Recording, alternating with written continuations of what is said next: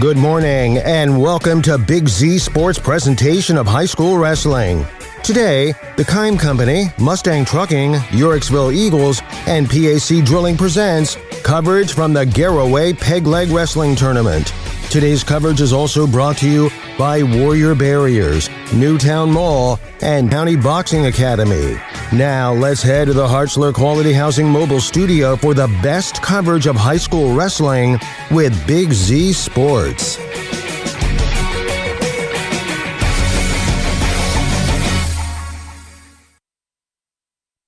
Good morning, everyone, and welcome to Garaway High School as we get ready for the Peg Leg Shuffle. I'm Keith Thomas, joined by Blaze McMorrow. And Blaze, we're set for a great day of wrestling.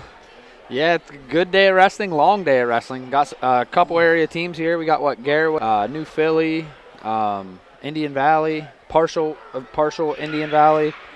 We got Connaughton Valley. Let's see, Harrison Central, Tusky Valley. And then also we have Akron North, Chippewa, Marietta. They actually scratched, I'm assuming because of the storm. Minerva, Plymouth, Triway, Tuslaw. So, yeah, it should be a fun day of wrestling. Yeah, they just got the brackets up. They're getting things squared around here. It's going to be like a pool-type tournament, so there's going to be some pool wrestling, and they'll roll into a bracket, it sounds like. So, going to be some great wrestling. There's some potential great matchups here later in the day once they get through the pools, and a lot of action going on. We'll see how it goes today. I think, like you said, there was two teams that pulled out due to the incoming storm. One was Marietta. I can't remember who the other team was. Magnolia. It was Magnolia. Yeah. Was Magnolia out of West Virginia? I'm not sure. No, I think it's Ohio. Is there a Magnolia, Ohio? Well, yeah, we invite you to Valley, discover bud. Kime Home. Oh, yeah, then I don't know then. Yeah, so. It might have been West Virginia. So, yeah, unfortunately those teams dropped out here. So they're still getting set up here. Hopefully supposed to be a 10 o'clock start time. We're a little behind, and I think other tournaments going on. We got Claymont up at Claymont didn't go to Green this year. They're hosting senior night at John Marshall's coming to town. And then Indian Valley sent some guys up to the Green tournament. Yeah, Bulldog Brawl up at Green, which is they sent some of their guys up there. Super loaded tournament. I know I was just looking at the brackets. You got Waynedale up there with Indian Valley. I know I was looking at the 120-pound bracket. Bronco Braun has Beckler from Waynedale, who's a stud, multiple-time state placer, and he has Genovese, who's a returning state champion in his weight class. Yeah, so Bronco and Beckler wrestled earlier this year, so that's going to be another rematch. So, but yeah, we're getting underway here soon. The officials are out there; they're stretching, they're getting ready to go. So hopefully, we're just waiting for them to do the national anthem and get things rolling here. I think we got some big matchups. We got a lot of ranked guys here. I think that there's a big matchup there you were talking about earlier at 150 pounds we're looking forward to for the Minerva Jason Seavey against Garaway's Mitchell Tetroff. Yeah, Seavey was a top gun placer 2 years in a row for Minerva. Tetro is a returning state placer for Garaway. I think that should be a fun one. Looking at the brackets there, the 1 and 2 seeds, so that'll be a match if it takes place. It'll be a finals match. I was looking at, we got Tyler Ulmer down at 132 pounds now. I've seen Caden Lawson for Tuslaw. He's scratched. He isn't here today. He was returning 3-time state placer. I was looking forward to possibly seeing that match. You look up at the 190-pound bracket, you got Dylan King from Bay. You got Miles Tyson from New Philly. You got Caden Rigstone in the mix. He's back healthy for Indian Valley, getting his wits under him now at 190 pounds. That's a fun one. See how that one shakes out. Let's see. 215 pounds. You got Landon Harvey from Triway. He's the 1 seed. And then you got Thomas Grimm, the 2 seed from Garaway, who's having a phenomenal year. Yeah, I mean, Garaway won this tournament last year when we were here covering, and I think, they're in a good position to repeat. But, you're going to have Minerva and Tuslaw. And, obviously with Indian Valley, I think it's going to be a challenge. They're shorthanded with some of their better guys, and they do have a roster here. So they might make a run at them a little bit, put a little bit of pressure on them. Then New Philadelphia. I don't know how many guys they brought out here today. I think Philly has their whole team here. So and Philly's a team I think that could be in the team race. I think this tournament sets up well for them. So it'll be fun.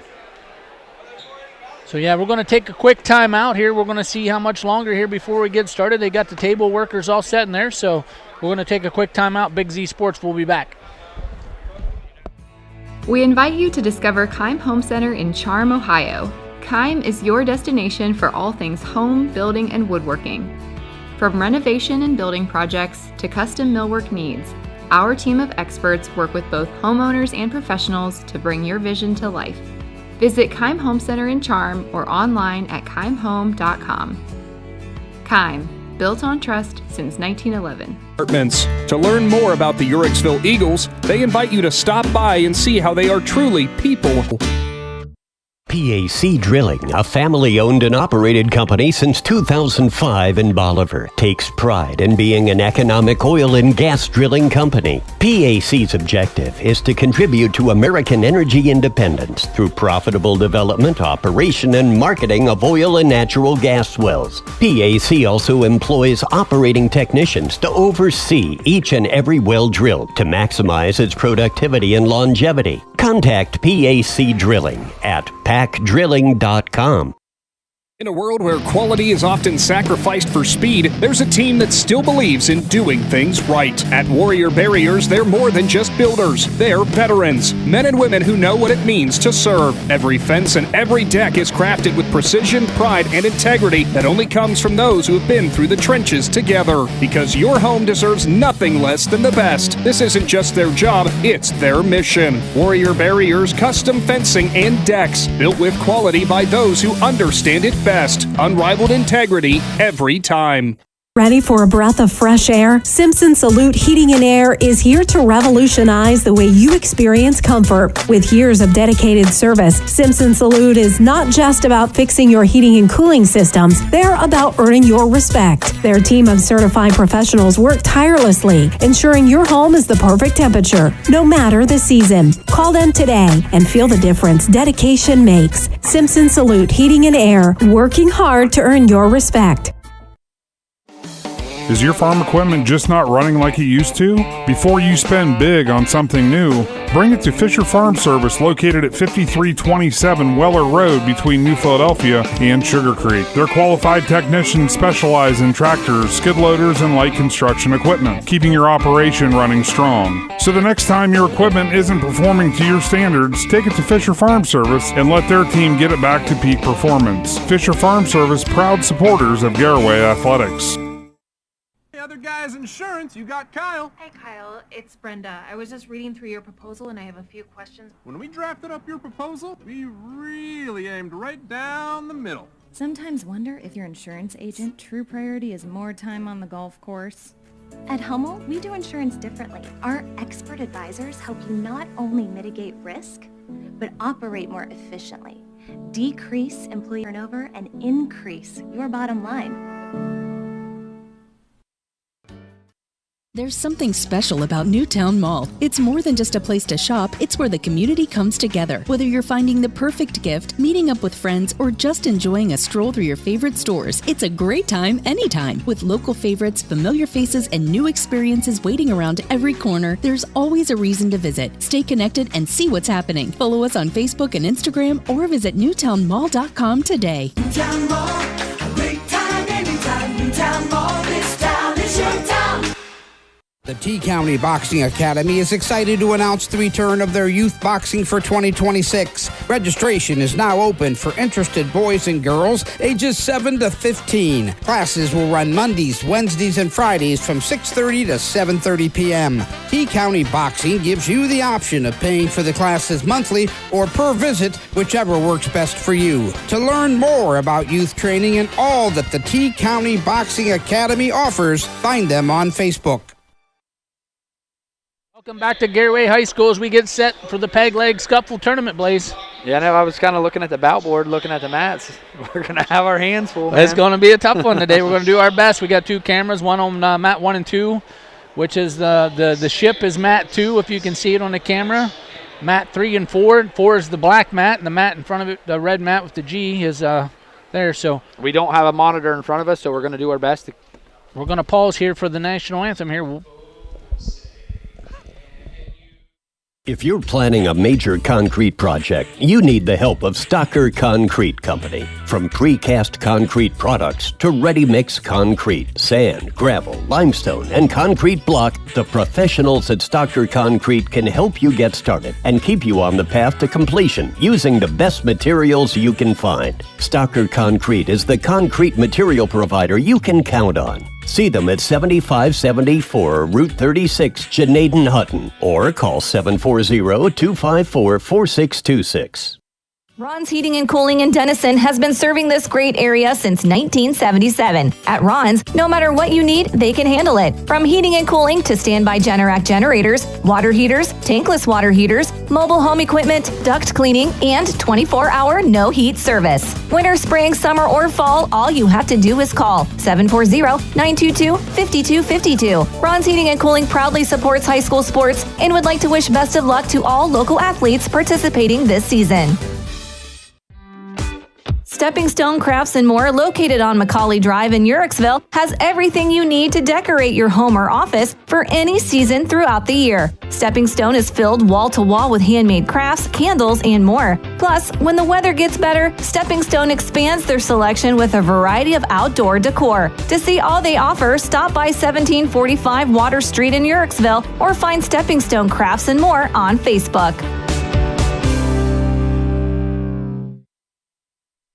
Welcome back to Garaway High School after we got to listen to Simpson Salute's own Drexel Weber do the national anthem. Did a great job. Yeah, Drexel did awesome. Yeah, we were trying to time everything out there and we're trying to get organized here. So long day ahead of us. We'll get it straightened out. We'll be at Garaway 2 times in 4 days, 5 days. Yeah, we'll be back out here next Wednesday night as they host the Claymont Mustangs. That'll be a fun one.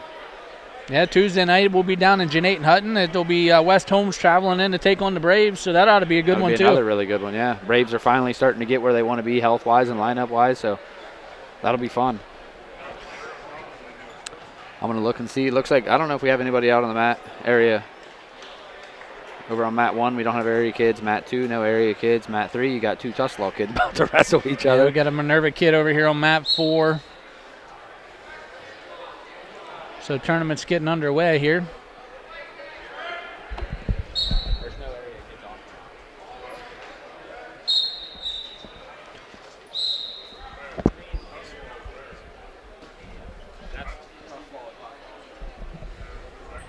So over on mat 3, we got 2 Tuslaw kids wrestling here. It's kind of a pool bracket, so get through the pool part of the tournament.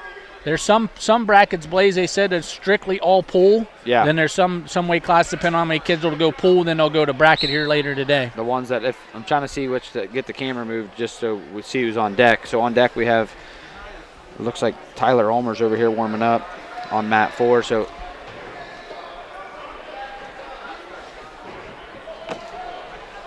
on deck.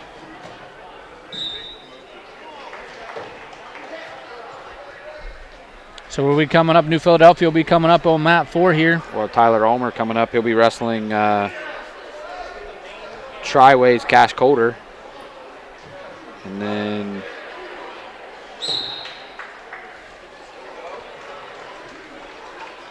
over on deck mat 1, we got mat 1, we got a New Philadelphia wrestler coming up down on mat 1.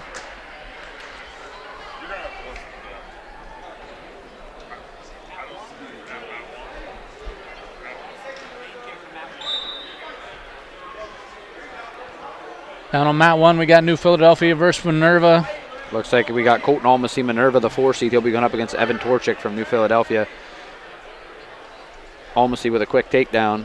Torchik to his feet quick, working in on a single of his own, looking to get a reversal here. Hard whizzer by Almasy. Hipping in.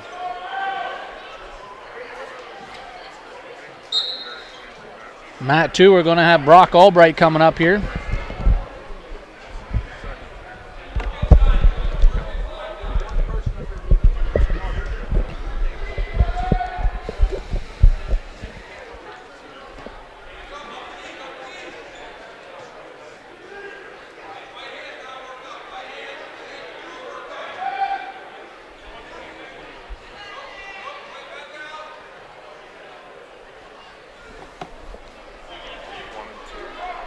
We got Brock Albright coming up here on mat 2.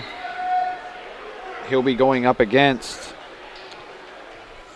Junior Aguilera from, listed as an extra. Looks like Akron North.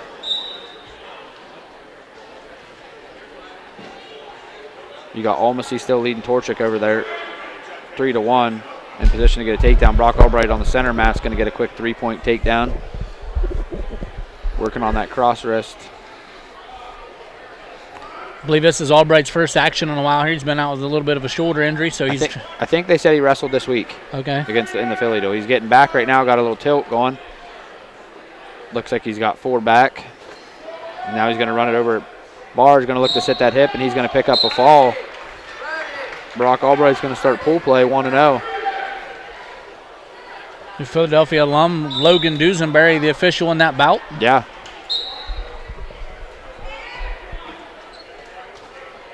Over on mat 1, you got Almasy leading Torchic 2-1.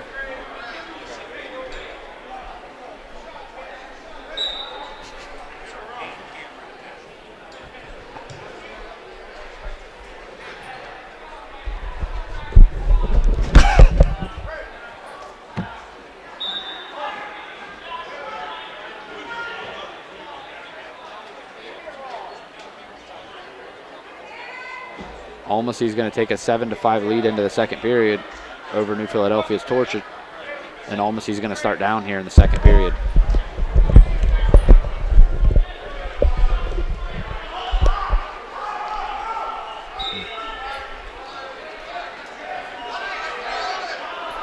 Almasy's to his feet.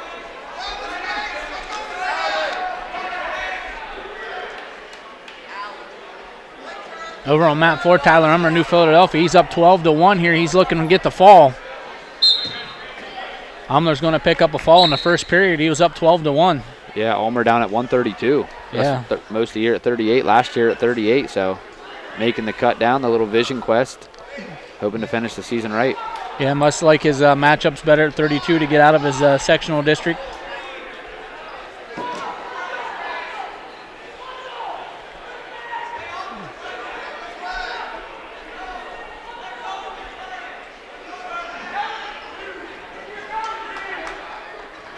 Back to action over on mat 1 with the Pirate. Torchic from New Philadelphia, Almasy from Minerva.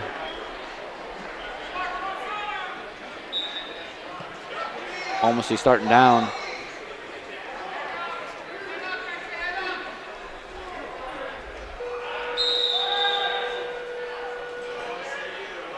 Almasy kind of running a barbed wire, looking to set it up into a cradle. Or Torchic. But now Almasy in position to get a reversal. He's going to do so. He's going to make it 9-5. And Torchic picks up a quick 6. Dude, they're just putting their scoreboard there. I don't know what they're doing. Somehow it's 11-6.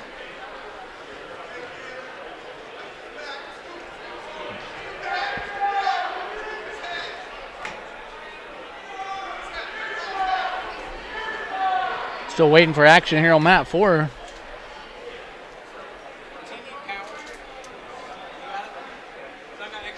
Just for the time being, I'm going to give you this for that.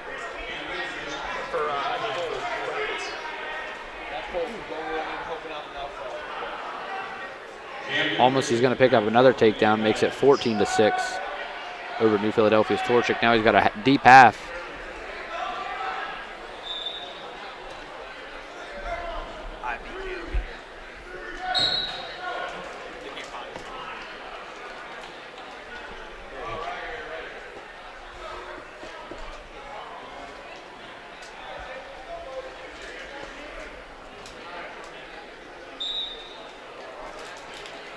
I think we're waiting for an Indian Valley wrestler here for mat 4.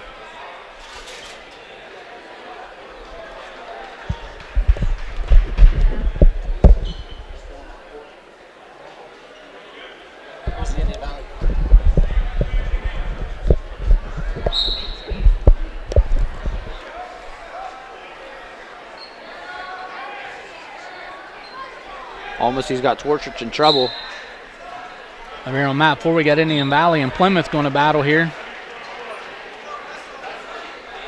And almost he's going to pick up a fall over Torchic. He's going to start off 1-0 in pool play. Yeah, Richardson from Indian Valley here. Plymouth in on a shot. Quick takedown.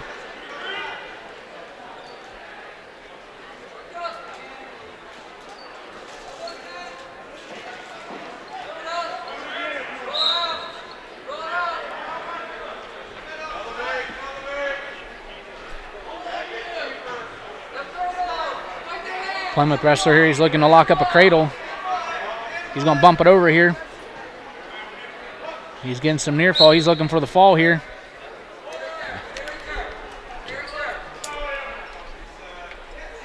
Are we sure that that's Richardson?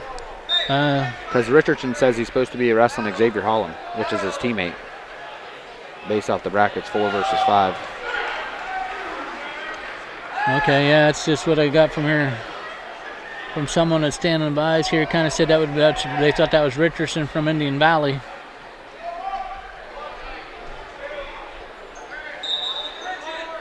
We got the bout board. We got Owen Ayers over on mat 1. About 28.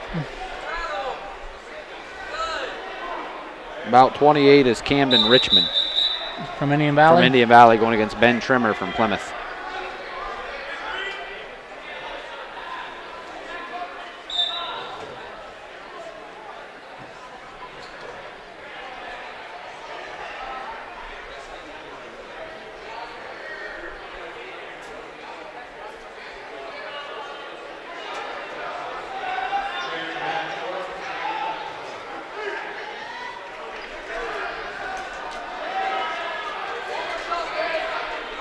Owen Ayers leading 6-1 over on mat 1 for Indian Valley, going up against Andrew Simmons from Ellett.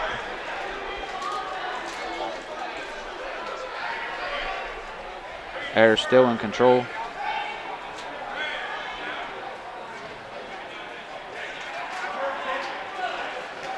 Ayers looking to throw a half in here. He's getting back points. Owen Ayers looking for a fall on mat 1. Simmons does a good job rolling through, but not before he takes a 10-1 lead. That's going to do it over on mat 4 here. Ben Trimmer of Plymouth picks up the win over Camden Richmond of Indian Valley.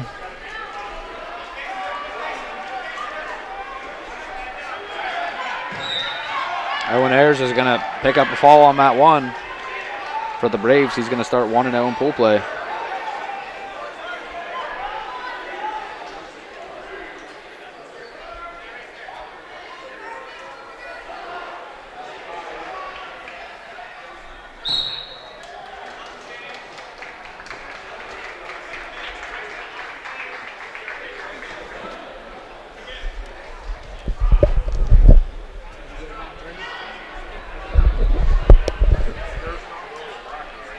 Over on mat 3, we got Brixton Citro from Connaughton Valley. He's going up, the freshman, he's going up against Tavier Blocker from Ellett, the senior.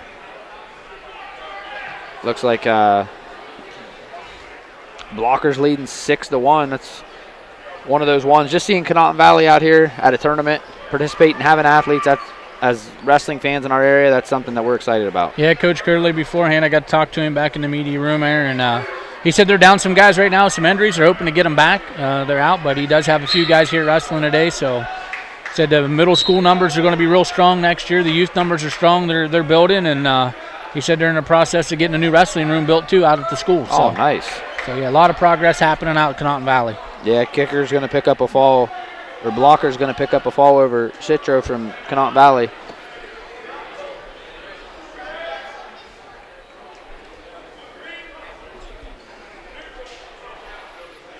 Over on mat 2 here, we got a Garaway wrestler. Going up against a Tusky Valley guy. Looks like that's Books. No, I don't think Books is wrestling. Is it? And maybe it ain't Books. I thought it was Books. 39.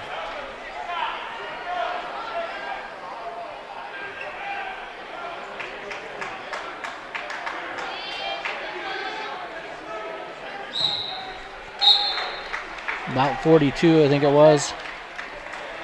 That's Domer. And that's going to be, he's one win away from career wins, I believe. Yeah, here. I think he needs one more. One more, and it'll put him at 100 career wins. Could be a historic weekend for, this Garaway team with some of the wrestlers hitting monumental numbers. Yeah, Matt Fry, Mitchell Tatro, and Colton Domer setting to hit some milestones this weekend. Yeah.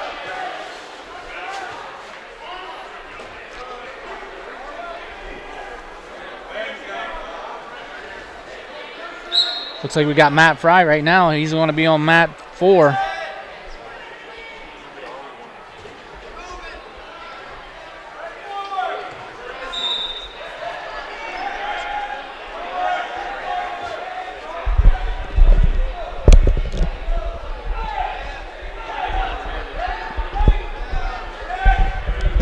Looks like Matt Fry's got a deep half. He's got that far side wrist.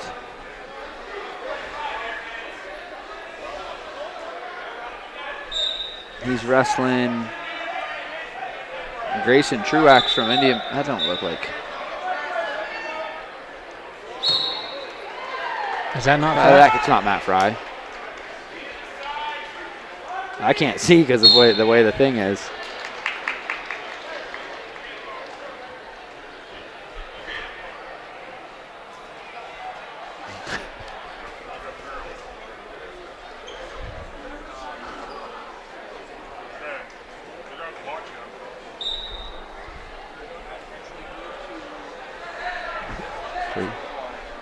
Yeah, we're going to move over to mat 3 here. We got a Conotton Valley wrestler coming up. That will be, I was just looking at the bracket. He's going, I think he's wrestling a Huskies wrestler. It will be Joe Kowalski, the senior from Conotton Valley. He'll be going up against Alex Reister, the freshman from Harrison Central, as soon as they get rolling. It looks like the match already started. Yeah, so on mat 2 here, we're going to have a New Philadelphia wrestler picking up a fall over Tusselaw. It's Miles Tyson for New Philadelphia at 190 pounds. One of those weight classes we're watching. It's going to be a fun one today with Tyson, King, and Riggs. Man, you know every kid, I think, in the state of Ohio by just looking at him. I got to have the bout sheet. What am I going to do here in a little bit when you got to leave? I don't know. I'm going to be listening. I know that. I'll be tuned in. Hey, I'll be tuned in from my mobile studio. Yeah, mobile studio.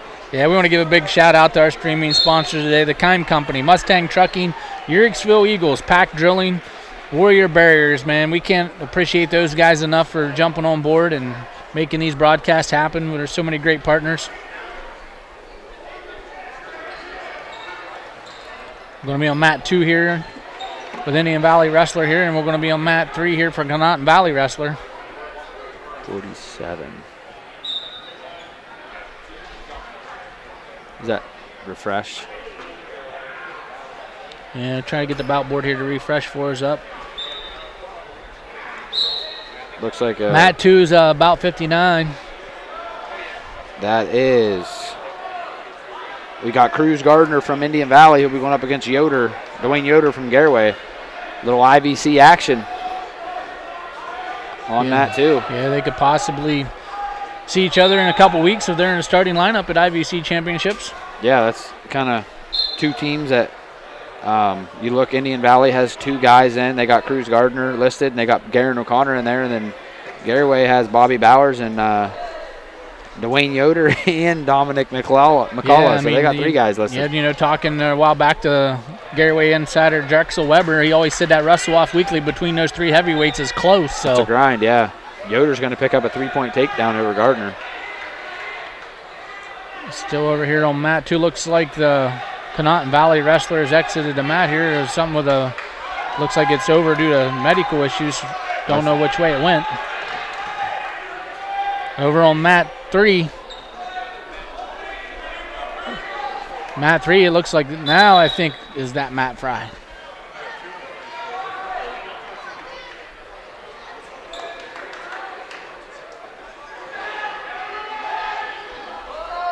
Yeah, mat 3 should be Matt Fry versus Grayson Truex.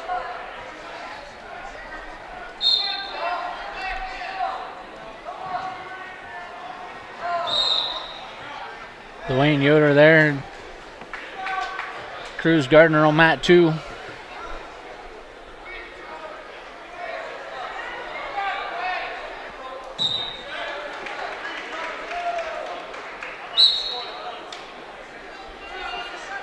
Looks like Yoder's up 9-3 over Gardner. You got Matt Fry from Garaway, Truex from Indian Valley on mat 3, the red mat with the Garaway, Garaway G in the center. Fry's going to get a quick 3-point takedown. He's going to kick Truex out from Indian Valley.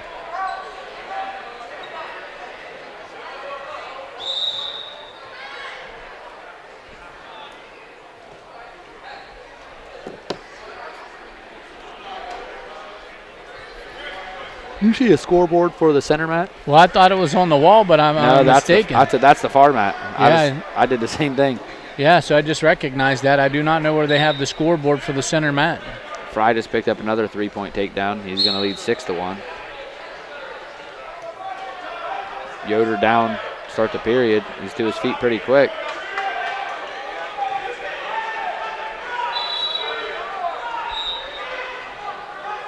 Fry fishing for that bar. He's blocking that shoulder off. He's looking to take big steps here.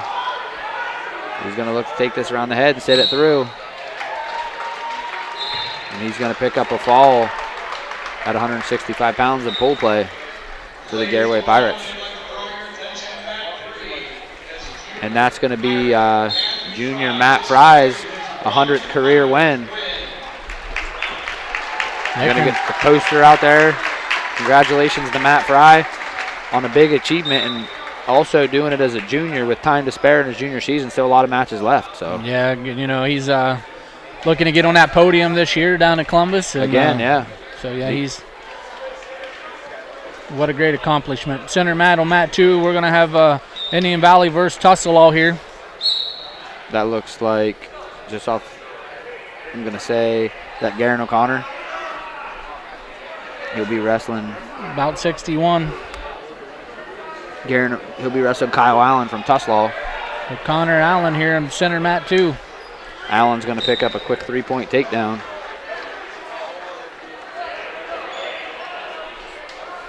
Tusselaw's a team. They got a pretty nice roster. I've seen them down last weekend at Top Gun.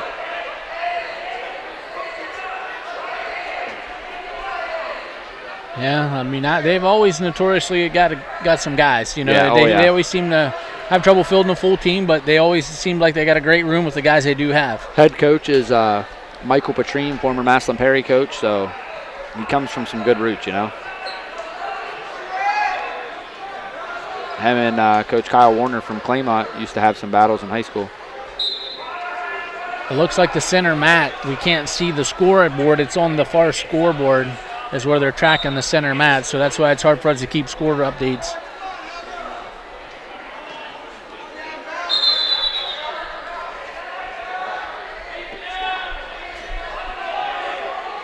We're over on mat 1 now. We're going to switch over to mat 1, about 52. That's Lane Blosser. That's going to be Dylan King on mat 1 for the Garaway Pirates. He just got a fall. And he picked up the fall over Indian Valley's. Colin Swisshelm. Maybe we'll get lucky and get another area kid thrown on there real quick.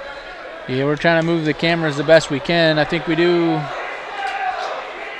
Got a Harrison Central kid coming up on mat 1.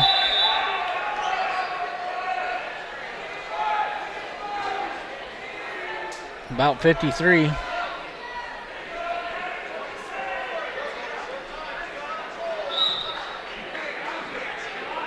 That would be Jaden Harris from Harrison Central. He'll be going up against Logan McCollum from Triway.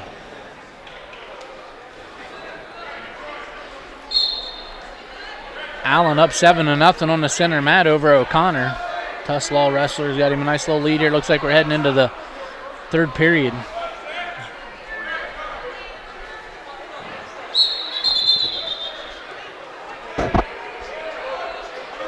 Allen's got O'Connor in trouble. Allen's going to pick up a fall. Yeah, picked up a fall there. We're on 2 and 3 right now. Okay. Bout 2 coming up on mat 2 here. Getting up there, that's 106 we might pounders. Be getting some lightweights out there. Some Bryce Books action here. Nope. Looks like David King and from Chippewa and Levi Foley from Plymouth.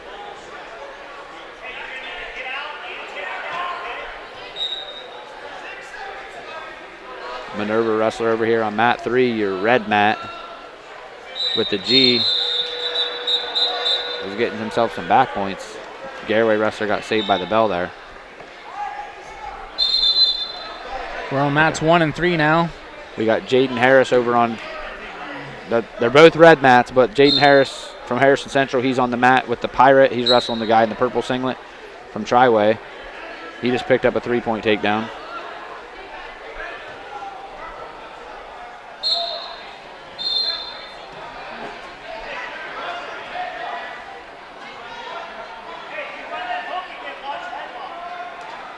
Over on bout 3, it looks like we got Lane Blosser from Garaway against Timmy Kirkpatrick from Minerva. Jaden Harris from Jaden Harris from Harrison Central picks up a fall for the Huskies. And he's going to start off 1-0 in pool play. Yeah, Kirkpatrick with another takedown right to his back here. He's looking for the fall. He's going to be up here. And he picks up the fall in the second period. Now coming up on mat 1, we're going to have, looks like 18, about 18. We're going to have Beckett's going to say Beckett Swaldo. He'll be going up against Lamb Krupp from Triway, the number 1 seed.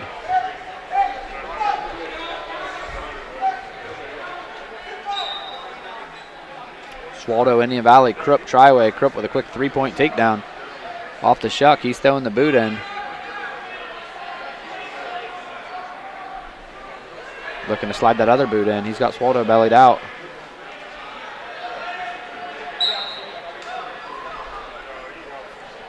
Over on mat 3, we're going to have Dominique McClalla against Kirsten Walsh of Rittman.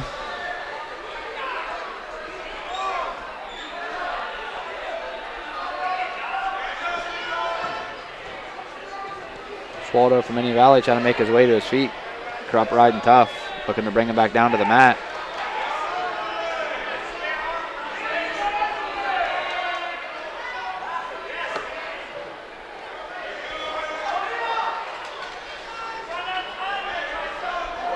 A big shout out to Simpson Salute, Fisher Farm Service, Hummel Group, Sugar Valley Meats.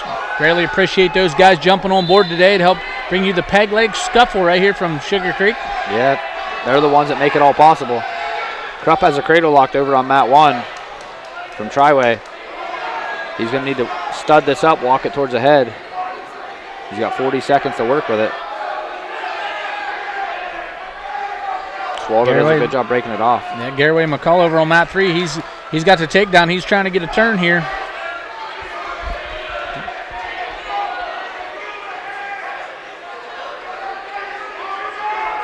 But Swaldo is in on a shot.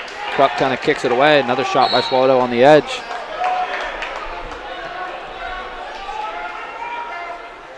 McCullough from Garaway picks up the fall here over the Rittman wrestler. We're going to move the black mat. Bobby Bowers of Garaway, he's going to go up against a Minerva wrestler. Drayden Yost. Drayden Yost from Minerva.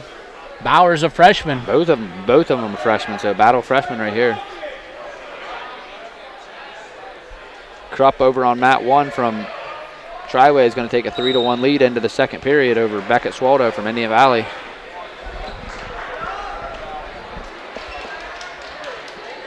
Bowers with the takedown. He's going to kick him out here and get to work on his feet. Official rocking Duesenberry on the call, awarding a 1-point escape. Swaldo is going to start second period down on the red mat. He's to his feet.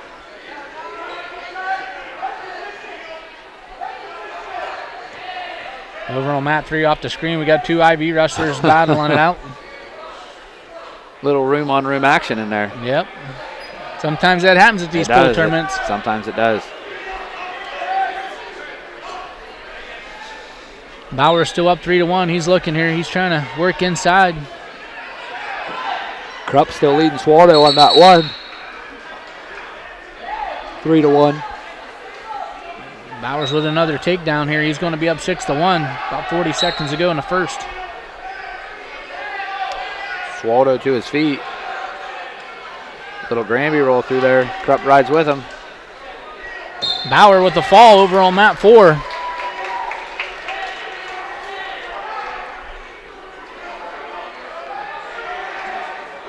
We got to stay here on mat 4 here because I think we might have Bryce Brooks coming up right here on mat 4. Yep. Still on mat 4 here to the black mat, 106 pounds. Krupp's going to pick up a takedown over on mat 1. Makes his lead 6-2 over Swallow from Indian Valley. Tuscaloosa freshman Lincoln DeBill, he's going up against sophomore Bryce Brooks from Garaway. Brooks in with a quick takedown. It's working back out front here. He's going to push him away here, give him the escape. Quick duck under. He's going to be up 6-1 here. Book's going to kick him loose again. Krupp still leading 6-2 over Indian Valley's Swallow over on mat 1. Book's in on a single, finishes it off here. He's going to make it 9-3 here, kicking him back loose. Krupp's looking for back. He's getting back points over on mat 1. He got it, I'd say at least 2. Books with another one up. He's up 12-3 here. He's going to be looking to get some near fall. Up, kicking him back out. Tell you, I've been impressed with Books this year. I think he's having a great season. Another takedown here. 15-4, minute to go in the first. Going for that old-fashioned first period tech. Yeah, I mean, he's after it, man. He's working hard. Swallow trailing 6-2 to start the third period over Krupp from Triway. Krupp's in position to pick up a 3-point takedown. Looking to lock that cradle up. Never mind, he bails on it, makes it 9-2. Oh, they moved the scoreboard over. I can't see it now. They turned it like... I don't know why they turned it that way. The official can't see it either. Yeah, that makes no sense. They just turned it where it's facing away. Why wouldn't you turn it to where both coaches can see it? Yeah, the coaches can't see it either. I don't know why they turned it. Oh, now the table worker noticed someone turned it. Yeah, that's what the coach was saying. He couldn't see from this corner. They're fixing it now. There we go. Yeah. Krupp's going to be a winner over Beckett Swallow over on mat 1. On deck, mat 22. That's not going to be an area wrestler. Mat 2 is not going to have area wrestling.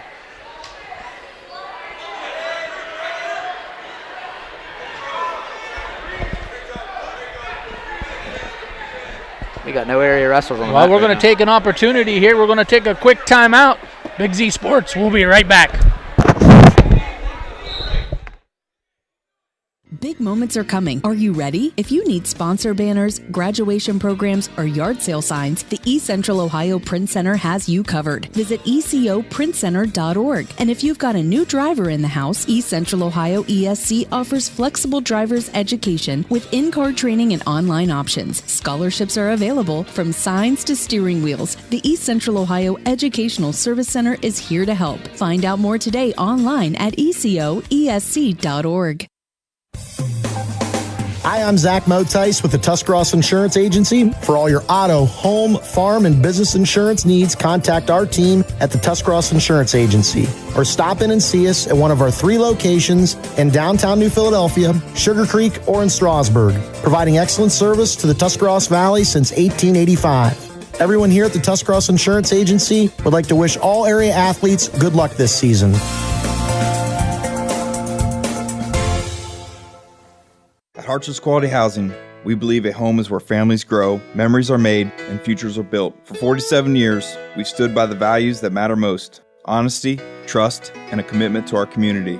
Our goal is to provide affordable, reliable housing solutions. We don't just build homes, we invest in the future by supporting local student athletes and the schools that shape tomorrow's leaders. Whether it's on the field or in the classroom, we're proud to stand with our youth and the families who cheer them on. Harts's Quality Housing, built on trust, committed to community. We invite you to discover Keim Home Center in Charm, Ohio. Keim is your destination for all things home, building, and woodworking. From renovation and building projects to custom millwork needs, our team of experts work with both homeowners and professionals to bring your vision to life. Visit Keim Home Center in Charm or online at keimhome.com. Keim, built on trust since 1911. Welcome back to Garaway High School here. Quick timeout. Looks like we're going to have a Harrison Central wrestler coming up here on mat 2. See who that is here. About 25.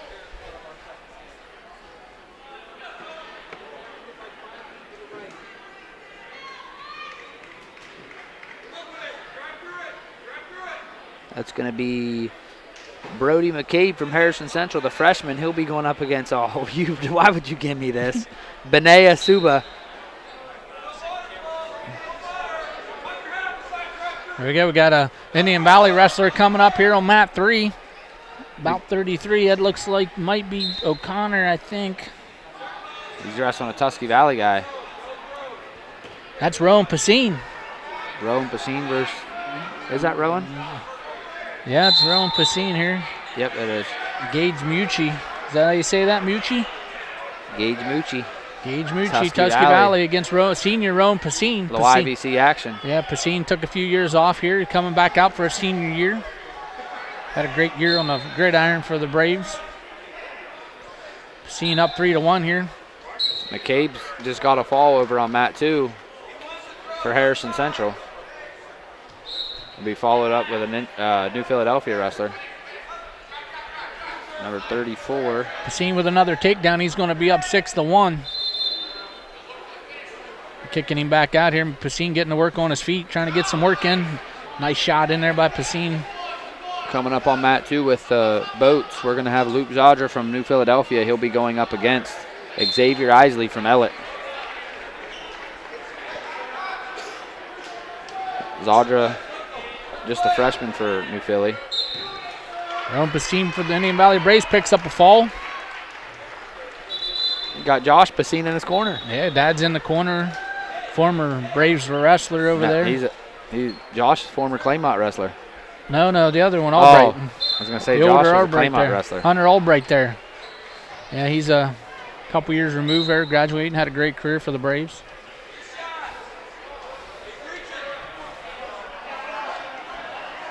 Little fun fact about Hunter you might not know, he races four-wheelers. Zadra's going to give up a takedown to Isley from Ellett.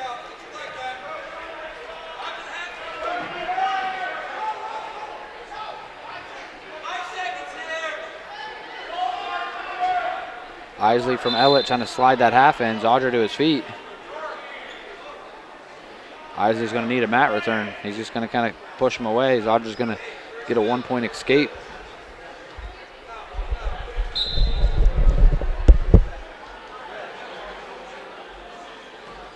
Makes the score 3-1. Shot in there by Zadra from New Philly. Going to call potentially dangerous. Ref didn't like the way the ankle looked.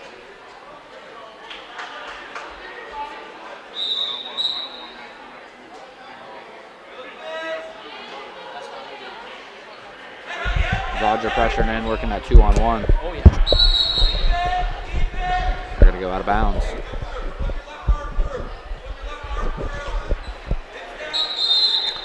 Shot in there by Isley. Good opportunity for him to try to score through the crotch. Zadra's going to pick that near side ankle. Isley's going to cut the corner. He's going to pick up another takedown. He's going to lead 6-1 over New Philadelphia's Zadra. Zadra's the 3 seed, so Isley winning would be a little bit of an upset. Zadra's going to get an escape, makes it 6-2. Upset in terms of bracket standard. But Zadra's in position to pick up a takedown. He's going to collect them elbows. He's getting back points. Zadra from New Philadelphia going to pick up 4 back. And of course, it's the mat that I can't see the scoreboard. 6-5 plus 4 should be 8-5 Zadra from New Philadelphia. Looks like they got it 9-6. 9-6. Okay, see, I was wrong. That on the score. That's all right. I can give it. I can't get it right. Leaning across there, the balcony.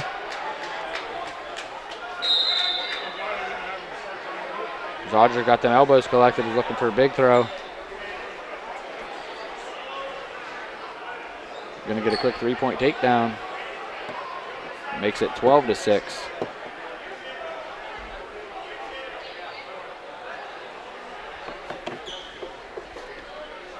Got that little crossbody ride in. Isley trying to work his way to his feet.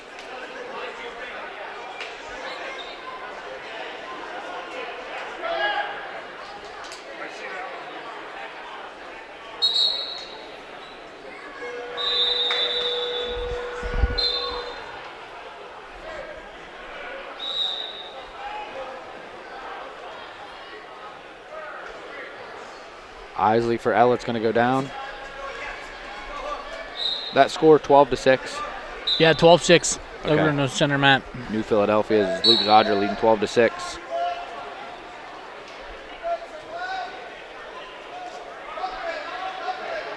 Putting a nice little ride on him. Collecting those elbows, looking for a barbed wire, looking to run it over.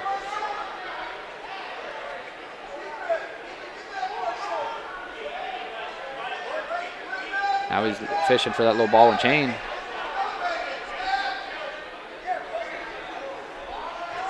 Looking to plant that knee in the back, lift and elevate that leg.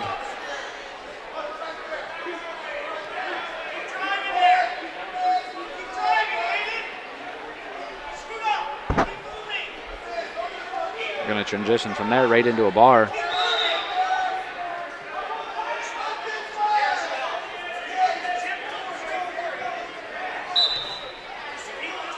Now he's getting back. He's got two swipes for certain. Walking around the head. Little barbed wire bundle. Luke Zodger from New Philadelphia looking to pick up a fall, and he's going to do so. Big win for the Quakers on mat 2.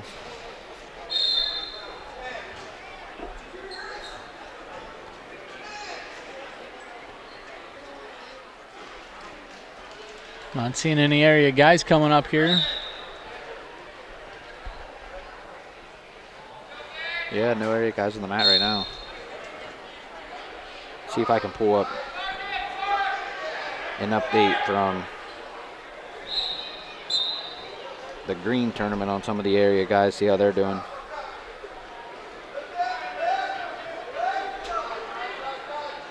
Bodie Raymond won his first match over Landon Haynes from Boardman, 11-1 in pool play. That's pool to bracket over there at green. So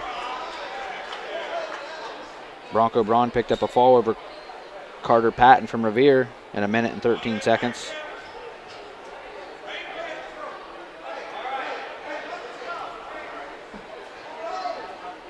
Boston Braun picked up a fall over Evan Jansen from Avon in 53 seconds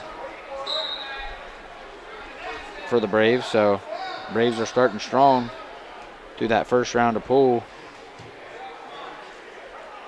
Arian Braun picked up a fall over Troy Daniel from Green.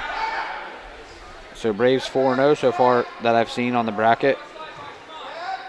And then Bradley Barr picked up a 20-3 technical fall over Garrett Ulster from Hoban.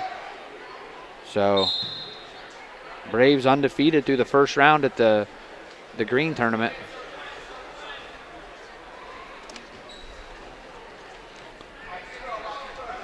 Not seeing anyone on deck here. All right, we're going to take a quick timeout. Big Z Sports will be right back as soon as every wrestler comes up. Is your garage floor cracked, peeling? Looking for a team you can count on? Mustang Trucking in Yurexville is proud to keep America moving mile after mile. Family owned and community driven, Mustang Trucking stands behind the values of hard work, dedication, and teamwork, just like the Claymont Mustangs. Proud supporters of Claymont Athletics and the incredible student athletes who give it their all on and off the field. From the road to the scoreboard, go Mustangs. Mustang Trucking, driven by pride, fueled by community. The Fraternal Order of Eagles is an international nonprofit organization uniting fraternally in the spirit of liberty, truth, justice, and equality to make human life more desirable by lessening its ills and promoting peace, prosperity, gladness, and hope. Locally, the Uhrichsville Eagles is a proud supporter of not only local school districts, but also local police and fire departments. To learn more about the Uhrichsville Eagles, they invite you to stop by and see how they are truly people helping people. PAC Drilling, a family-owned and operated company since 2005 in Bolivar, takes pride in being an economic oil and gas drilling company. PAC's objective is to contribute to American energy independence through profitable development, operation, and marketing of oil and natural gas wells. PAC also employs operating technicians to oversee each and every well drilled to maximize its productivity and longevity. Contact PAC Drilling at pacdrilling.com.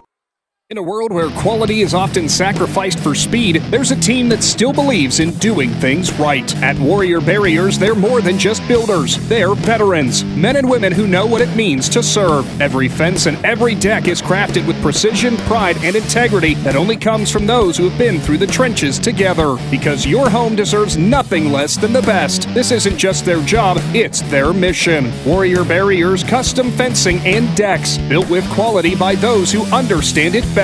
Unrivaled integrity every time. Are you ready for a breath of fresh air? Simpson Salute Heating and Air is here to revolutionize the way you experience comfort. With years of dedicated service, Simpson Salute is not just about fixing your heating and cooling systems. They're about earning your respect. Their team of certified professionals work tirelessly, ensuring your home is the perfect temperature, no matter the season. Call them today and feel the difference dedication makes. Simpson Salute Heating and Air, working hard to earn your respect.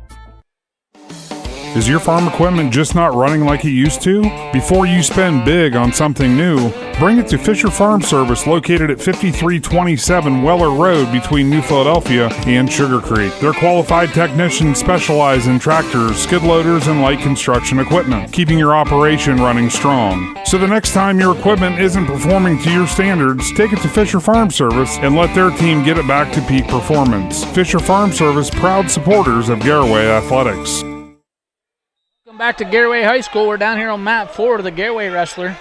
We got Thomas Grimm for Garaway. He's going up against Jermaine Tucker from Akron North. What's the other mat on? Mat 1. That is Wyatt Gordon from Garaway going up against Steve Gresser from Tuslaw. So got a little Garaway dual screen here. Yeah, Garaway up there 6-2 over on mat 1. Grimm's going to pick up. He's got 2 takedowns. He's leading 6-2, kicking Tucker out.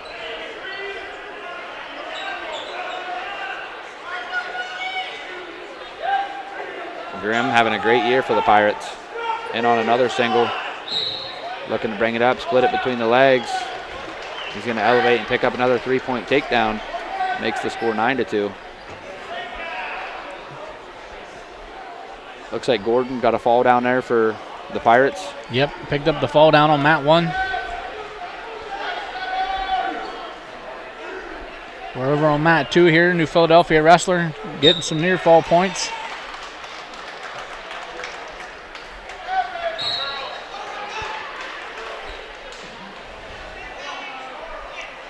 He's going to pick up a fall before I can even look. Grimm picked up a fall on mat 4 for the Pirates. That's light, so it looks like 6 or 13. 20 maybe. Evan Torchik from New Philadelphia over Aiden Grissom of Tusky Valley. That must be New Tusky Valley singlets, so I haven't seen him before. Yep, got Trojans across the front of him.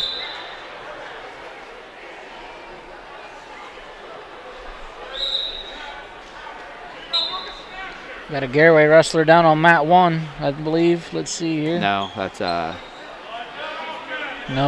That's an M. That's Minerva. Minerva guy. Is it Minerva? Yeah, it looks like that's a Minerva. Yep. About 68.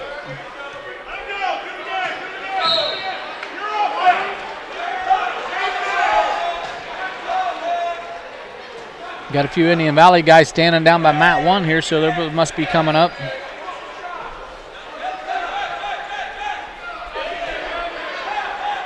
Looks like it's going to be two Indian Valley guys taking on each other. Is that about 89? About 89. It's gonna be Brett O'Connor going up against teammate Camden Richmond.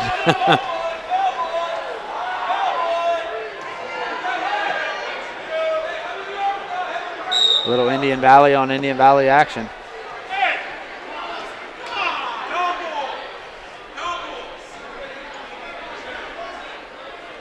We're going to have a wrestler from New Philadelphia coming up on mat 3 here shortly on deck. O'Connor in the red singlet, Richmond in the blue singlet. Snap down. O'Connor's going to get a quick go behind. He's going to pick up a 3-point takedown.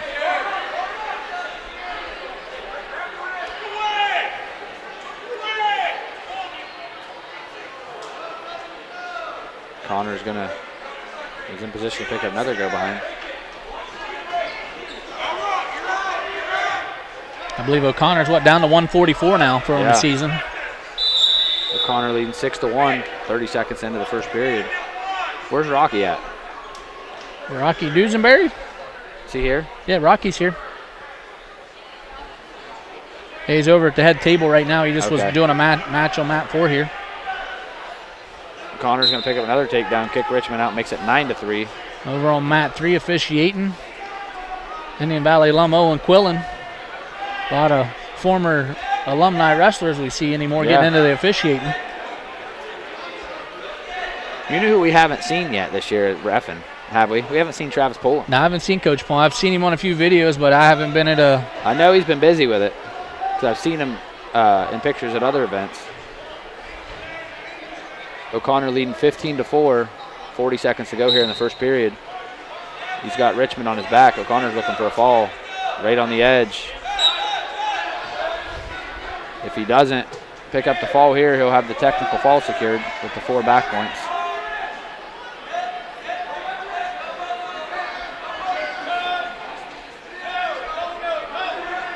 Yeah, we're going to have Brody Stanley from New Philadelphia coming up on mat 3. He's going to be taking on Andrew Simons of Ellett. O'Connor's going to pick up a fall for the Braves over his teammate on mat 1.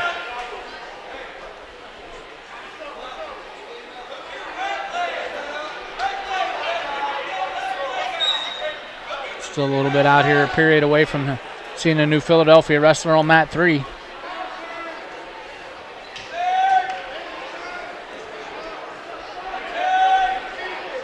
See what we got coming up on mat 1.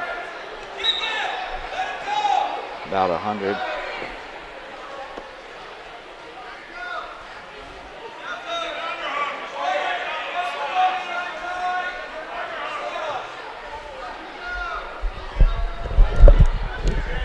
That'll be Hector Santamahia from New Philadelphia. He'll be going up against Chucky Dillingham from Akron North.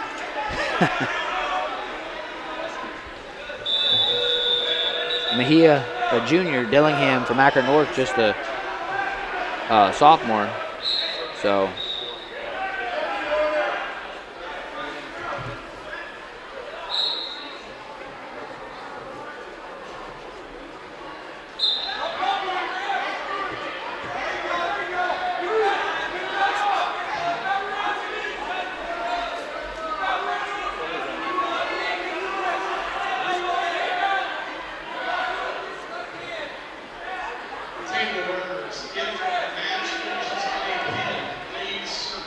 trying to find a team score update too, because we're probably through about round 1, but they don't have it on here.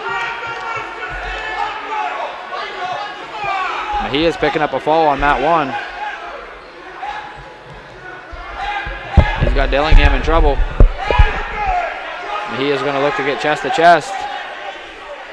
Dillingham's going to battle out. Now Mejia's got a cradle locked up. He's going to look to step and lift.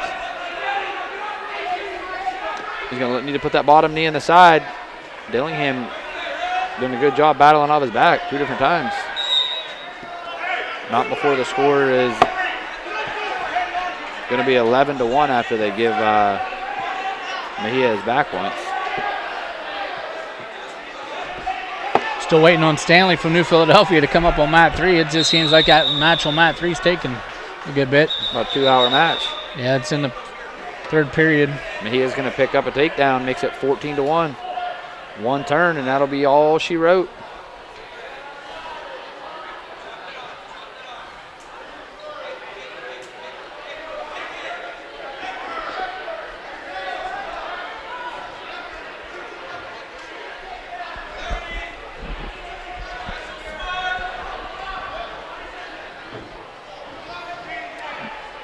Mejia close to securing back points. He's going to slap that half in. He's getting counts. Did he get? Nope. Saved by the bell. Keith, I think you're finally going to get your wish. That match on mat 3 is about over. Yeah, I mean, it's looks like there's a New Philadelphia guy warming up down near mat 1. And Indian Valley guys down in that area also warming up. So we got some local guys on deck here. We're getting warmed up. Trying to do our best to make sure we can get every local match. We're obviously going to miss some because at some points we'll have none and some points we'll have 4 people wrestling at the same time. But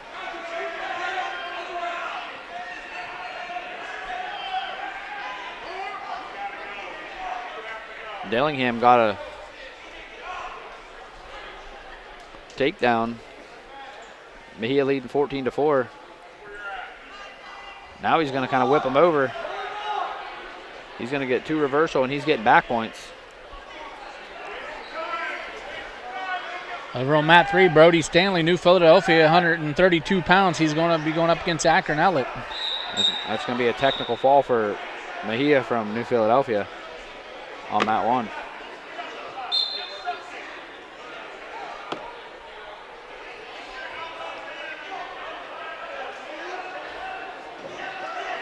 Stanley with a little snap down here, working into a front headlock position.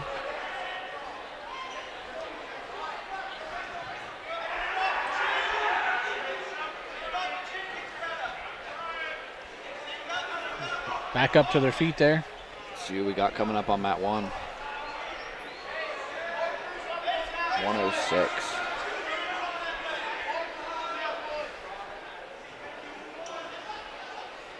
No score yet over on mat 3 there. Stanley's working into position here. That's going to be Ivan Oso from Tusky Valley going up against Parker Miller from Plymouth. Ivan Iso.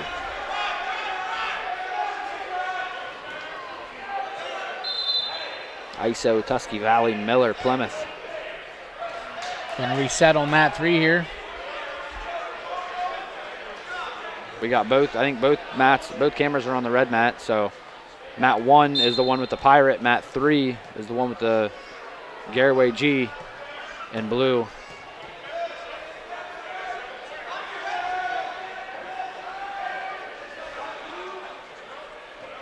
Stanley getting the 3-point takedown here going into near fall. He's looking for the fall. Brody Stanley, New Philadelphia, picks the fall up on mat 3. Just as you speak it, Miller from Plymouth got a takedown into a fall, and Iso just bridges off his back straight over into a reversal. Iso from Tusky Valley trailing 7-2 after the reversal.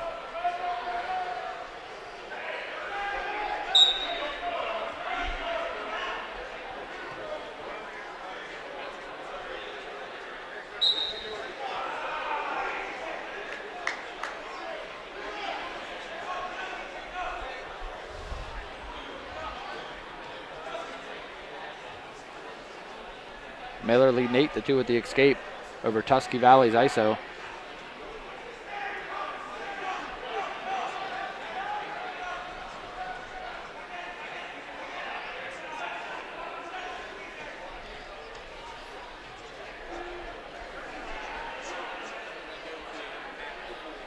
We're going to move over to mat 4 here as we're going to have a Harrison Central wrestler coming up here shortly. He's on deck at 132 pounds. It'll be Cameron Fulton of Harrison Central. He'll be taking on Cash Coulter from Triway here shortly. Got a little bit of blood time here on mat 3 here, kind of holding us up.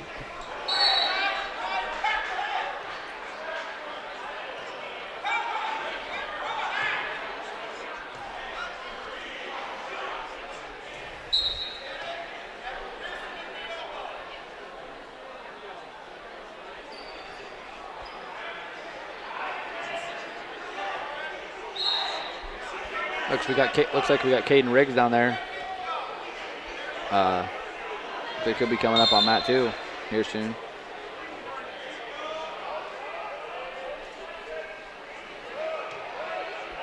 Miller's got a cradle locked up on ISO from Tusky Valley on mat 1. He's looking to bring it over. He's getting swipes. He's going to need to put that bottom knee in the side. He's got it buried under his butt. Needs to create some distance and put that knee in the side. He's going to pick up a fall.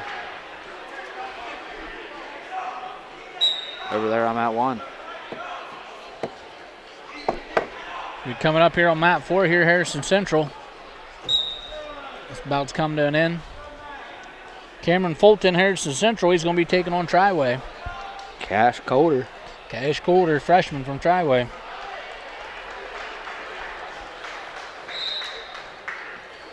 Mat 1 has no area kids, 2 no area kids.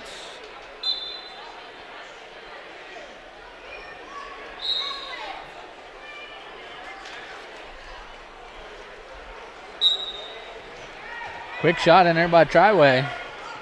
Quick takedown, kicking out Harrison Central wrestler Fulton.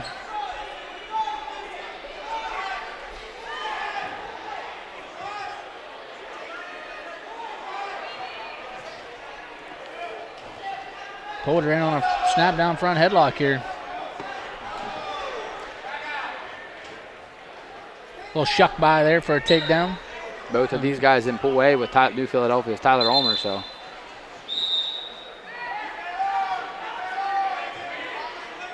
Another takedown by Coulter. He's going to kick him back out again here. He's getting to work on his feet. Going to be up 12-3, it looks like. Well, 9-3. Another takedown right to his back.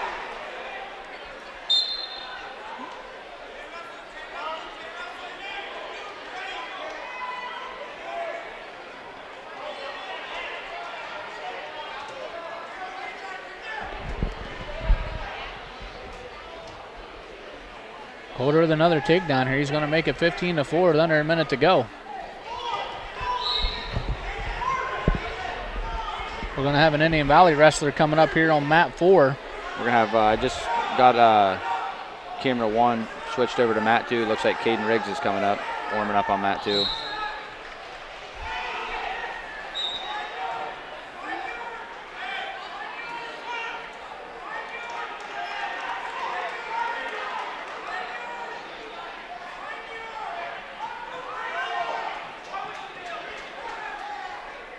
Octavius Holland from Indian Valley is going to be coming up. He's going to be taking on Ellett wrestler. 157 pounds here on mat 4. Indian Valley's Octavius Holland. He's going to be taking on Akron Ellett. Travion Blocker. I had blocker match earlier. Yeah, so he's Blocker and Holland going at it here. 157 pounds, mat 4.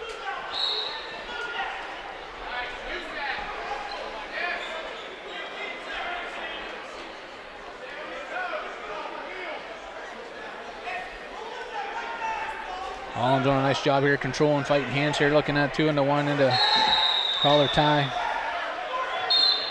Blocker in on a nice shot. Holland fending it off, out of bounds, going to reset.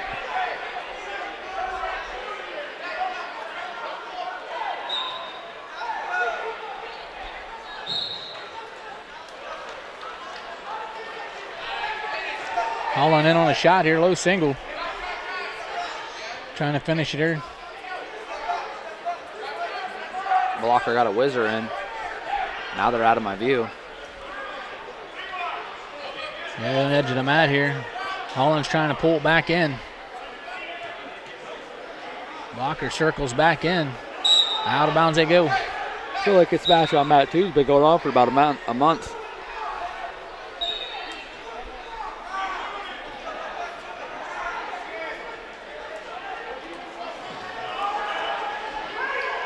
Blocker in on a quick shot. Holland sprawls there. He's fighting it off. He's going to collapse that far side hip and look to step over. He got his 3 here. I thought he got a couple swipes there for backs, but they didn't award none. Looks like he didn't get there in time. You mean the official? Yeah. I think it was certainly worthy of it. Yeah, I mean.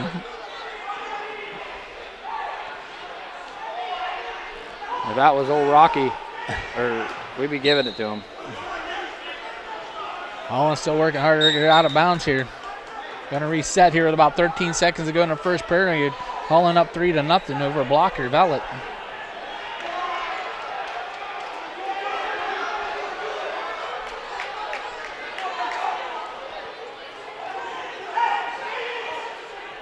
Caution on blocker here. We're going to reset.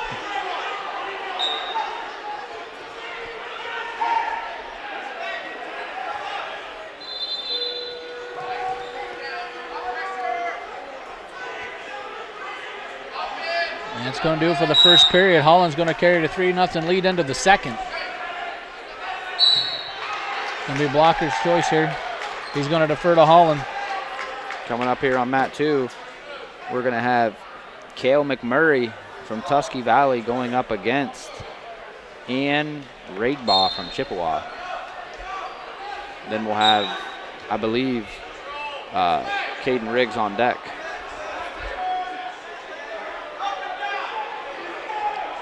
Holland up to his feet, cutting them hips. He's out for one. It's going to be 4-0 here, Holland.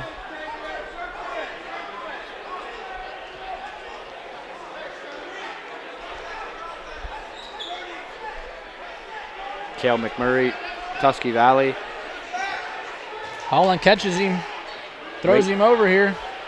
Raidbaugh from Chippewa.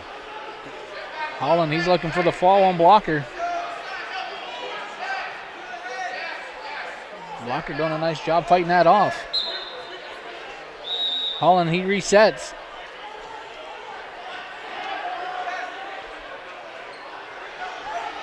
Little shot attempt in there by McMurray from. Oh, blocker almost rolled through. Holland's still fighting. He's trying to keep control.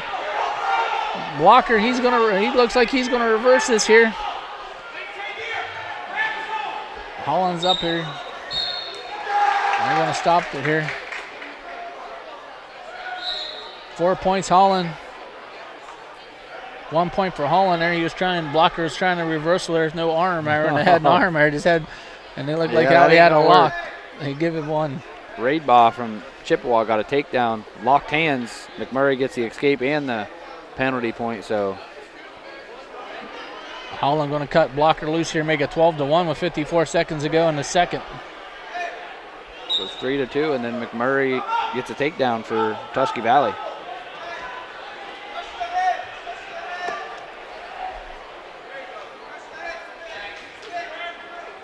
Holland with a little snap down here, working out front. Walker trying to fight them hands off. Back up to their feet. Holland in on a shot. He's going to try to cut that into a double. 3-point takedown. That's going to make it 15-1. One turn here will do it for Holland unless he cuts him loose.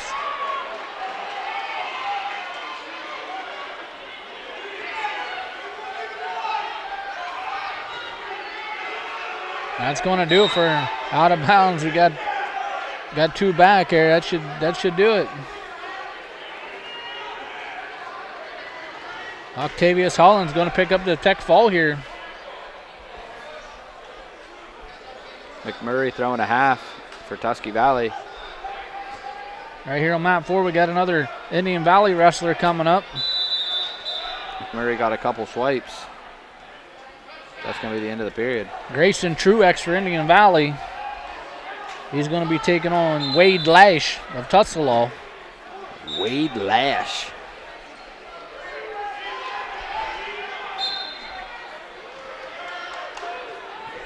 Truex a sophomore, Lash a freshman.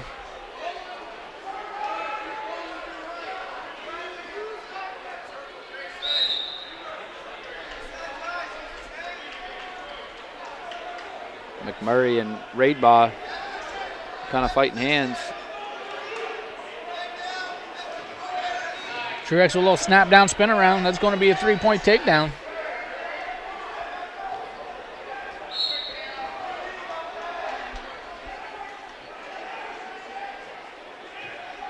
Raidbaugh trying to suck in that single. McMurray doing a good job keeping them hips collapsed. Truex drives him out of bounds. We're going to reset here. Lash is going to be down here. Minute 17 to go in the first.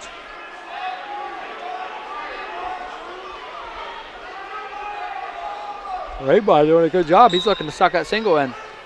Looking to elevate and lift, and he's going to pick up a 3-point takedown. Truex with a little ankle gut trying to break him down right into a half here. Truex, he's looking for a turn. He needed to grab that far side wrist. Now he's going to switch off to a crossface here. Truex settling back here trying to anchor in.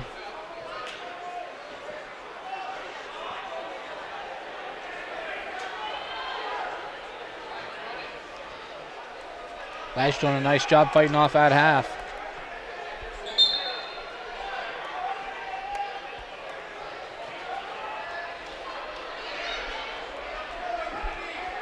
Can you see that scoreboard? I have zero clue what the score is. Looks like it's 6 green, 0 red. Is it? That's what unless I can't tell what that, unless it's 10-6, but it looks like a 0 in the first. 10-6 sounds right. Yeah, I don't know. It could be 10 because I see a 0 the first number. Okay. So it's probably 10 red, or 10 red, 6 green. McMurray slaps a half in right before the end of the period. He's going to pick up a couple back. 4 back. Should make it 14-6. McMurray from Tusky Valley leading.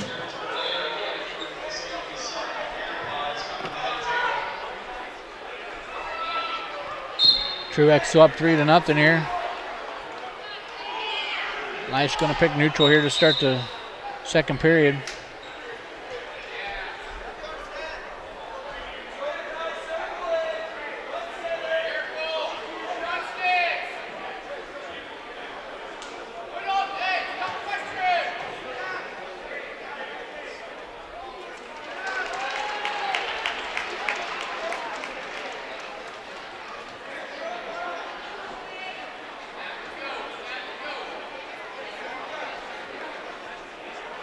Truex last year, just still kind of tying up here, looking for opportunities.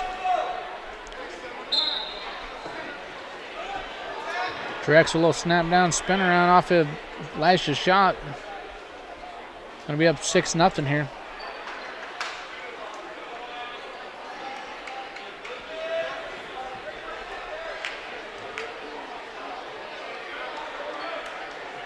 McMurray from Tusky Valley looks like he's going to be a winner for the Trojans here at 175-pound action.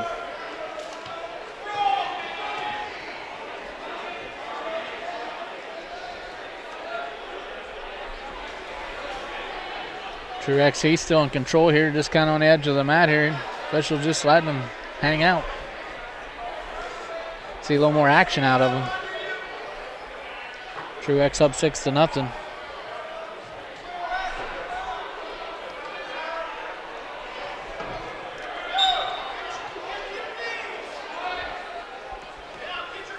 .24 seconds left here in the second period. Truex still up 6-0. Not a whole lot of action over here.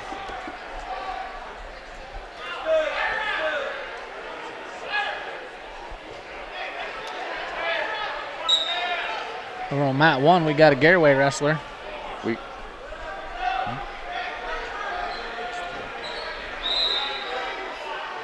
Caden Riggs is on deck, mat 2. Okay, well, it looks like that's Gordon down there, I think, on mat 1, ain't it? And then the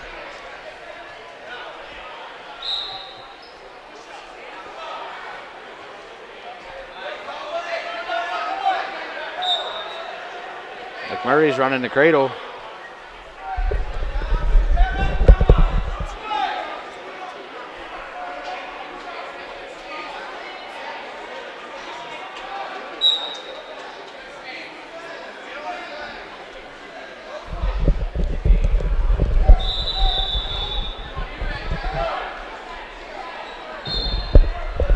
All right, we got the cameras. We're going to be set up on mat 1 here.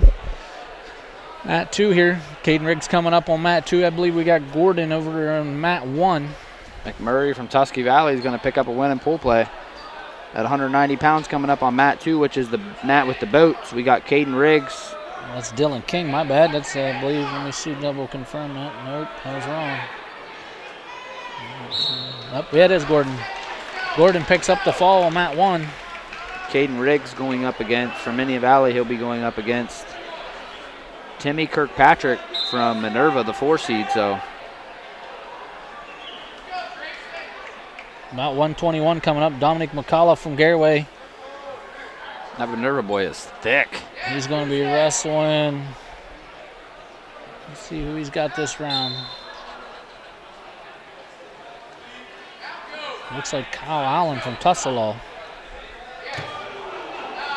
It looks like that's an Indian Valley guy walking Looks like out. Garen O'Connor. Yeah, Garen O'Connor.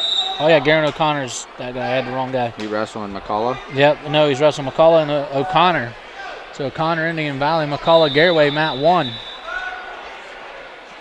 And then Riggs and Indian Valley and Timmy Kirkpatrick, the 4 seed from Minerva, on mat 2. Truex still up 6-0 on mat 4. Looks like Thomas Grimm's over on mat 3. There's a shot in there by Riggs. Thomas Grimm with the fall on mat 3. Kirkpatrick looking to hit a go behind. Riggs is going to try to scramble through. Now he's going to look for a Peterson. Riggs is going to need to settle back. He's for sure going to pick up the 3.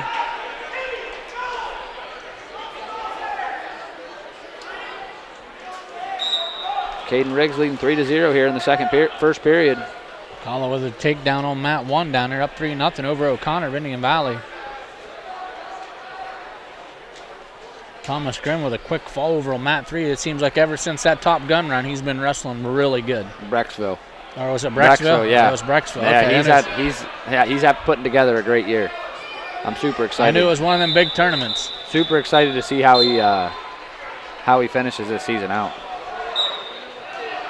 I think he's a little underappreciated in the rankings. I think he's a bad draw for about anybody up at 215 pounds. Mat 1, McCullough still up 3-0 over Garen O'Connor of Indian Valley.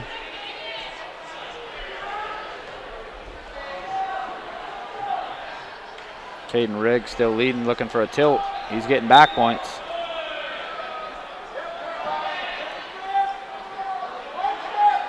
He's going to pick up 4 near fall.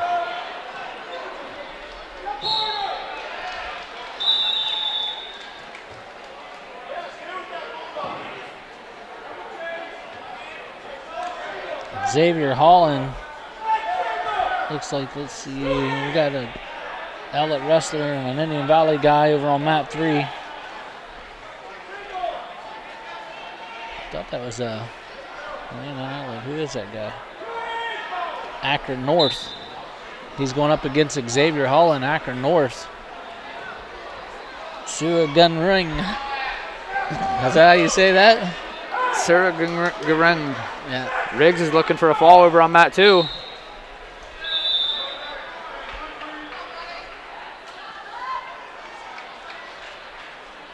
Vice Books is wrestling David King of Chippewa on mat 1.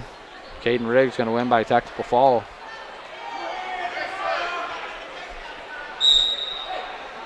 We got Bobby Bowers down here on mat 4.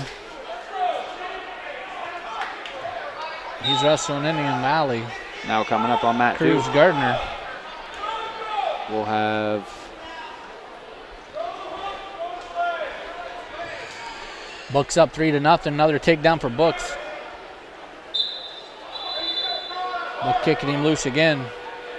Books with a little low ankle pick single there. He's right into another takedown, kicking him out again.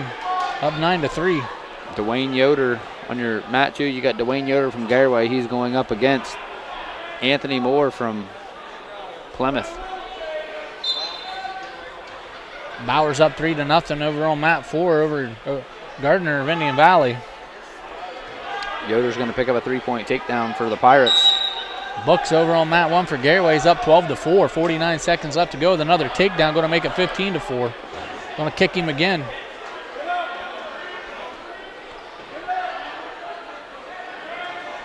It's like we get a run of local guys all at once, or we don't have any. That's exactly how it is. You want to talk to that tournament director. What's his, that Lucas Drew, say, hey, you got to scatter these a little bit.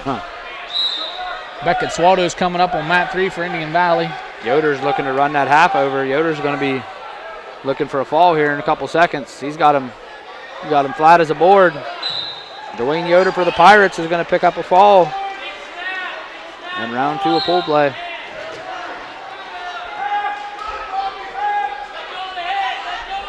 Looks like Tatro may be on deck over on mat 1. Bobby Bowers with the fall over on mat 4 over Cruz Gardner of Indian Valley. Books up 18-5 on mat 1, 10 seconds to go here in the first period.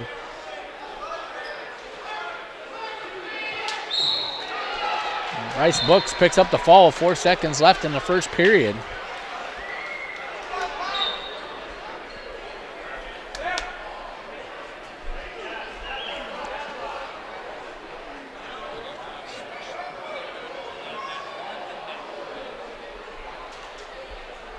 So we're going to have mat 1 here coming up. Well, you're waiting on Mitchell Tatro, right?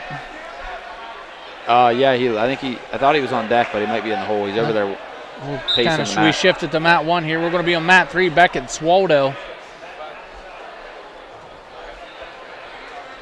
We're waiting for Mitchell Tatro to come up as he's chasing a milestone here. We want to catch that match. Beckett Swaldo, he's currently getting to wrestle HTOO. I don't know how to pronounce that.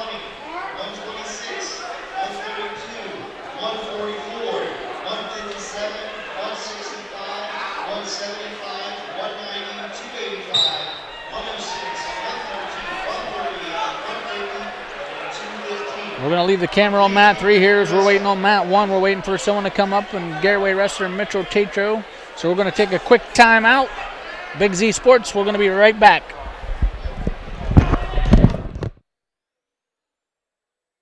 Other guy's insurance, you got Kyle. Hey Kyle, it's Brenda. I was just reading through your proposal and I have a few questions. When we drafted up your proposal, we really aimed right down the middle. Sometimes wonder if your insurance agent true priority is more time on the golf course. At Hummel, we do insurance differently. Our expert advisors help you not only mitigate risk, but operate more efficiently, decrease employee turnover, and increase your bottom line. Let Sugar Valley Meats help you get ready for the game with all your tailgate favorites. Their retail store features the freshest, locally raised beef, pork, and chicken. Enjoy freshly cured and smoked meats from the Sugar Valley Smokehouse, along with bologna, hot dogs, jerkies, and more. They can custom cut your order, and all meats are dressed on site, all with everyday low prices. Sugar Valley Meats, State Route 39 to Dutch Valley Drive, turn right and go a quarter of a mile, celebrating 35 years of fresh, farm-raised, local meats. Think Newtown Mall is just for shopping? Think again. With a great mix of local favorites and national brands, it's the perfect place to find what you need and discover something new. Whether you're checking out the latest trends, grabbing a bite to eat, or just enjoying the atmosphere, it's a great time anytime. Make a day of it, bring a friend, and experience the mall like never before. Stay in the loop. Follow us on Facebook and Instagram, and visit newtownmall.com to see what's happening. Newtown Mall, a great time anytime. Newtown Mall, this town is your town. Welcome back to Garaway High School. Mat 3, we got Beckett Swaldo from Indian Valley. He's trailing 3-1. We're going to be starting neutral here to start the second period. Over on mat 4, we got an Indian Valley guy going against Tussalaw. I believe that's Owen Ayers. No?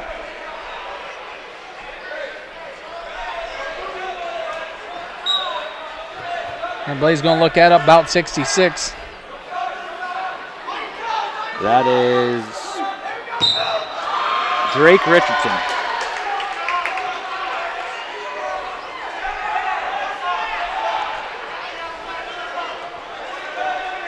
Richardson falls there to the Tussalaw wrestler. Still waiting here to see what we got coming up here. Swaldo in on a takedown, looking to lift it.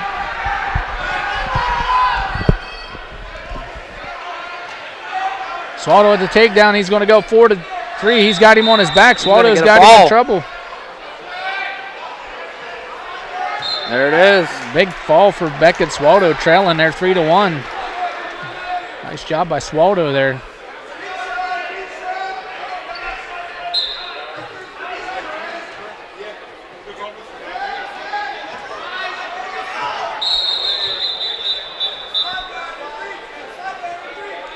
rolling right along here at the tournament, you know. It's really making really good progress. Yeah, they made some upgrades this year, added a mat, and went to Bombs page. Bombs page was huge. So the Garaway here, administration You did a had great some job. fun, long day last year, Long didn't you? day last year, yeah, it was actually. Last year I started the day in Ashland. They had Nick and Shannon started the broadcast. I watched my son run his track meet last year on this day, and then I drove over here. Nick had to leave, go do a basketball game. It was a long day. I know. I was at the Green tournament, and that was over at like 4 o'clock. I drove home from Green and still watched half the tournament at home. Yeah, and a lot of the guys that were at Green came here. Had other relatives wrestling. I seen them here, and they were talking about the Green tournament. Yeah. So, but no, we're moving along today. Still waiting for some local guys to come up here. Is the cameras on 1 and 3? Cameras are on 1 and 3. That's Civi from Minerva.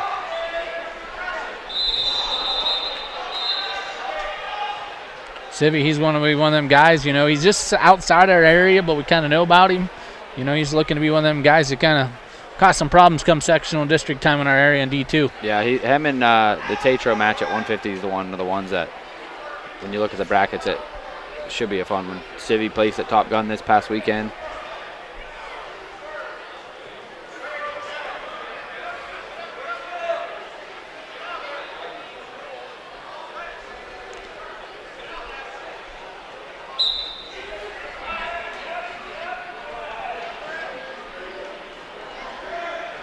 Yeah, Tatro, he should be coming up here very shortly. He has to be on deck. Yeah, he's on deck on mat 1. He's down there warming up. We got about He's up now. There it is. He's coming up. We're going to have Mitchell Tatro from Garaway. He'll be going up against Bentley Mead from Plymouth.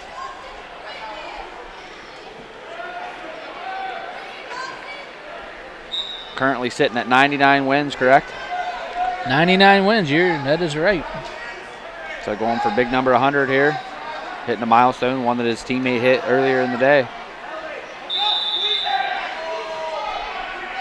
Camden Richardson from New Philadelphia on mat 3. He's going to be taking on Brady McCade of Harrison Central.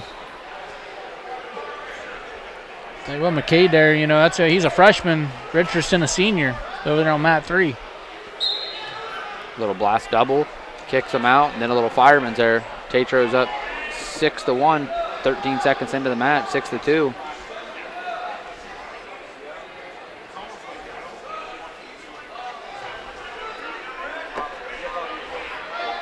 Quick 3-point takedown for Richardson here.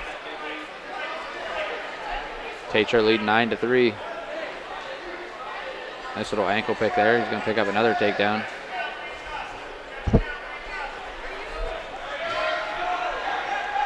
Gives him a 12-3 lead. Now he's going to post, and he's running that cradle. Richardson with a quick four back points, up 7-0 Mitchell Tatro's got him in trouble. He's got him in the cradle. He's got him on his back. Putting that knee in the side. Mitchell Tatro is going to pick up a fall. Foot raves. And there it is. Mitchell Tatro is going to pick up his 100th career win for the Garaway Pirates. Congratulations to Mitchell there. Outstanding accomplishment.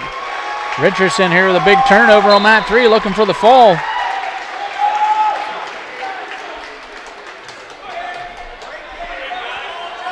Richardson looks pretty good from here. There's the fall. Richardson going to be moving along here, and the bracket picks up a big fall for the New Philadelphia Quakers. Congratulations again to Mitchell Tatro on his 100th career win. Still as a junior, so a lot of wins left. Young man might be on the cups of getting 150. That's the next milestone. So I'm sure him and his other teammate that already secured one earlier, they're probably already on the track. I bet you they're starting that countdown. Yeah, Matt Fry, Mitchell Tatro, both outstanding athletes in their own right.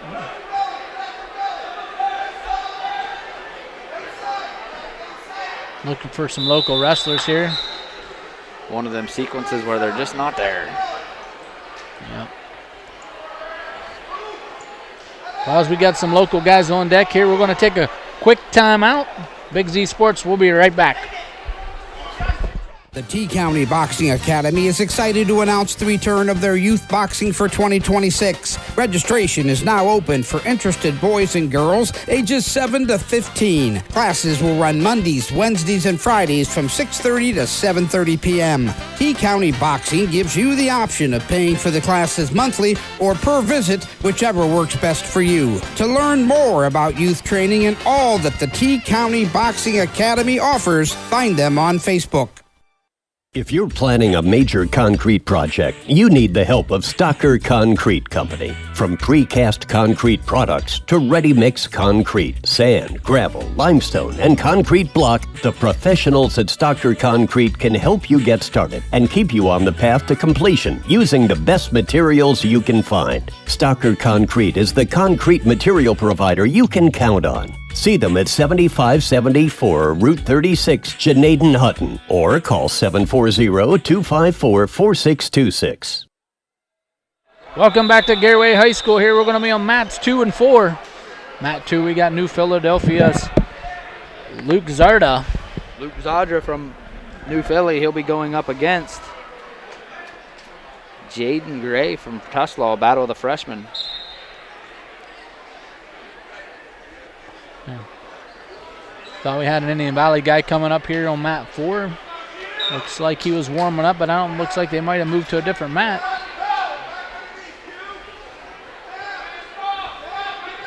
Looks like Tyler Ulmer's down there warming up, so he should be, looks like he'll be coming up on mat 1 or 2.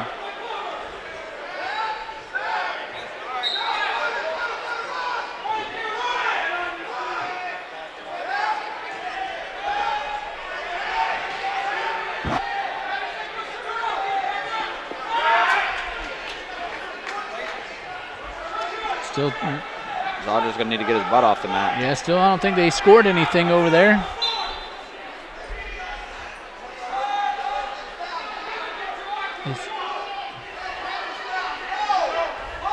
Looks like he's 7-0.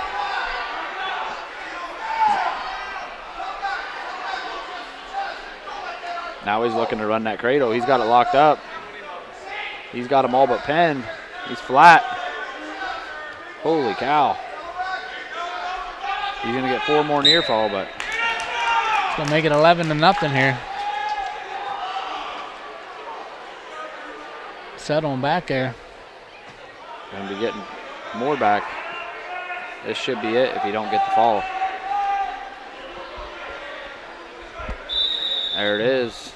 Luke Zadra, technical fall over Jaden Gray from Tuslaw.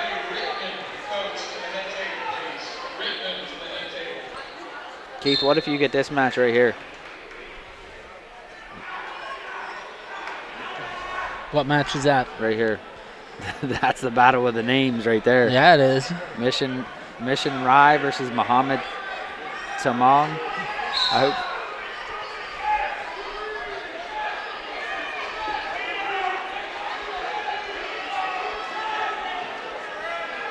See, Brock Albright, he's kind of warming up here. I don't know if he's going to be on mat 4. It looks like mat 4 and mat 2. Like you said, we got Tyler Ummer down there. He's getting ready to come up on mat 1, it looks like.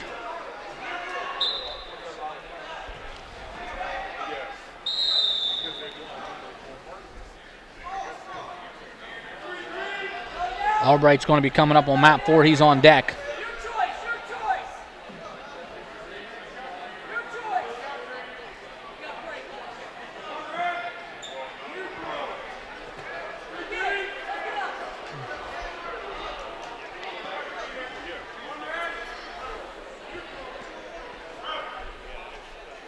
Got a New Philadelphia wrestler coming up against Indian Valley on mat 3. That is going to be Owen Ayers from Indian Valley going up against Brody Stanley from New Philadelphia.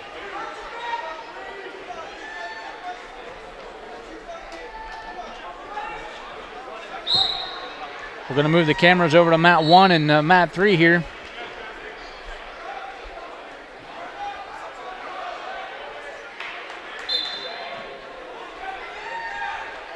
We'll move to mat 1, anticipation here of Tyler Umler coming up. Stanley for the Quakers. He is a sophomore. Ayers for Indian Valley, just a freshman.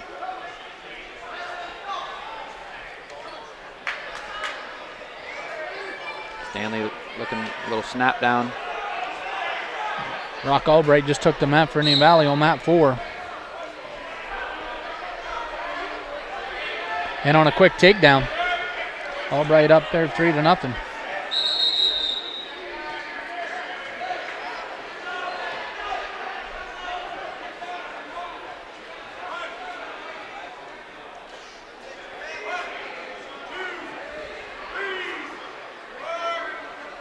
Owen Ayers was almost looking for a throw. Now Stanley's got Ayers in trouble.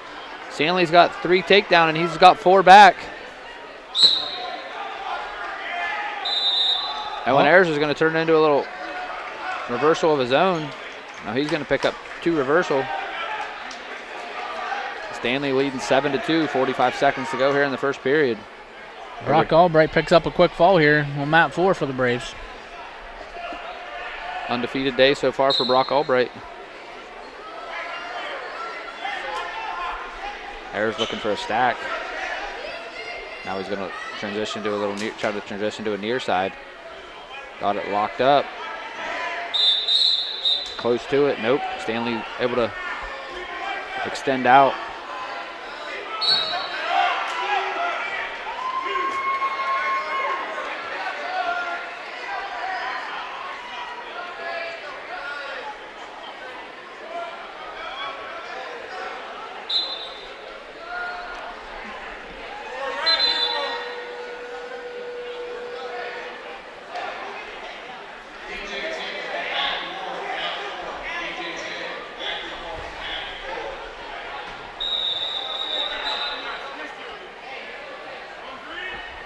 Stanley up 7-2 over on mat 3.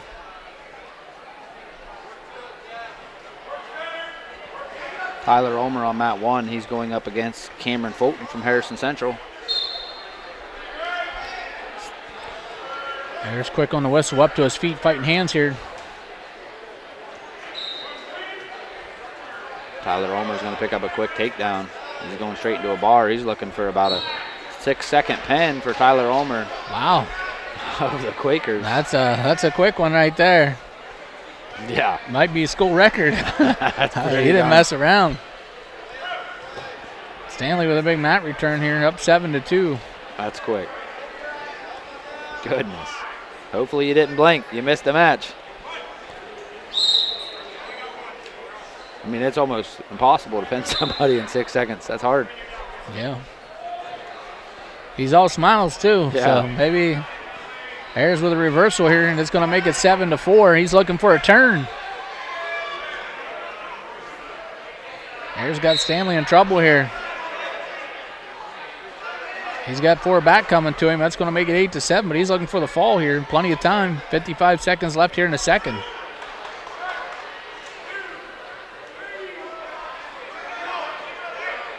Nice job, Stanley, fighting now. That Ayers going to reset behind him. Going to go up 8-7.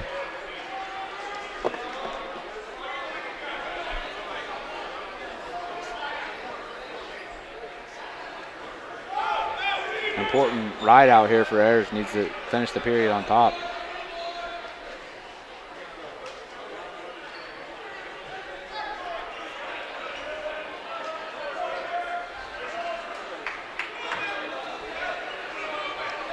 There's a little chin back. He's going to try and chase it here. He needs to stay in position here. Short time, 10 seconds. Stanley doing a nice job here.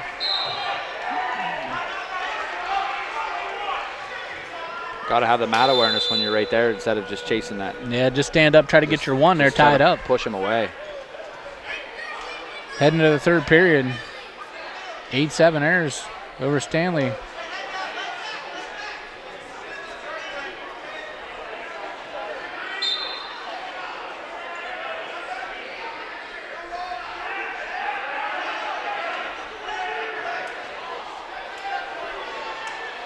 Both guys on their feet here, circling.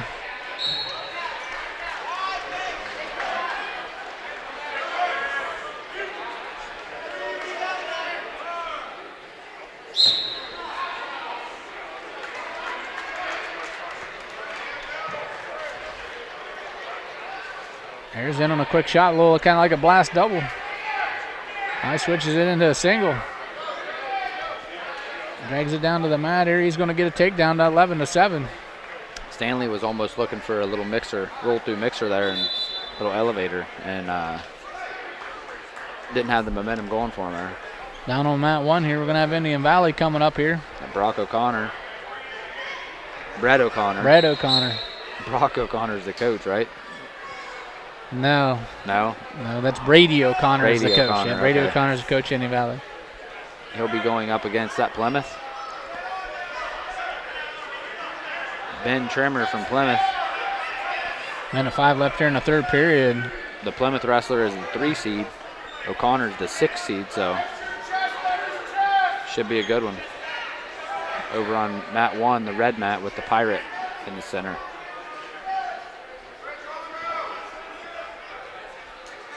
Ayers just kind of anchored in here looking for like a 3/4 Nelson. He might have it. He's pulling it. He needed to scoot that knee to his head when he was pulling that. What he needs to do now is kind of pull that together and switch to his near side cradle. Stanley broke it off here 30 seconds ago. He's trailing 11-4 to Ayers of Indian Valley.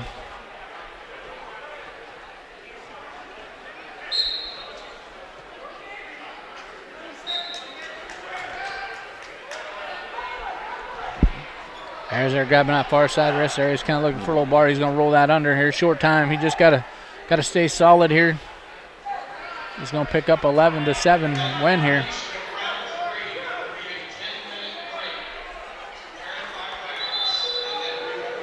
Brett O'Connor's going to pick up a 3-point takedown.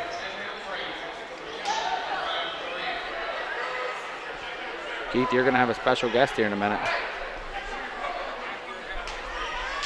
Simpson Salute's own Drexel Weber. Oh, is Drexel getting on? I'm just going to throw him on real quick. He was Well, up we're here, getting ready to take a 10-minute break. Are they? They just announced it, yep.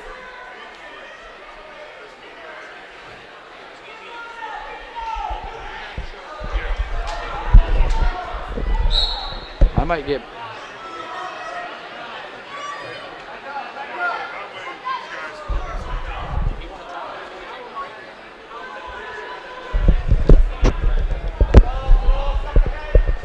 We're here on map 4. We got Octavius Holland here, Indian Valley. He's going up against Connaughton Valley wrestler Citro. Brixton Citro? Yeah, Brixton Citro of Connaughton Valley, freshman. Holland picks up a fall over here on map 4.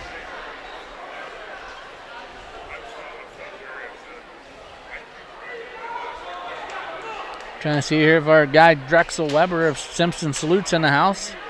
Big sponsor of the broadcast today.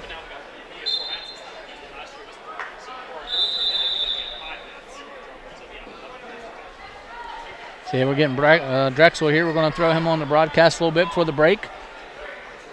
Down on mat 1, O'Connor, he's up 3-1.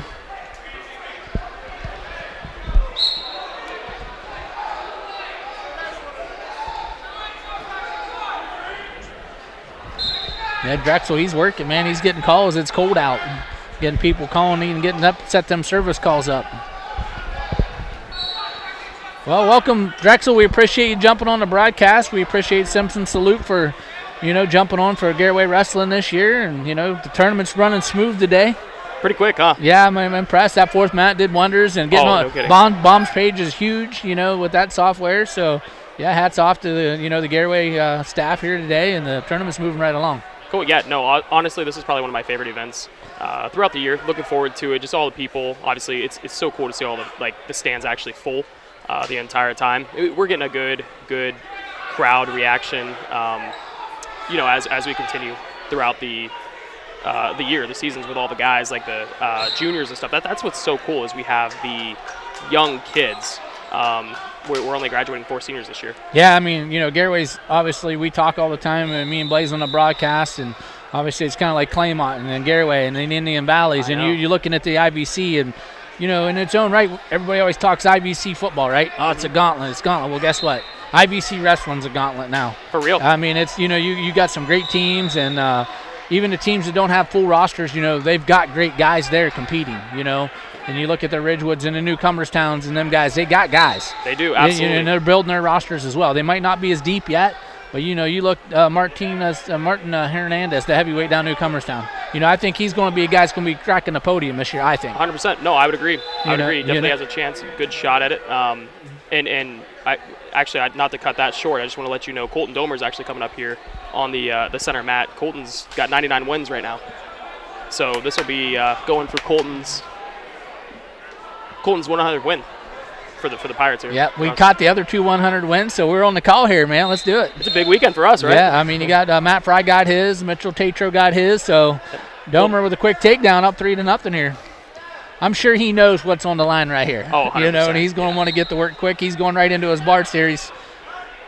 Not messing around. He's looking for it, man. He's looking big, taking them big steps, trying to get that turn. Domer's one of them guys, he's ranked in the state at 165. He's got the turn. He's looking for the fall. There it is. 100. Congratulations to Colton Domer. 100 career wins. It's just a great milestone for these kids. And they're doing it, early, and the next milestone is 150. Yeah. And they're all capable, especially the way Garaway's schedule is and the tournaments and the duels that they wrestle. And, they wrestle a lot of pool tournaments, dual tournaments. So yeah, he can get the 150.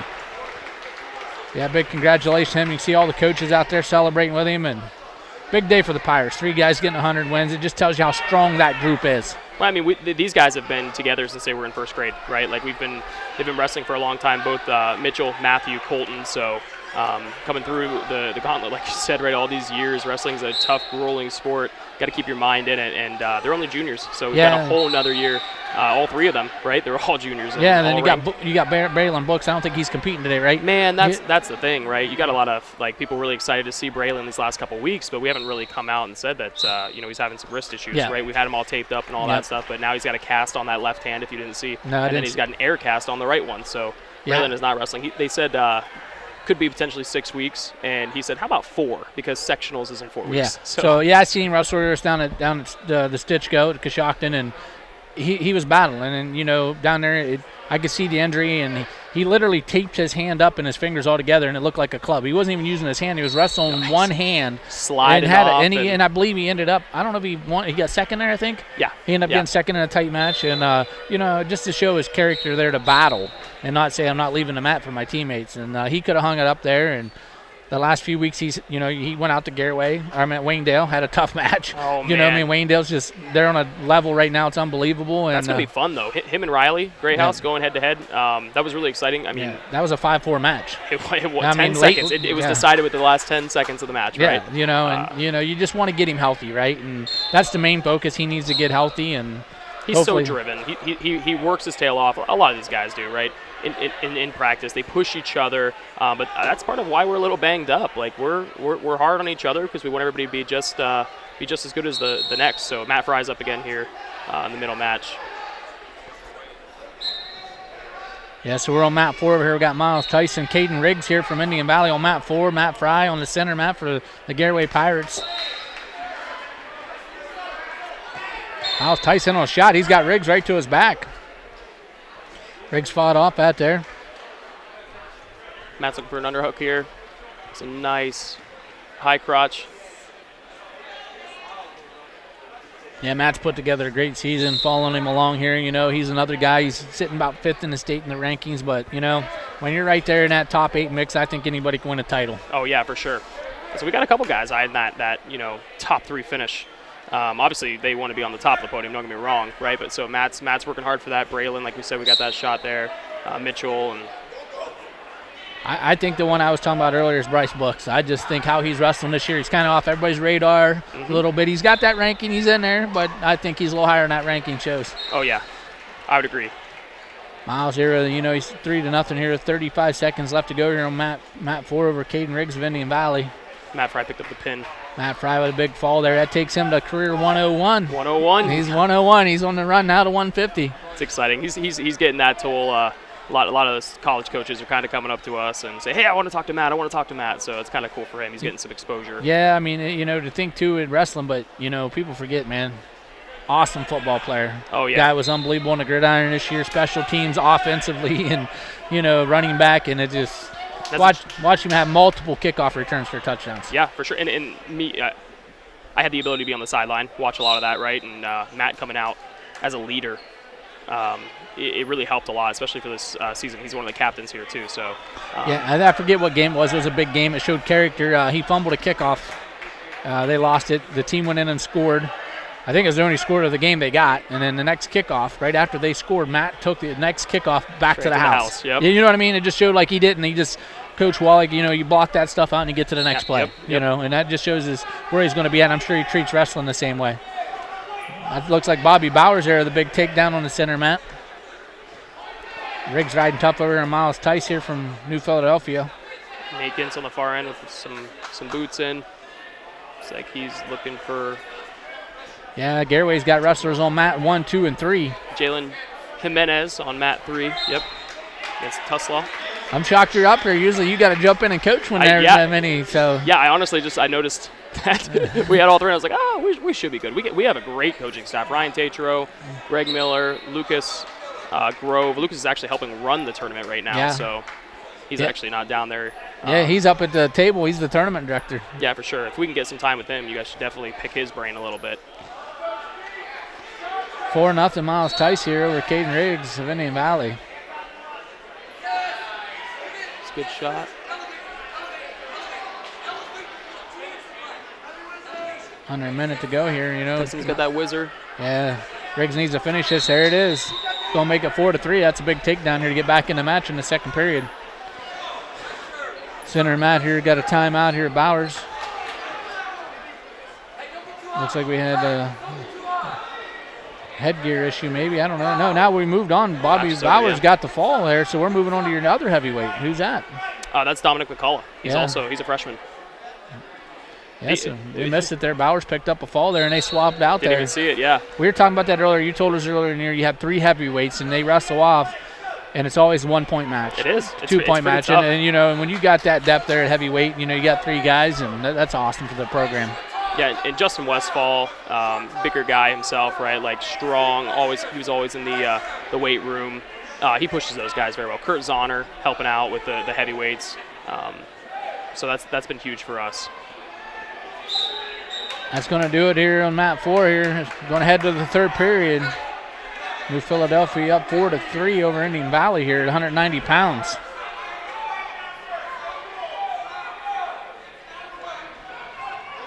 Yeah, Miles Tyson's taking that 4-3 advantage. Riggs is going to go down. Start the third period. He's going to need an escape. Oh, look at, just slid off there. Tyson was trying to go for the cradle. A Granby roll from Riggs. Just had that bar in. You're getting a little high there. Riggs was looking to point him over the top, and then Miles got his weight back. It's good balance.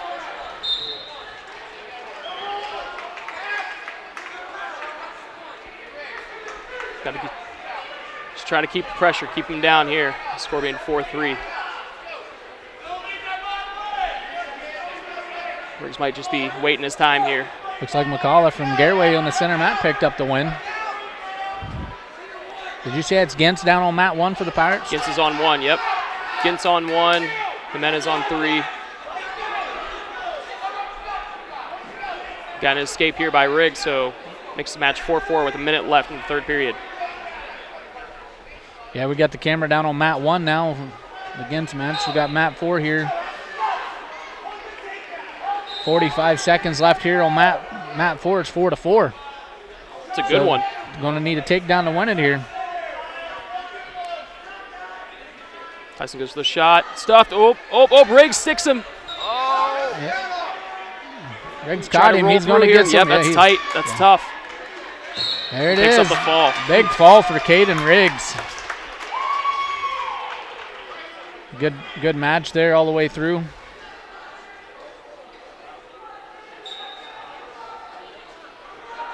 Always some good matches. Both tough kids, 190 pounds, right from the area. Let's see each other. Yeah, we're going to move the camera over on mat 3 there. We still got a Garaway guy over there competing. Going into the third period. Jalen Jimenez, he was on the football field too. We got Dylan King. Dylan King at 190 pounds up here on mat 4. Yeah, Dylan King's coming up on mat 4. We're going to get him here. We're back to 3 wrestlers again from Garaway. Yeah, I think that's a big one there because King's in the same bracket as Tyson and Riggs there from Indian Valley. You know, them are 3 top guys are all ranked in the state. Yep. Dylan, nice takedown there.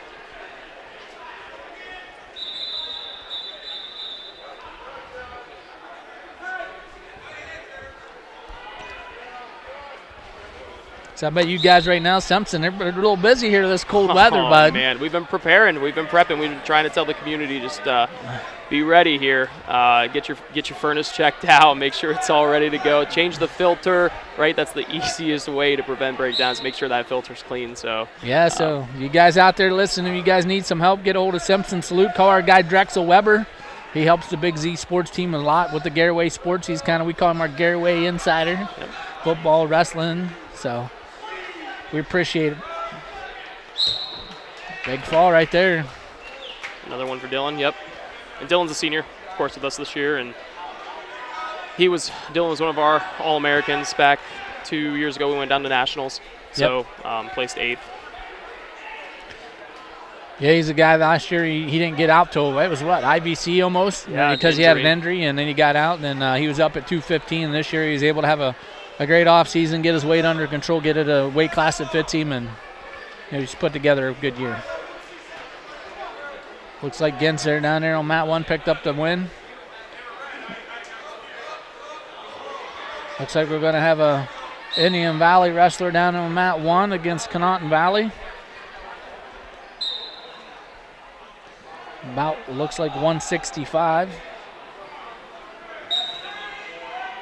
165 pounds area, I think. Also. Let's see here. Brogan O'Connor, he's going to be going up against, it looks like Joe Kurlitsky. I don't know. It's a tough one. You never know, right? So Indian Valley versus Conotton Valley here.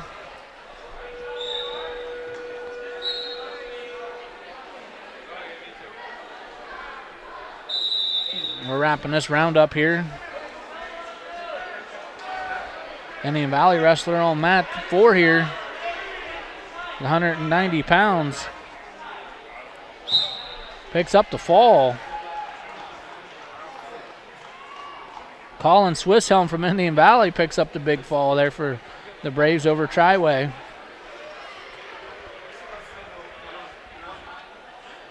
Good to see Colin get that there as a freshman there.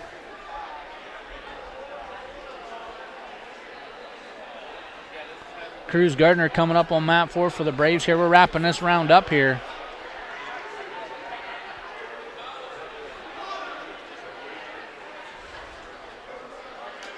Brogan O'Connor, he's looking for the fall down on mat 1. It's like Indian Valley against Minerva down here on mat 4. Yeah, it's Cruz. I know that's Cruz Gardner there. Said, yep, Cruz Gardner. Pretty sure that's Cruz Gardner for the Braves. Good shot defense. Yeah, that's Drayton Yost from Minerva. Darren Cruz Gardner. Great. Went in, took a good shot. You see it too often from the bigger guys, which is really cool. Yeah, big guys usually there. Big back trip there. O'Connor with the fall down on mat 1 for the Braves.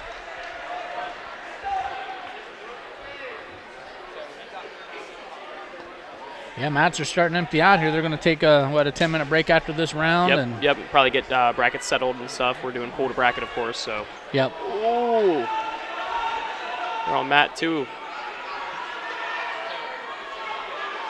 Yeah, it looks like Akron North and Tusselaw. Yeah. Gardner, he's looking for the big turn here.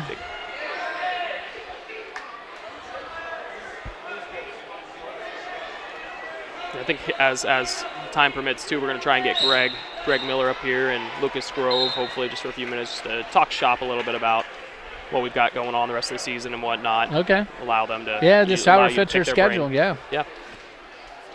Cruz Gardner picking up the win there on mat 4 for the Braves. We are definitely cruising this year, which is really nice. Garen O'Connor's coming up here on mat 4.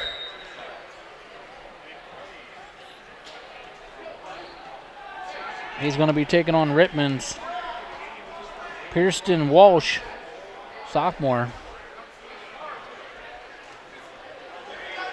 Up on mat 1, we got Bryce Books.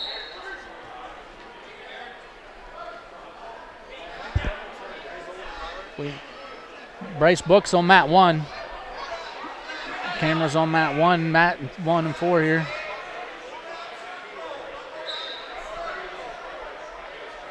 It's going against Levi Foley from Plymouth. He's a freshman.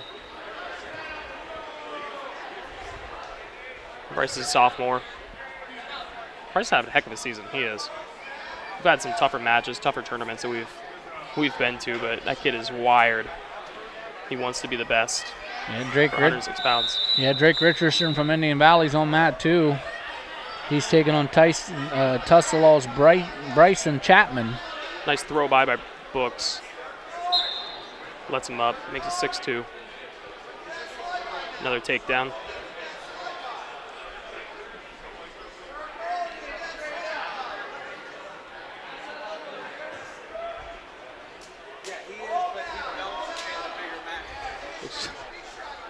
Put on a takedown clinic down there.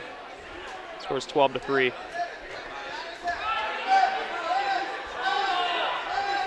Over on mat 3. Gonna shift the camera over to mat 3 here. Got a new Philadelphia wrestler coming. I believe that's Tyler Umler. About 125. Yep. Well, it looks like Umler might be done. Let's see here, about 125.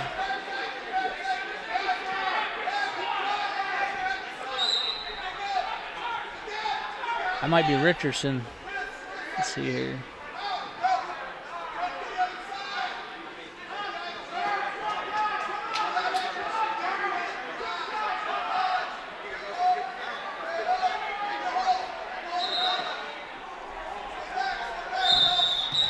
Yeah, that's it. That was Richardson. About 146 there, maybe.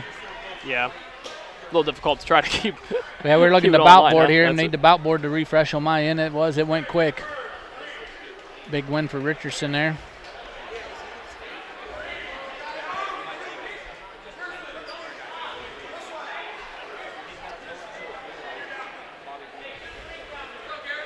I think Mitchell Tatro should be up next on mat 3 then, I think, right? About 154. Yeah, they're good. They just moved to 146. So then Mitchell's on deck. So this must be Richardson coming up next from Philly. No, this is an Indian Valley wrestle. Rowan Pacine going to be taking on Rittman's.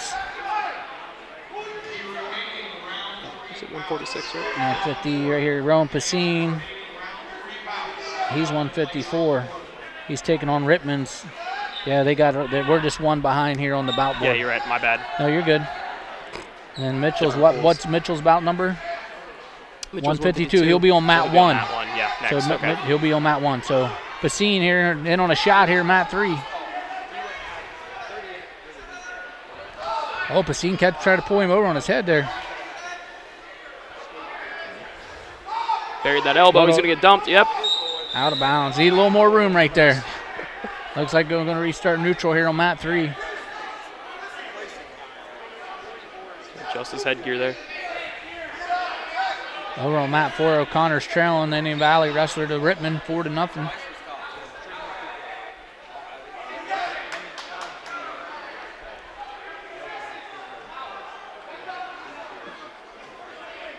It's a deep shot.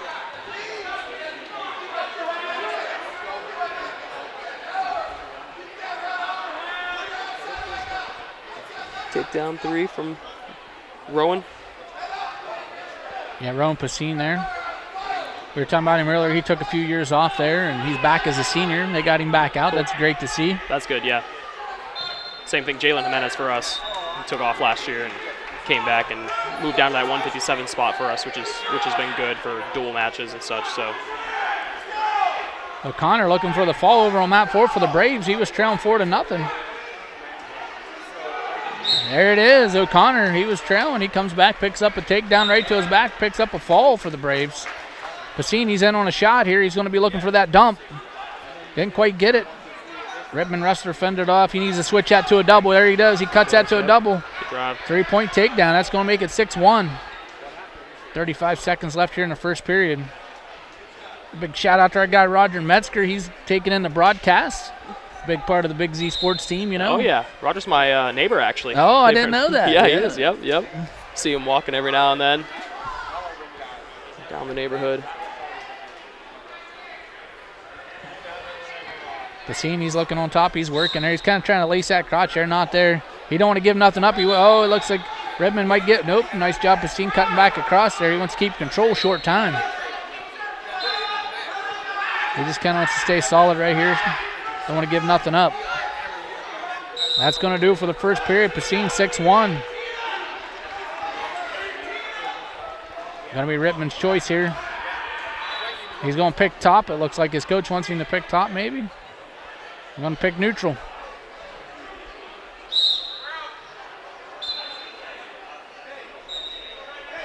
You know, when they switched that takedown to 3 points, you know, it really changed the game, you know, and then the back points, you know. So it was almost common for years everybody went down, right? Yeah, so you get to that second period, you're trailing 6-1. Well, you need points. Yep, yeah, you know, 3-point takedown tightens that gap up a little bit. It's definitely made the matches quicker, too. Yeah. Right? Like, depending on, you know, some tournaments that just lasted all day, like, it kind of sped it up a little bit, which is kind of nice. Yeah, Pacini with a big takedown right there, running the score up 9-1 here in the second period.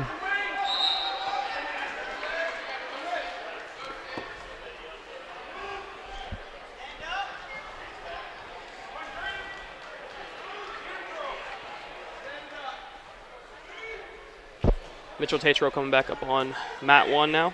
Yep, that's him. He's getting out there. Looks like he's going to be taking on a Chippewa wrestler. Derek Powell, freshman from Chippewa.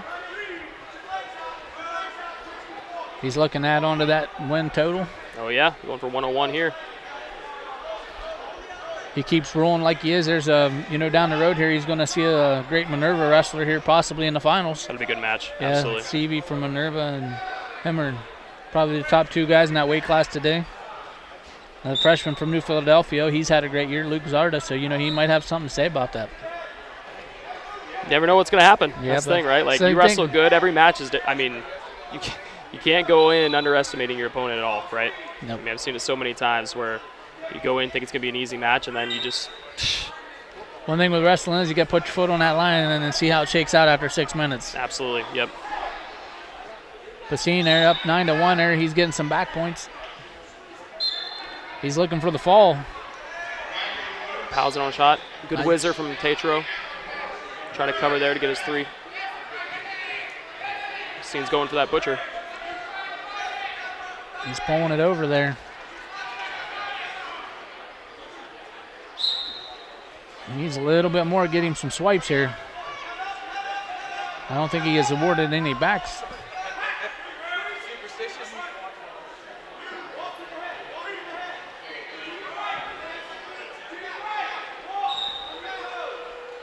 I was going to say, he better.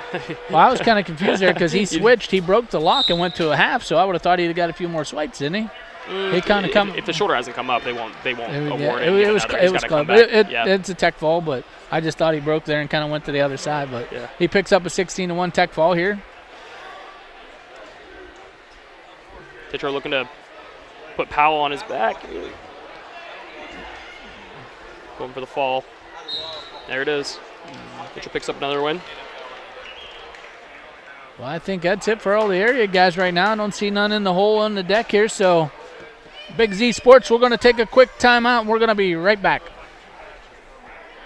Ron's Heating and Cooling in Denison has been serving this great area since 1977. At Ron's, no matter what you need, they can handle it. From heating and cooling to standby Generac generators, water heaters, tankless water heaters, mobile home equipment, duct cleaning, and 24-hour no-heat service. Winter, spring, summer, or fall, all you have to do is call 740-922-5252. Ron's Heating and Cooling proudly supports high school sports and would like to wish best of luck to all local athletes participating this season.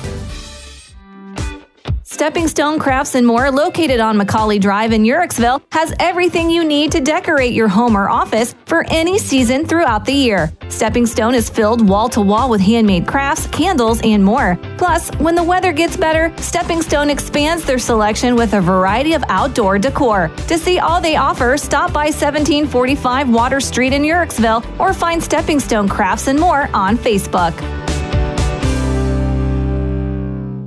Spring and summer bring big events, graduations, yard sales, and tournaments. The Educational Service Center Print Center is your go-to for sponsor banners, yard signs, and custom graduation packages with invitations, envelopes, and thank you cards. And when it's time for sports, the ECO Center in St. Clairsville is the perfect venue for AAU and JO tournaments. With spacious seating, plenty of parking, and easy access to hotels and restaurants, it's your one-stop arena for wrestling, cheer, and more. Plan your next event with us on the court or in print. Find out more today online at ecoesc.org. Hi, I'm Zach Motice with the Tuscarawas Insurance Agency. For all your auto, home, farm, and business insurance needs, contact our team at the Tuscarawas Insurance Agency or stop in and see us at one of our 3 locations in downtown New Philadelphia, Sugarcreek, or in Strasburg, providing excellent service to the Tuscarawas Valley since 1885. Everyone here at the Tuscarawas Insurance Agency would like to wish all area athletes good luck this season.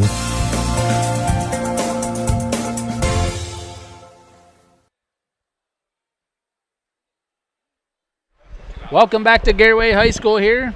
Wrapping up the, I think it's the 3rd round here. We're moving through pretty quick. Creeping up on that break. Yeah, we're going to have a 10-minute break, everybody. And we're going to put on the screen, we're just going to have the Pag Leg logo where everybody's going to take a 10-minute break here. And sometimes they go to 15, so we're going to take a break with them and get reset. They're going to reset all the brackets and get in for the final rounds here. Get into probably the brackets.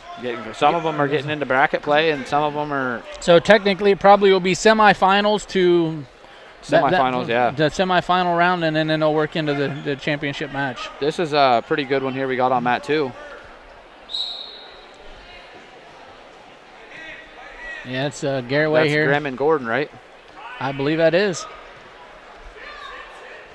Is the camera on that too? Yeah, that's going to be Grimm and Gordon here, both Garaway wrestlers. I'd be lying if I told you which one was which. So Gordon is with the green anklet. Grimm's in the red anklet. Gordon's got the lighter hair. Okay. I mean, they're both put together dudes. I mean, that's definitely it.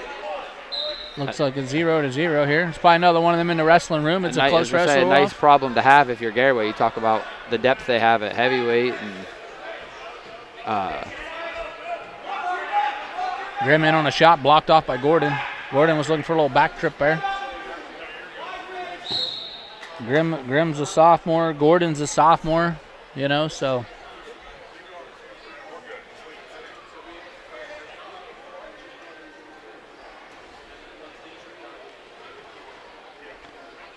Possibly see one of them guys drop next year to 190 with King being a senior.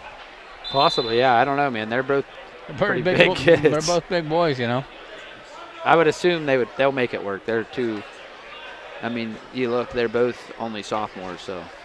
Grimm defers to Gordon here. Looks like Gordon's going to choose down here to start the second period.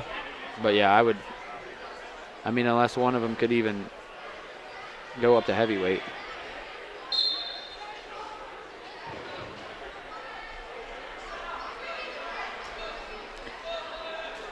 That's still 0-0 here on the center mat. Got 2 bouts left here and closing out the round.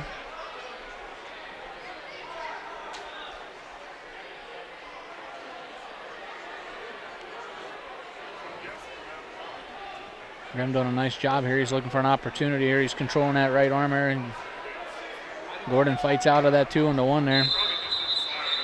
I'm going to give the leeway here to you because like I said, I'm not very familiar with which one's which. Yeah, I'm most positive Grimm's on top right now. So either way, it's Grimm and Gordon from Garaway. So if not, we'll blame it on Jerry. Yeah, Jerry and Adam, huh? We put them on the call. It was great having Drexel on there. He called some matches and called the 100 win there for that was Domer. pretty cool. I was happy that he was on to get the 100 win call. Yeah, I want to give a big shout out today to Newtown Mall.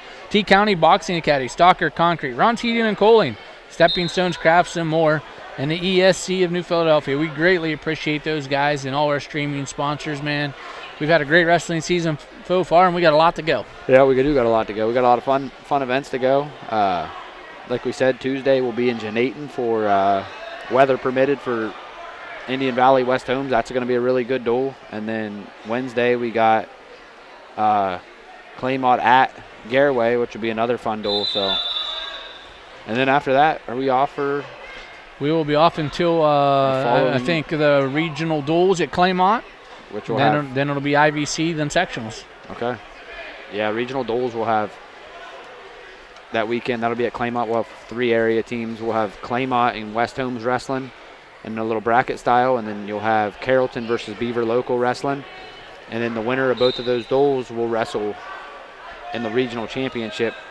That's directly after, with the shot to winner of that duel will regional championship will head off the following weekend to Bishop Watterson, where they'll wrestle for a team state title.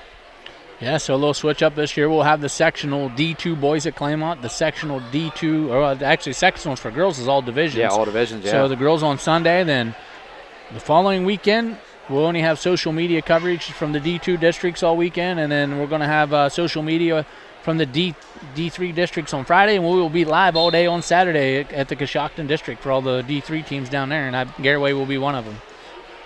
I mean, we should have Garaway, Tusky Valley, why am I running a blank? Connaughton Valley, Harrison Central, Sandy Valley,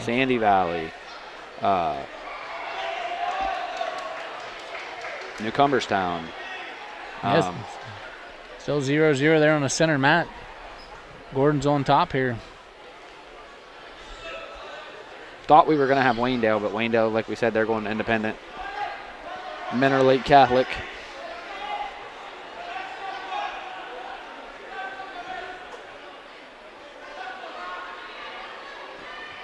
Yeah, Grimm, he's looking for an opening here, you know.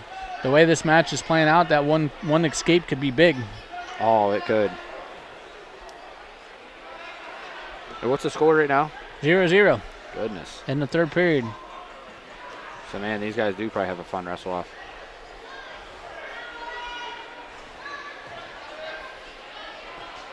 Oh, Gordon trying to get a turn there.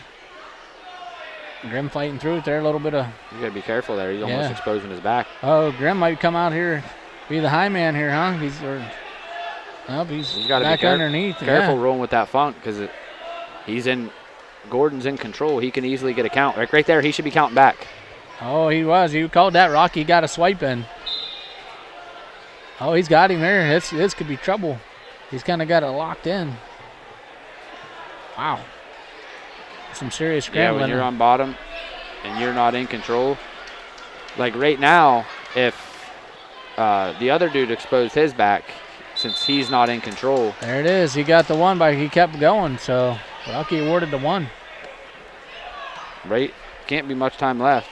He's out there, the bobber guy, so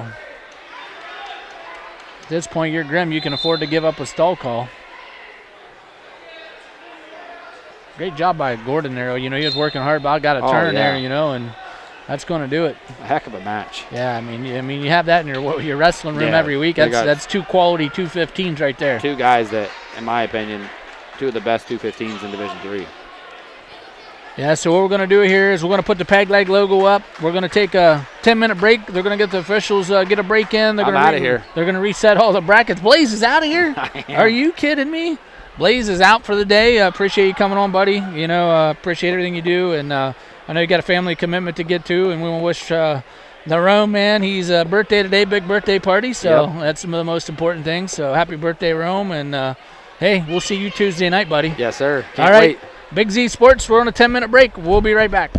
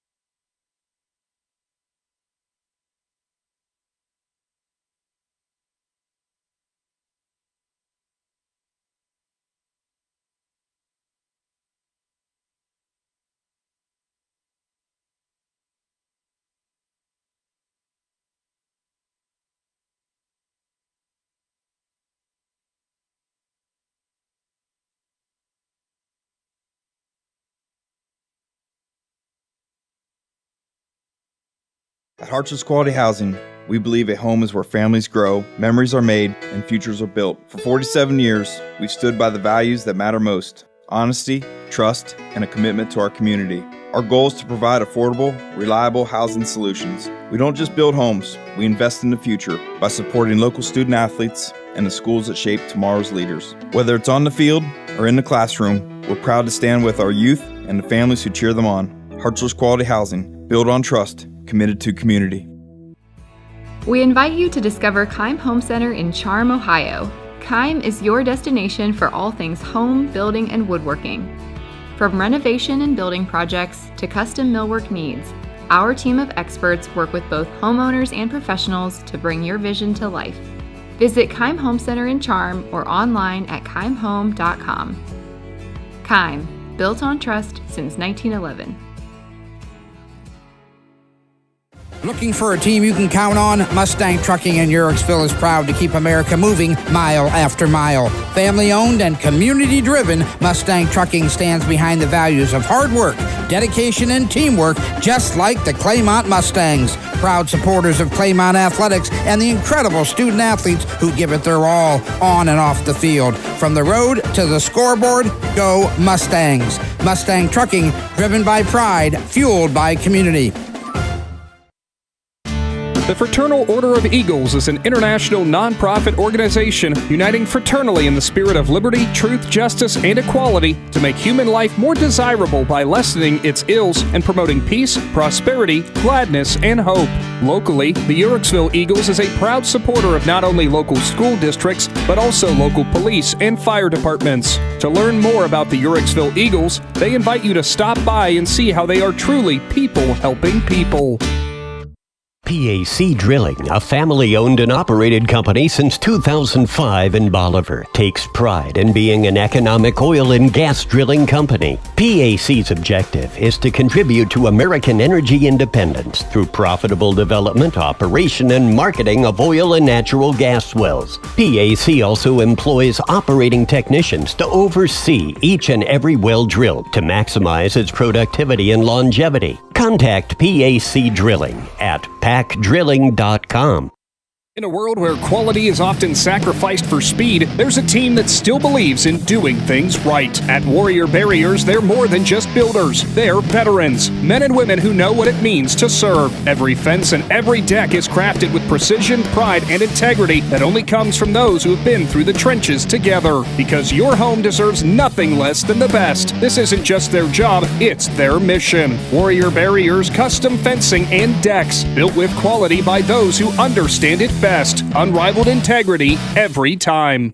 Are you ready for a breath of fresh air? Simpson Salute Heating and Air is here to revolutionize the way you experience comfort. With years of dedicated service, Simpson Salute is not just about fixing your heating and cooling systems. They're about earning your respect. Their team of certified professionals work tirelessly, ensuring your home is the perfect temperature, no matter the season. Call them today and feel the difference dedication makes. Simpson Salute Heating and Air, working hard to earn your respect. Is your farm equipment just not running like it used to? Before you spend big on something new, bring it to Fisher Farm Service located at 5327 Weller Road between New Philadelphia and Sugarcreek. Their qualified technicians specialize in tractors, skid loaders, and light construction equipment, keeping your operation running strong. So the next time your equipment isn't performing to your standards, take it to Fisher Farm Service and let their team get it back to peak performance. Fisher Farm Service, proud supporters of Garaway Athletics. Other guy's insurance, you got Kyle. Hey Kyle, it's Brenda. I was just reading through your proposal and I have a few questions. When we drafted up your proposal, we really aimed right down the middle. Sometimes wonder if your insurance agent true priority is more time on the golf course. At Hummel, we do insurance differently. Our expert advisors help you not only mitigate risk, but operate more efficiently, decrease employee turnover, and increase your bottom line. Let Sugar Valley Meats help you get ready for the game with all your tailgate favorites. Their retail store features the freshest, locally raised beef, pork, and chicken. Enjoy freshly cured and smoked meats from the Sugar Valley Smokehouse, along with bologna, hot dogs, jerkies, and more. They can custom cut your order, and all meats are dressed on site, all with everyday low prices. Sugar Valley Meats, State Route 39 to Dutch Valley Drive, turn right and go a quarter of a mile. Celebrating 35 years of fresh, farm-raised, local meats. At Newtown Mall, it's a great time anytime. Sure, we've got shopping, lots of it, but did you know we're also your local entertainment hub? From exciting events to fun-filled childcare services and a versatile event space, there's always something happening. Stay in the loop, follow us on Instagram and Facebook, or visit newtownmall.com. Newtown Mall, your destination for shopping, events, and more. Newtown Mall, a great time anytime. Newtown Mall, this town is your town. The T-County Boxing Academy is excited to announce the return of their youth boxing for 2026. Registration is now open for interested boys and girls ages 7 to 15. Classes will run Mondays, Wednesdays, and Fridays from 6:30 to 7:30 p.m. T-County Boxing gives you the option of paying for the classes monthly or per visit, whichever works best for you. To learn more about youth training and all that the T-County Boxing Academy offers, find them on Facebook.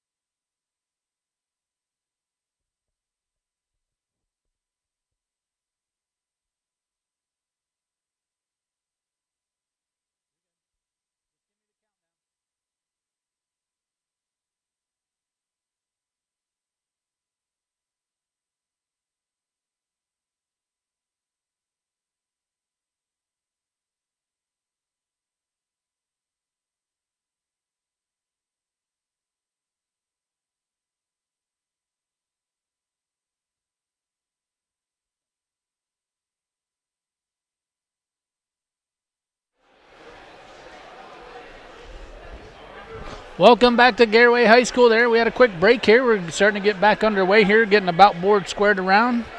Right now we're going to be over, and we need to get a camera on mat 4. We're going to have a Garaway wrestler here over on mat 4.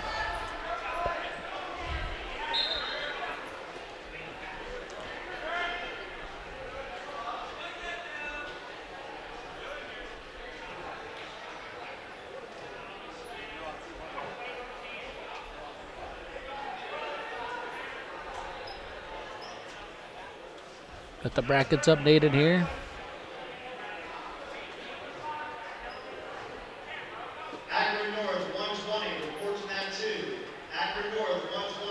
So we still got some pool brackets going on here. Not everything's into a bracket. It looks like 106, 113 is pools.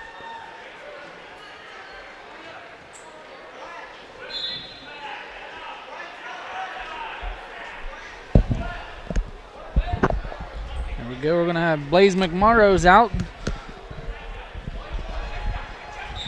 Well, we're going to welcome in Jerry Quillen with us today to finish out the broadcast. Jerry, appreciate you jumping on. Great to be here. Yeah, we got back going here a little quicker than we thought here, trying to figure out the bouts. Get a camera down on mat 1 and mat 4 here. We got a Garaway wrestler here on mat 4. Trying to figure out who we got. Can't find bout 187. See who 192 is here for you down on mat 1. 192 is going to be Tyler Umler down on mat 1 here. He's going up against Richardson. Olmer with quick takedown. Yeah, he's got Raynard Richardson from Akron North down there. Umler picks up a fall. He made quick work of him there. That was a quarterfinal. 132 with a full bracket there.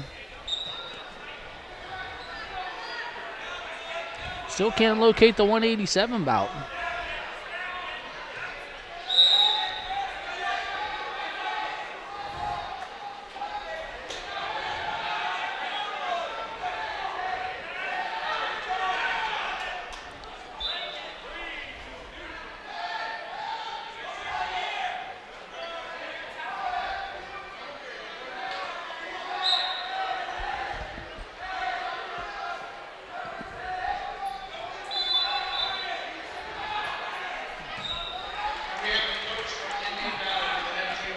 Garaway wrestler here on mat 4 here. I think he's up 7-0. Looking to lock on a cradle. He's got him back, gun backs.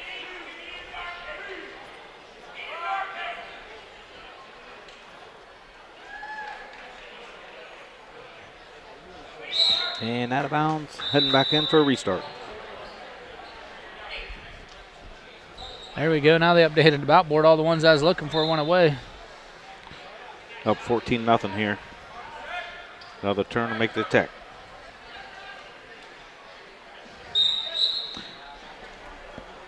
Move over to mat 3 here. New Philadelphia wrestler.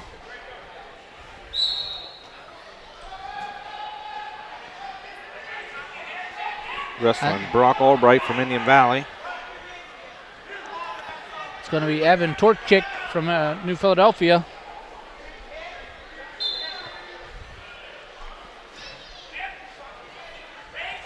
Albright in on a quick takedown here, going to be 3-0. Over on mat 4 here, the Garaway wrestler. He was up 14-0 here. He's giving up some back points here to the Akron North wrestler. 2 back for Brock. Big score 8-0 over there on mat 3.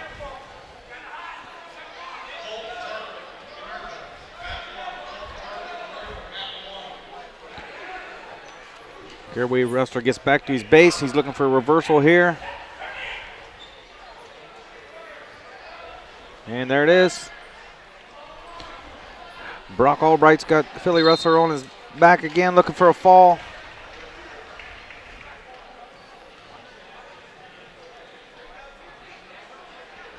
And 3 back points for Brock Albright of Indian Valley. Makes score 11-0. Yeah, we're on mat 4, the Garaway wrestler. We got that reverse. He's up 16-6 here, under 10 seconds to go in the second period. There's 4 backs over there on mat 3. Albright picks up the tech fall. All right, I found the pool bracket finally, and that one, that's Brendan Featheringham from Garaway at 120 pounds. And he just got a pin with 0.3 seconds left, I believe. Yeah, finished him off there. He'll advance on out. There's one more round of possible pulls in that one before they go to bracket.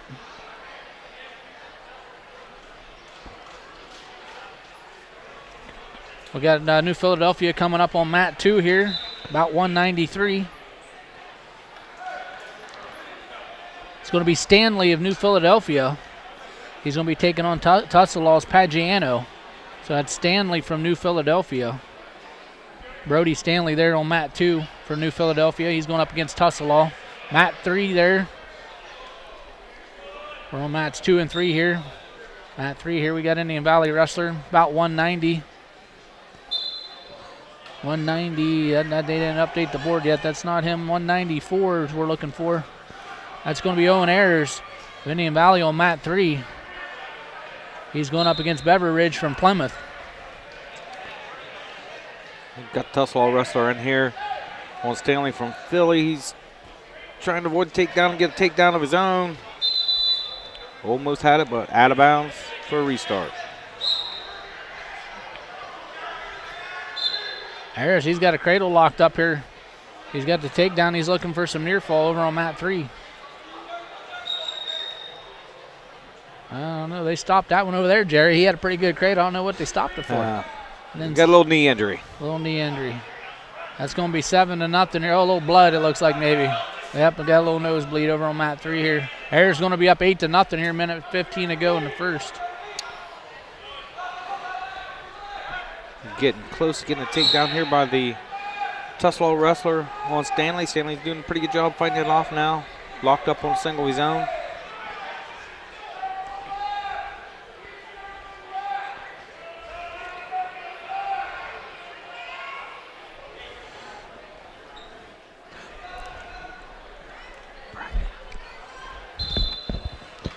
And out of bounds we go on mat 2 over there.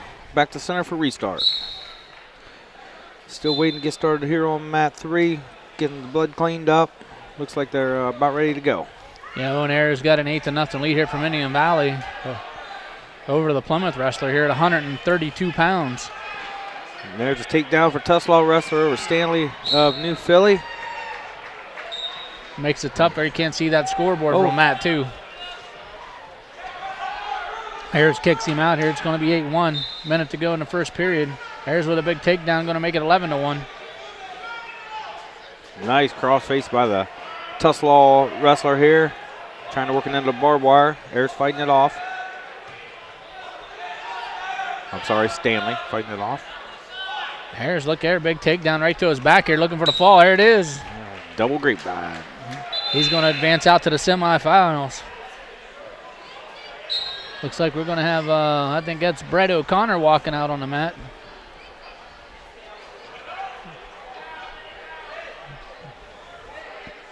Who's down on mat 1 there? That's the New Philadelphia Wrestler. Here, let me look and see who it is. We're still on cameras on mats 2 and 3. Cameras on mat 2 and 3. So here on 3, we still got Philly Wrestler. I can't see the scoreboard, but I believe the match is 3-0 for the Tussalaw Wrestler. And Brett O'Connor's coming out onto the mat here on mat 3 here. He's going to be going up again. I think that's an accurate Ellett guy. Brett O'Connor here. It's going to be O'Connor versus Bunn here from Ellett.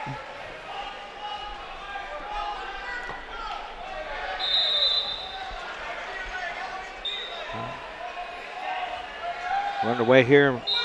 Brett Ellett. Brett's dropping down to one knee. Pop back up. Looking to set him up here.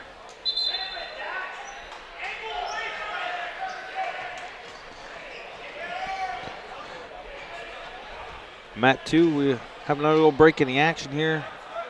Not a whole lot of scoring going over there. I believe it's still 3-0. Maggio is New Philadelphia over there on mat 1. He's going up against Blocker from Ellett. That's 0-0 down there on mat 1 for the New Philadelphia Wrestler. Mat 2, Stanley there. He's in control, up 3-0. Brett O'Connor's going for the takedown here on mat 3. Real close, and there it is. Takes the lead 3-0. Looking for backs. So we're in the quarterfinal rounds right now, then we'll move into the semis.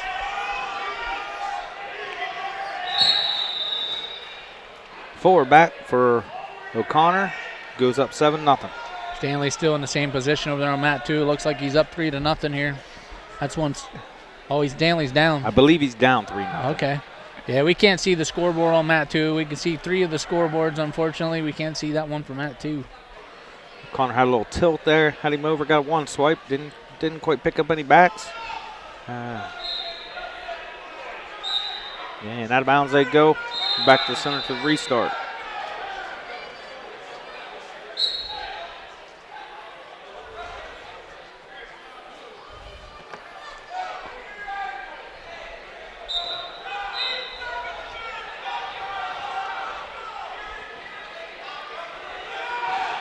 O'Connor looking for that tilt again.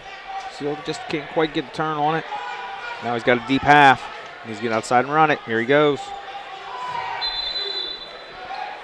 Good job by the outlet wrestler there to wing down. Now we're back to that tilt.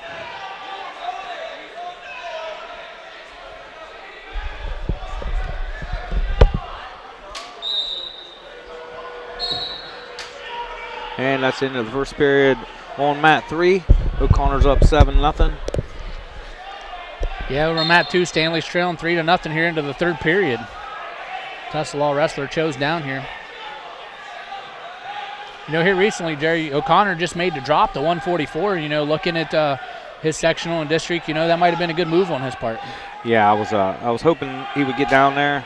It's been a little while coming. I think he's going to do a lot better here at 144 than what he was going to do. He looks good there. He looks big at 44, and you know, he could probably get there and get a little run going for himself, try to get out to the tournament. Yeah, I think so. He's a lot leaner.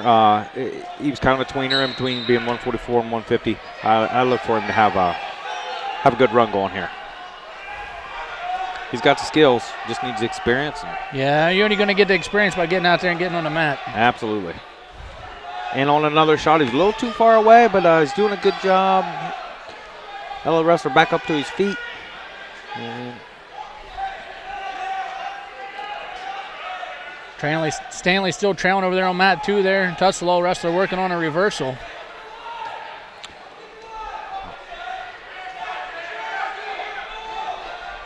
Philly wrestler over on mat 1 is in a bad way over there on his back. Yeah, the outlet wrestler blockers got him there, looking to pick up there. Going to head to the third period, up 6-0 there. Oh, another 4 by Rocky Duesenberg. That's going to make it 10-0. O'Connor finds himself in a scramble over here, still trying to pick it up there. Needs to get his head higher than here. Look to come out the back. The wrestler's doing a good job tying up his ankles. Nice.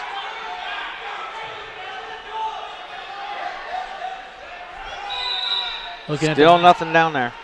Looking at the bout board, ain't got much on deck here for the area wrestlers here. We're going to keep looking for him here, bring you what we can here. Connor's a little bit better session now. He's getting big. Looking to cut.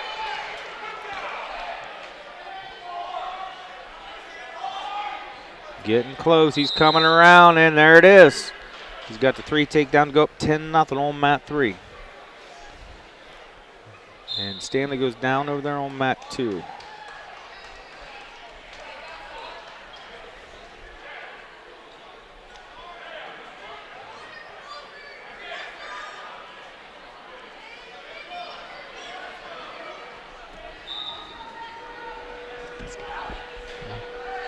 Yeah, it's on mat 2 now. It's a Plymouth wrestler in Rittman here. We'll see if we can locate one of the local guys here on mat.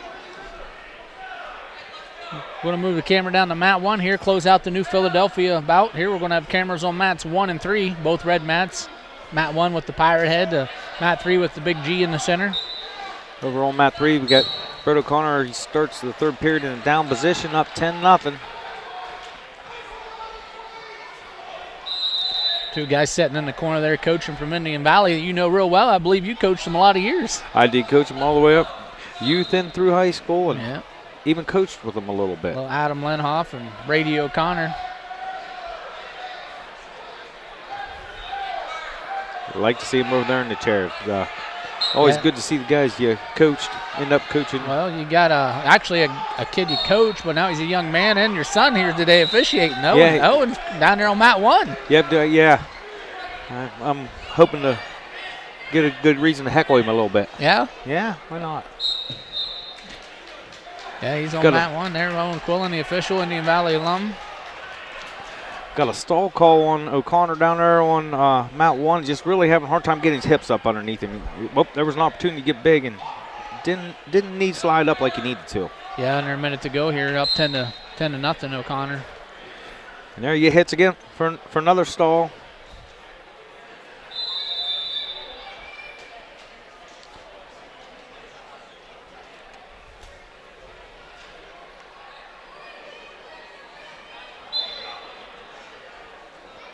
Octavius Hollins coming up on mat 1. We'll have to keep an eye out. I think he's up next here in the quarterfinals, having a good day. Got out of his pool. Yeah, that's good. Good to see him having a little bit of success out there. Yeah, we're just going to be on mats 1 and 3 here still. We got an Indian Valley wrestler on mat 4. I'm not real sure who that is. Colin Swisshelm, I believe, at 190. Let's see who he's going up against here. We'll try to keep you updated as the camera's on mats 1 and 3. Looks like a Garaway wrestler. Yeah, Colin Swisshelm, freshman for the Braves. That wrestler riding really tough here on O'Connor on top. He's got a crossface in there looking for a cradle. And O'Connor's trying hard to fend it off. Needs to grab that wrist. Yeah, over mat 4, Swisshelm, a freshman. He's going up against Harrison Central's Jaden Harris Sr. So Harrison Central wrestler there against Indian Valley. Over on mat 1, Octavius Holland. He's going to throw him to his back here. He's looking for a fall. Yes, he is. He's trying to get himself out into the semifinals. Waiting for that referee to make the call. There it is. I know. It was a different mat. I thought I seen him hit the mat. I heard a whistle. It wasn't him. So, yeah, it's Akron North wrestler there. And we got a final order on mat 3. Brett O'Connor ends up picking up the major decision, 10-1. Yeah, hauling up 3-0. Got 4 back points coming. That's going to be 7-0 down there. Octavius got to just stay solid here. Oh, he's going to turn him again. Need to shoot that elbow deep. Stay right here on mat 3 here. We got a Garaway wrestler coming up. Yeah, let's see you get the bout up here, 198, about 198. Like looks like he'll be wrestling a Plymouth wrestler. Over here on mat 4. Got a Harrison Central wrestler working a crossface, looking to get a turn. That's going to be Colton Domer for the Garaway Pirates going up against Miller of Plymouth. Working out the collar tie. Now they're back to the big win for Octavius Holland down there on mat 1, moving on to the semifinals. Big day for him. We're going to move up Brett O'Connor, or that's Brogan O'Connor down there on mat 1 for the Braves. He's going to be going up against an Ellet wrestler. That's going to be at 165 pounds. Winner of this bout gets the winner of Domer Miller down here on mat 3. Yeah, on the opposite side of this, what we were talking about with O'Connor's, we've seen this O'Connor go up a weight class, and I think he's feeling a lot better there. He was cutting a little bit too much weight. So looking to see what he can do with a full gas tank here. Yeah. Yeah, but that's just some people don't know, and you know that being from your coaching is sometimes a little bit too much weight cut just empties that gas tank too quick. You got to go 6 minutes. Yeah, there he had a nice lift. He's got him turned. Yeah, he was cutting about 30 pounds from where he's playing football. So yeah. He's a fairly lean kid by nature. Yeah, Swisshelm on mat 4 for Indian Valley. He's down 3-0 to Harris from Harrison Central. Domer's got his guy in trouble on mat 3 here, looking for the fall there. And there it is. Big fall. Domer's going to move out to the semifinals for the winner, mat 1 down there. And it looks like it's over. It's going to be Brogan O'Connor and Domer in a semi. That's a good semi right there. That is a real nice semi. Probably could have been a finals match. To me, that probably is a finals match. I'm not sure who else is there, but that's a couple good kids. Well, you got Hare from Tusselaw. That's why the seeding got him, Yeah, he's pretty good. That's a tough weight class today. Absolutely. That's good. Good time to be getting some good matches in and start tuning up and get ready for tournaments. So we're going to move the other camera. We're going to be on mats 1 and 2 with the cameras. Got Garaway kids on both matches, and both wrestling Minerva wrestlers. Let's see if we can get some names here for us. Down here on mat 4, the Harrison wrestlers still up 3-0. Indian Valley kids riding from the tough, looking for a nice half, but I think they're going to end up out of bounds. Well, no, wait. Wait a minute. He's got a chance to turn it him here. Got him back in bounds.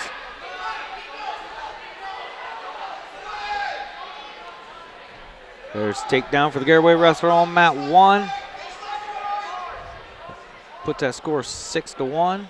And he lets him back up. 6-2 now, looking for another takedown. Yeah, about 218's in the center. Deadlock 0-0 there, I believe, heading almost the end of the first period. 216, that's going to be Dwayne Yoder from Garaway on the center mat against Yost from Minerva.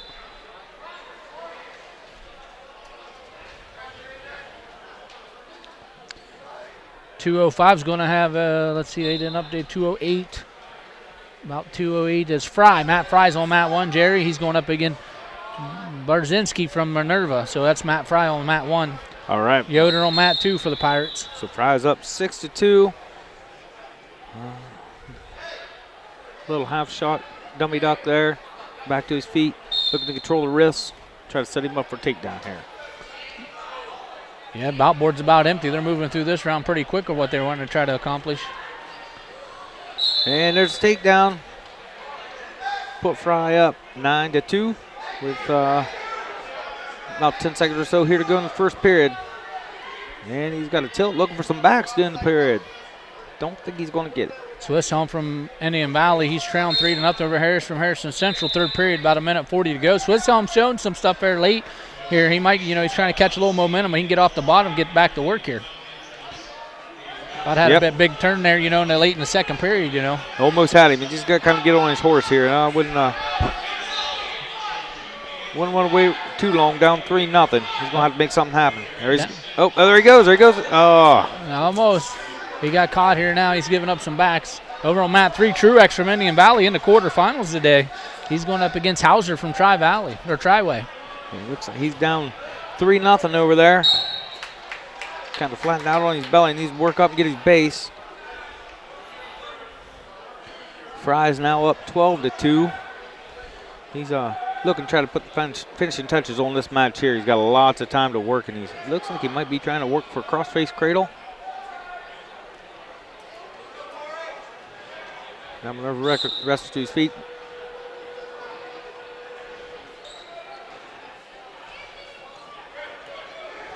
Looking to break him back down.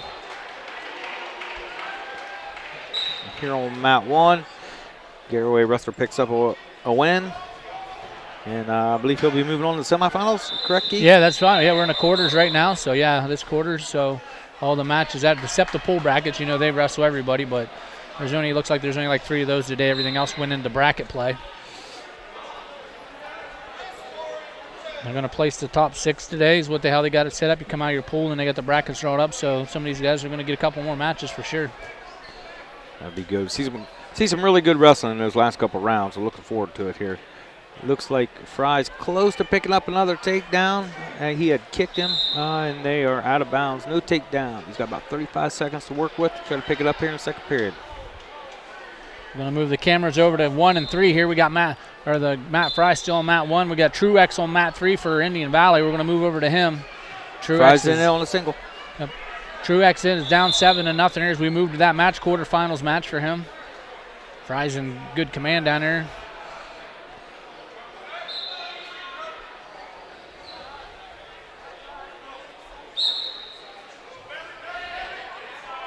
Got a little knee snatch.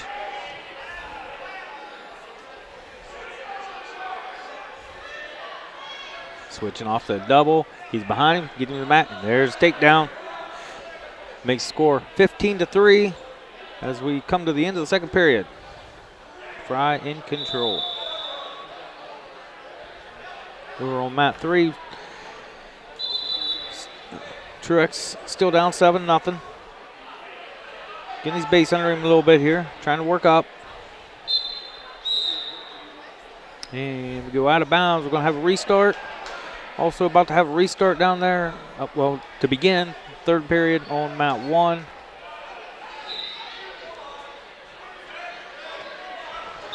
Next mat return. Yeah, it looks like we only got about 4 matches left here in this quarterfinals round here. Flying through.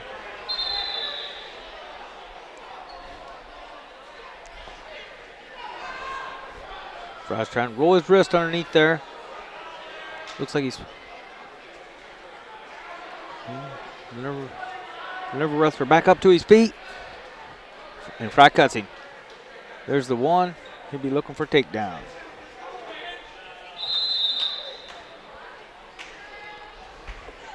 Looks like this is Garen O'Connor coming up on mat 4.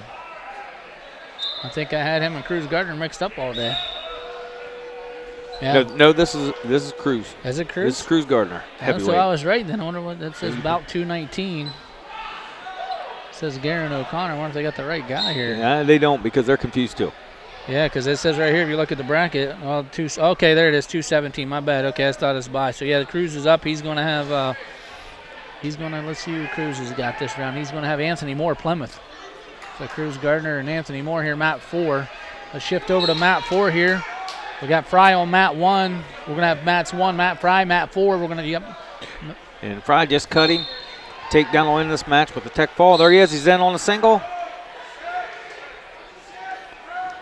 Cruz Gardner looking for the throw. Trying to keep him in. He's got the double. Is he going to get it? Oh, it was close. There it is, Gardner. He got it there, hit him over the throw. There it is. Big fall for Cruz Gardner. Good for him.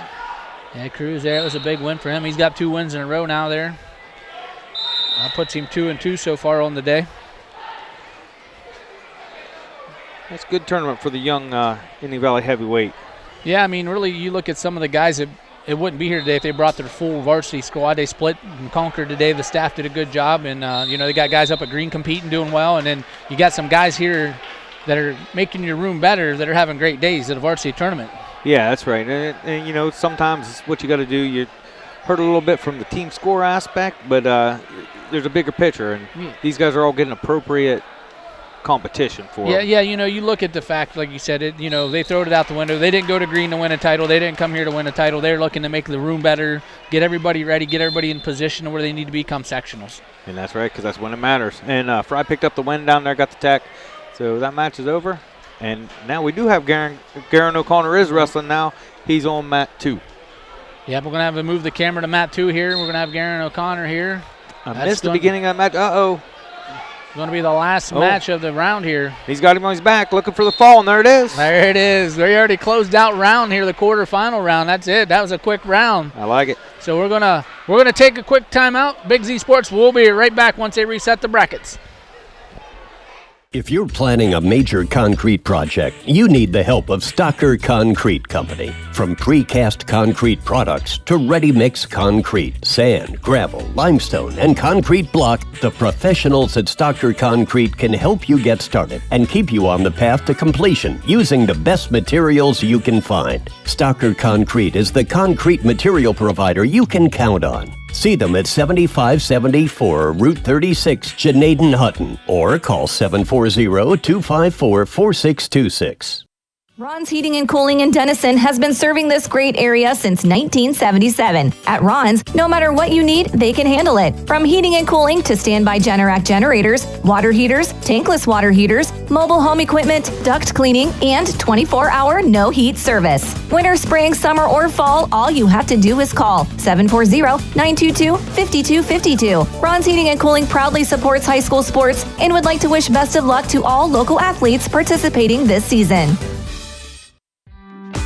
Stepping Stone Crafts and More, located on Macaulay Drive in Uricksville, has everything you need to decorate your home or office for any season throughout the year. Stepping Stone is filled wall to wall with handmade crafts, candles, and more. Plus, when the weather gets better, Stepping Stone expands their selection with a variety of outdoor decor. To see all they offer, stop by 1745 Water Street in Uricksville or find Stepping Stone Crafts and More on Facebook.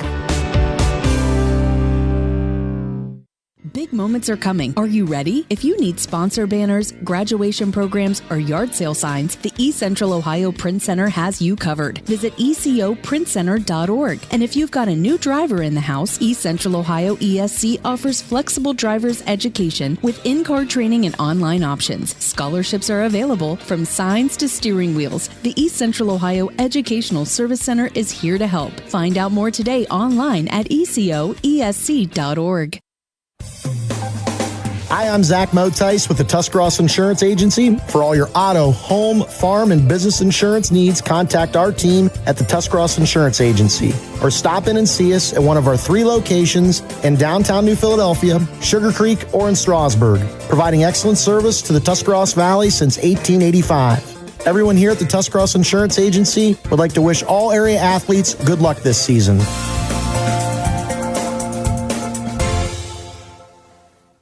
At Harts's Quality Housing, we believe a home is where families grow, memories are made, and futures are built. For 47 years, we've stood by the values that matter most: honesty, trust, and a commitment to our community.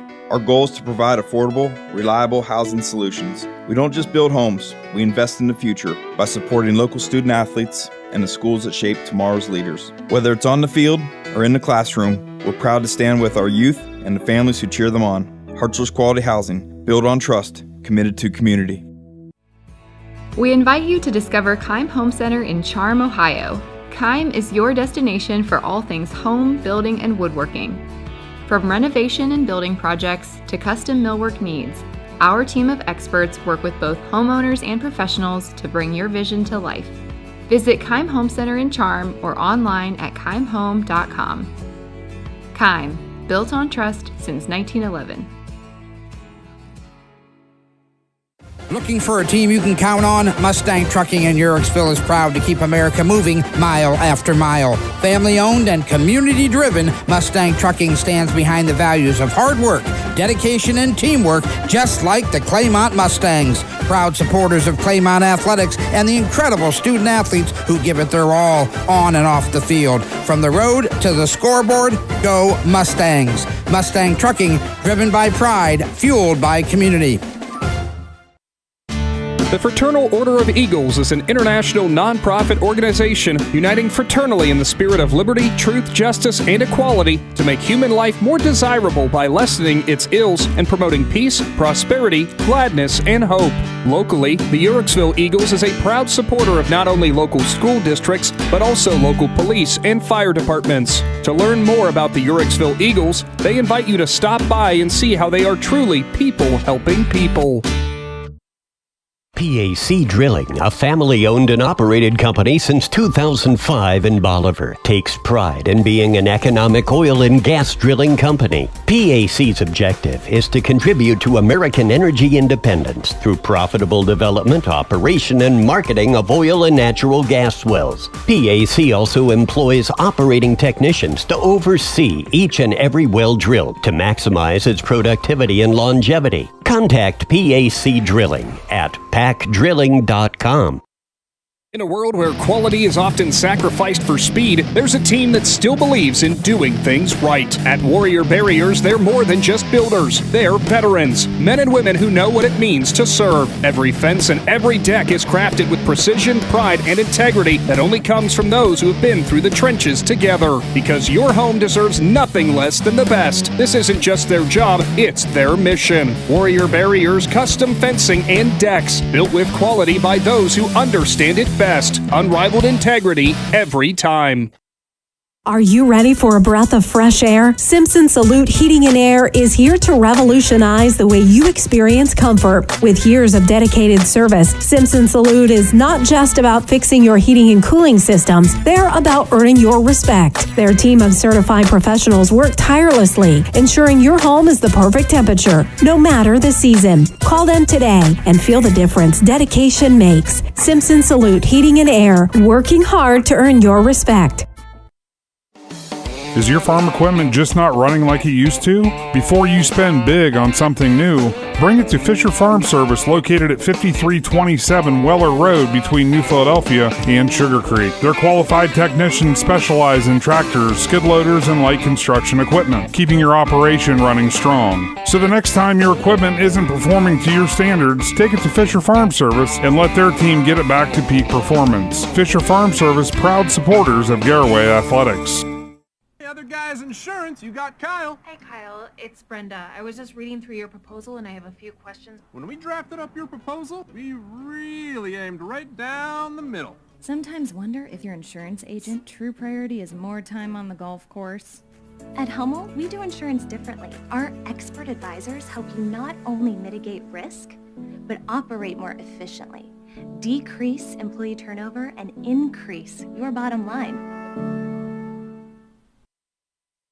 Let Sugar Valley Meats help you get ready for the game with all your tailgate favorites. Their retail store features the freshest, locally raised beef, pork, and chicken. Enjoy freshly cured and smoked meats from the Sugar Valley Smokehouse, along with bologna, hot dogs, jerkies, and more. They can custom cut your order, and all meats are dressed on site, all with everyday low prices. Sugar Valley Meats, State Route 39 to Dutch Valley Drive, turn right and go a quarter of a mile. Celebrating 35 years of fresh, farm-raised, local meats. At Newtown Mall, it's a great time anytime. Sure, we've got shopping, lots of it, but did you know we're also your local entertainment hub? From exciting events to fun-filled childcare services and a versatile event space, there's always something happening. Stay in the loop, follow us on Instagram and Facebook, or visit newtownmall.com. Newtown Mall, your destination for shopping, events, and more. Newtown Mall, a great time anytime. Newtown Mall, this town is your town. High school, as we get underway, semifinal matches, we're going to throw it down to mat 1. And Bryce Brooks had just picked up a quick takedown and kicked him, and so now he's up 3-1. About a minute and a half left to go in the first period, and he's looking for another takedown. He's got it, and he's picking up backs. Got him in a lot of trouble. Can't see the mat great. And there's the pin. Brooks pins the wrestler from Akron North. Yeah, he's going to move into the championship bout here for 106 pounds here later today. See if we can find another local wrestler here coming up.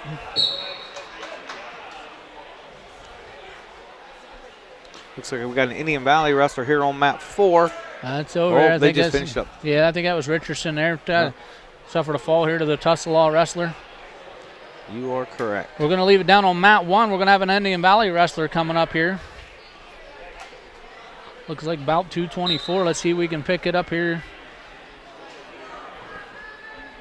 That's Xavier Holland, 113 pounds. He's going to be up against Tussalaw's Connor Larson from Tussalaw there. So it's a familiar name out there in Tussalaw country. Exactly what I was thinking, Keith. I was thinking, yeah, Larson. That sounds about right. Lawson. Let's see here if we can find another local one here. And there's a takedown for Lawson. He's got Holland pushed him out of bounds. We're going to have a restart. So Holland's down 3-0 as we get ready to have a restart in the first period. Looks like that's the only local wrestler we have on the mats right now. Yeah, look out there on the center mat. Mat 2, we're going to have Brian Lowry. Currently lives in Columbus, a New Philadelphia alum, we were told. He's here officiating today. We appreciate him coming all the way up. I believe they said state runner-up from 1989 for the Quakers. Yeah, did he say 1989 or at 18? I think it was 189 pounds. Oh, I thought he said 1989, yeah. so he's a little older then. That's what I'm thinking. Okay, yeah. My bad. Yeah, so well, but he's state runner-up. Yep. 1989 or 1979, it don't matter. Yeah, I'm not. So we'll see if we can get to the bottom of that. I believe it was 189 pounds for Philly, but I don't know what year. But I could be wrong. Yeah, you got Xavier. Is that Xavier Holland down there? How's that going? He's down 3-0. Minute left in the first period, and we are heading back to the center for a restart.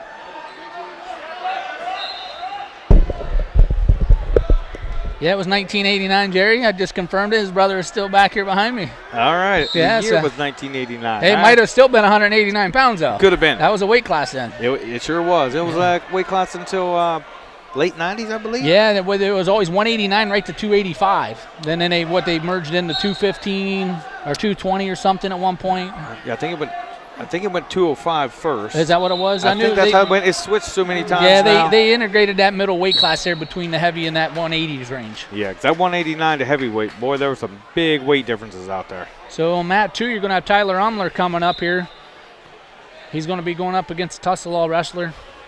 30 seconds left to go there on mat 1. We still got Xavier Holland down 3-0. He's on the bottom. Yeah, Umler versus Paggiano here on mat 2.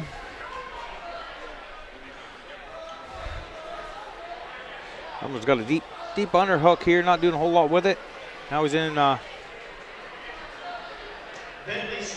underhook tie here, both from ear to ear. Now they break in on a double. close. There it is. Takedown for Umler. Yeah, Umler, another kid, last year he wrestled 138 here, recently dropped to 32. That's he must feel that's his best odds there, getting down to Columbus and getting on the podium. Yeah, I think he had needed a little physical advantage by going down. So it was nice to see him drop to 132. I believe last couple days ago was his first time down there. So we'll see how he settles into the weight class. Not really sure how big of a weight cut it is for him. Down there on mat 1, Indian Valley wrestler Xavier goes down 6-0 in the second period. Another takedown for Umler.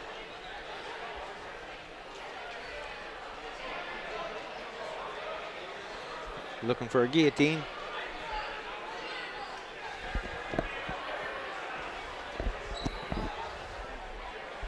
guys want to chat? If you want, do you want to get on at some point? That's what I said, you might come on. And then we got a reversal for the Tuslaw wrestler.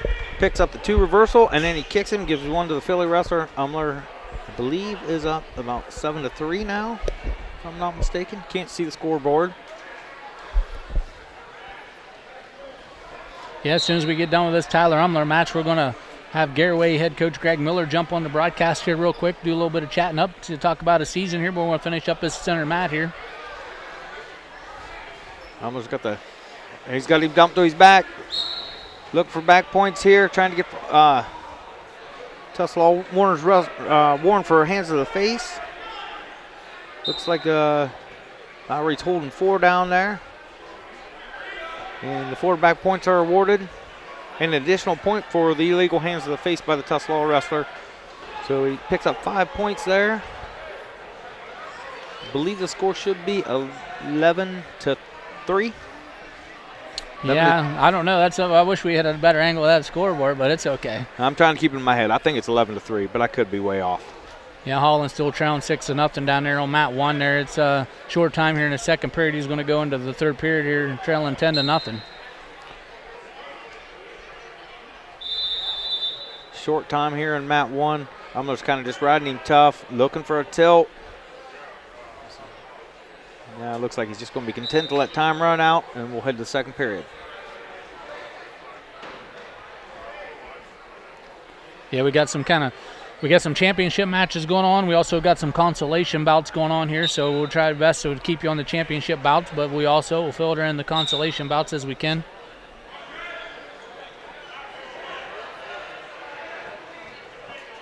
Umler's in, looking for the takedown here.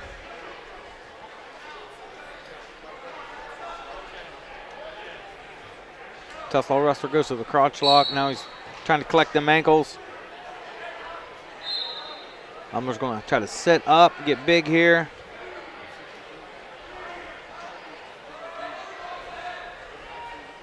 Getting all knotted up down there. Might be heading to a stalemate. Yeah, there it is. There you got that, called it. That must be that old officiating and coach coming out in. Yeah, I didn't see him going anywhere from there. That's a pretty tough position to be in for anybody to make any headways. Yeah, Tuslaw coach wanted an explanation.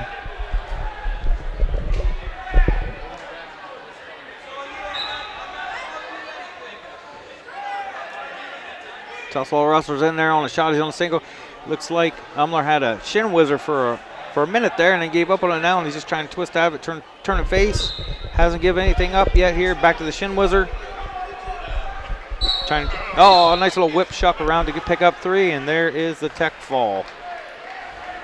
So somewhere along the line, I missed a couple points. Oh, here he comes. We're going to get ready here. We're going to welcome in Garaway head coach. We're going to track him down here. Here we go. We'll make a switch out here. Jerry's going to step out a minute. Well, I want to welcome in Garaway head coach Greg Miller. How you doing, Coach? We're doing good. I mean, we're staying warm inside today. Yeah, I mean, I tell you what, you guys doing a great job today. Tournament's running flawlessly. I mean, adding that 4th mat, and you got a great staff, man. They're keeping this thing rolling. Yeah, there's a lot of people that want to help out with the program around here, and so it made sense to add a 4th mat. We got a couple more wrestlers than we've had in the past entered in the tournament. I think there's about 150 after scratches and everything today. So usually we run about a 120. So made sense to add a mat, get people out, quicker. Yeah, I mean, nobody ever complains about that. No, everybody loves when you can get home a little earlier. But is this the second year of this tournament, or has it been going for multiple years? Yeah, this is Coach Gerber Cedric. He started this, I think, at least 12 years ago, 12 or 15 years ago. Yeah. Okay. Yeah. I didn't know. We just, we picked it up last year, broadcasted. Right. We back this year, and you got some great talent here today. And let's talk about your team a little bit. You guys have been banged up a little bit, still figuring things out. I know you got one of your best guys. He's going to sit out a few weeks. Hopefully, get him back in time for the big push. But I think you guys, been putting together a really good season. Yeah. Injuries strike everybody, and I always tell my guys, I call it the law of 3 quarters. I've been coaching between middle school and varsity. I've been coaching wrestling for almost 20 years. And I say, however many guys are on your roster at the beginning of the season, you're only going to have about 3 quarters of them by the end, because it just seems like the sport is so tough. Anybody that's been a part of it knows that. Kids just get hurt. It's something that happens. You hope they don't get hurt at the end of the season when they want to have make a postseason run. But we're facing some injuries right now. We're hoping we get those guys back, by mid-February, so they can get to wrestle in the postseason. Yeah, I mean, I think you had a great dual season going there. You had a great bout up at Waynedale. I know you were still banged up then and had some, but you went up there and you guys battled those guys. And Waynedale right now, they got a great team. And I left out there that night. You got some guys, man, that you're going to put down to Columbus this year, and you're going to make some noise, I feel. Yeah, we lost by 30 points to them, but we lost, 3 toss-ups. There were, 1 takedown matches, and then we had one of our starters was out that night too, and we had to throw somebody into the lineup, and just couldn't come away with what we wanted there.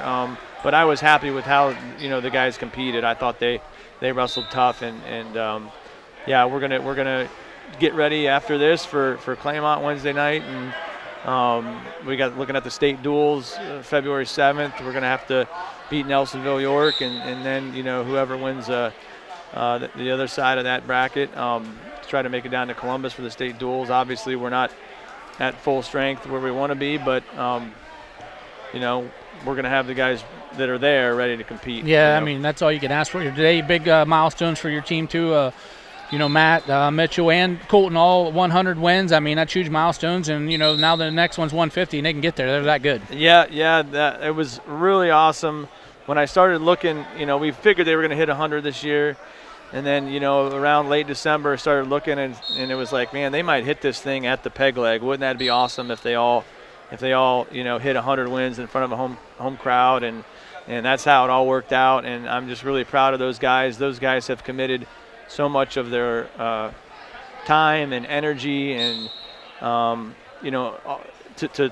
sports in general. They all love to compete at sports. Matt's Colton playing football, and Matt running track, and but they've committed a lot to the wrestling program, and I'm just proud of them for what they've already done. They're great kids, they're great competitors, and it was awesome for this to happen in front of the home crowd. Yeah, so I take away there's one of your guys there I kind of been watching all year, and that's your 106-pounder, Bryce Books. I mean, last year, he had to wrestle up. He wrestled 113, and I think now he's back down at the weight that he is. I don't even know if he truly is a 6-pounder yet, but, I think he does a phenomenal job for you. He's out here today. He's putting guys away. I mean, he's teching and guys in the first period, and I think he's a guy I think it's a little underrated in our state, and I think he's going to make a little noise come sectionals. Yeah, I mean, he still hasn't had to cut weight in his wrestling career, I'll tell you that much. He's pushing. He's already close to 75 wins. He had 45 wins last year. He's probably at about 75 right now, because I think he's at about 30 now. So, just a great career already. Obviously tough being, having to wrestle up in the postseason last year. But yeah, I know what he's capable of, and he's going to continue to get better, because he has big goals. So he's going to go after them. All right, well, Coach, I appreciate you taking time here and, jumping on. We'll be here Wednesday night. Hopefully you can get your best lineup out there. I know you're still banged up a little bit, and Claymont's coming in, and, it's a good task, but you guys don't back away from nothing out here, and iron sharpens iron. That's right. We're going to give them our best effort. Thanks for being here, and thanks for having me on. All right, thanks, Coach. Good luck the rest of the way. Yep. Well, Big Z Sports, we're going to take a quick timeout, and we're going to be right back.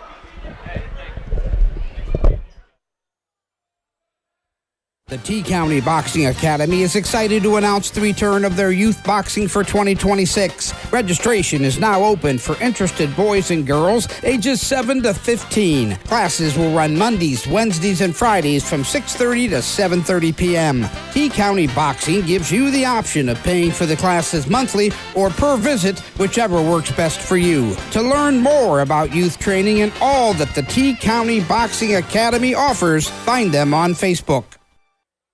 If you're planning a major concrete project, you need the help of Stocker Concrete Company. From precast concrete products to ready-mix concrete, sand, gravel, limestone, and concrete block, the professionals at Stocker Concrete can help you get started and keep you on the path to completion using the best materials you can find. Stocker Concrete is the concrete material provider you can count on. See them at 7574 Route 36, Janaden-Hutton, or call 740-254-4626.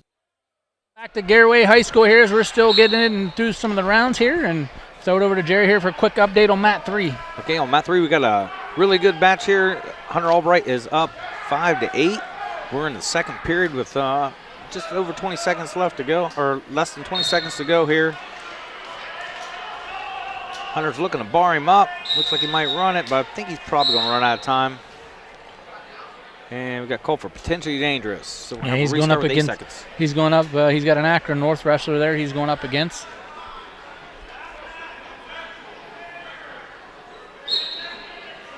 Towno. Yep, that's who he is. Prove me that's not how you say it. I'm good with North, you. A senior from Akron North, and it's been a good one, folks. And we're going to head to the third period with Brock ahead, 8-5.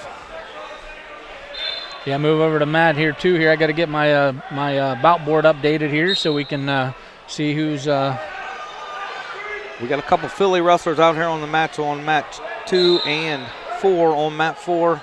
I'm not sure who it is, but I know the Philly wrestler is up over an Akron North kid, 9-1. And looks like Brock's got a Peterson over there. He's getting backs. Leaning into it. Look. Oh, and now he's spun over. He's got him in a lot of trouble here. Brock's got a chance for the fall. He scored 2 reversal. Referee still holding 4. There he breaks the hold. He should. There he awards it.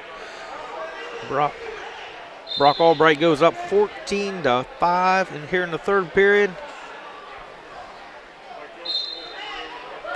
He seems to really be getting his momentum going now, and he's got a deep half. Slips out, switching to a cradle.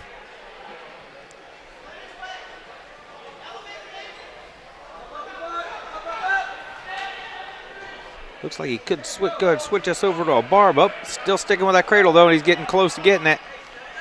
Yeah, it's Richardson from New Philadelphia on the middle mat on mat 2 here. Philly wrestler down here on mat 5 just picked up some back points, and he's now up 12-2. That'd be mat 4, Jerry. I wish he had mat 5. 4. Oh, yeah, you're right, Matt. Hey. Oh, settle in here, and he looks like he's going to pick up the tech at least. And Brock's got his cradle locked up over there. He's got the tricep. He's got it in tight. Looking for that fall. We got Logan Dusenberry down there refereeing. He's looking for it. Yeah, it was Brody Stanley over on mat 4 for New Philadelphia. He's going to advance on the wrestle for a chance to be 5th place. And he's going to get back to his base here.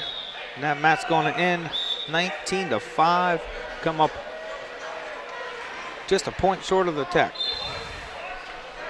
But good match for Brock Albright, and he will head to the finals, right? Yeah, I think it's the finals. He'll be moving on to the finals. I don't know who he's got yet, but he's going to be moving on to the finals against a Chippewa or Minerva wrestler, so we'll have to wait and see here once the bracket's updated.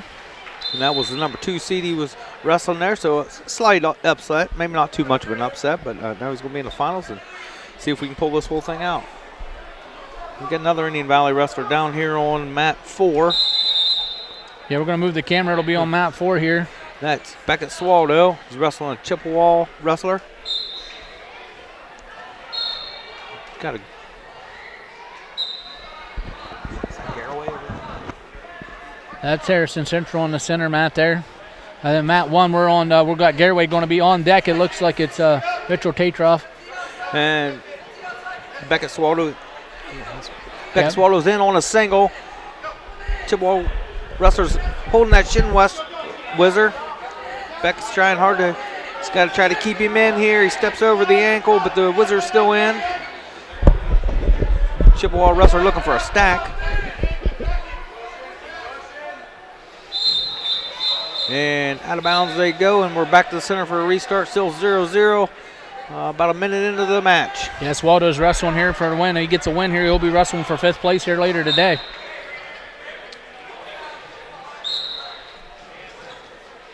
Owen Ayers over on mat 3 there. He's Indian Valley against Chippewa's Nestle. Winner of this advances on to the championship, 1st and 2nd place. Beckett's controlling the elbow here. He's got an underhook. Both wrestlers kind of working out of an underhook and an elbow tie. Swallow backing out of it now, trying to get a little bit side-to-side stance and movement.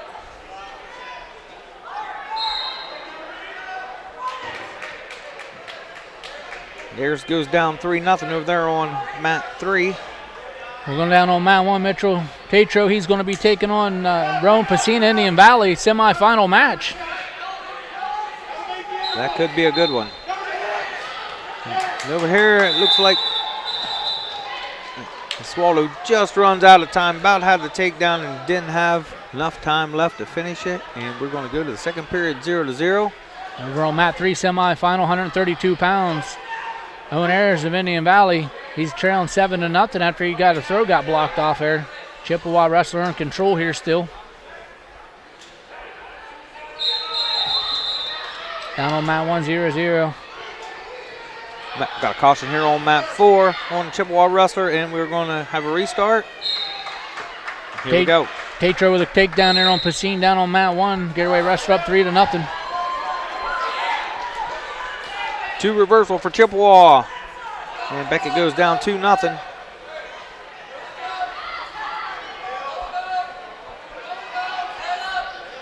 Ayers is in trouble getting tilted here on mat 3. So Tatro kicks out Pacine down on mat 1. There's 3-1. Tatro up here under a minute to go in the 1st period. Tatro in on another shot. Driving through it. It's going to make it 6-1.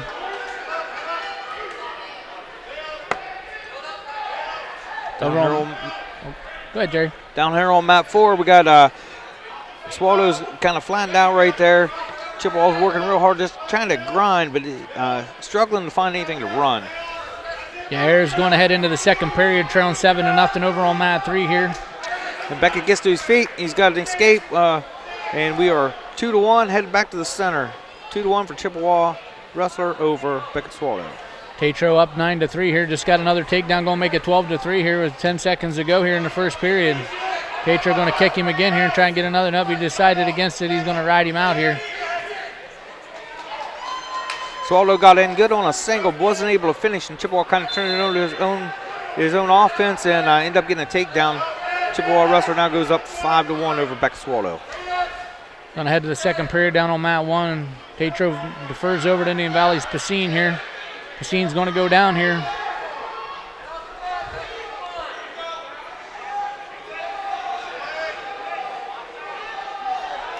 Owen Ayers is going to be on top to start the 2nd period. A Chippewa wrestler trailing 7-0. Nice switch by the Chippewa wrestler. Yeah, right around. That's going to be 9-0 Ayers. He's got some work to do here. 2 periods to go. Into the 2nd period over here on mat 4. Swallow has choice. He's down 5-1. He takes down. And he's going to have to get some work done here if he wants to come back and come up with this victory. Tatro kicks out Pacine again. It's 12-4 here. Minute 30 to go in the 2nd period. Tatro in on a shot here. He's going to crawl up. Oh, Ayers just got caught in a little bit of a bundle over there. He's not giving up backs yet, but he's not in a great position. 15-4 down there on mat 1, 15-5. Tatro doing the work on his feet here. Another quick shot, blast end double. He's going to cut that corner. Swallow's close to getting a reversal. He's got to, he's come around. There it is. He's got the reversal. That's going to make the score 5-3. Just over a minute to go. he's going to have to make a decision whether he can get the turn here or whether he just wants to kick him and go for a takedown and tie it up. Looking for that cross-face cradle. Timeout down on mat 1 here. Looks like a little bit of blood time. Tetra's going to be up 18-5 with 54 seconds left in the second period. Oh, and Swallow just gets caught trying a little too hard out front right there, and he just kind of catches his head and rolls through it. Now he's in the head and arm, and there's the pin. And Swallow goes down by fall in the third period. There's from Indian Valley over there on mat 3. He's down 13-0 here in the second period. We're still in a cleanup down there on mat 1.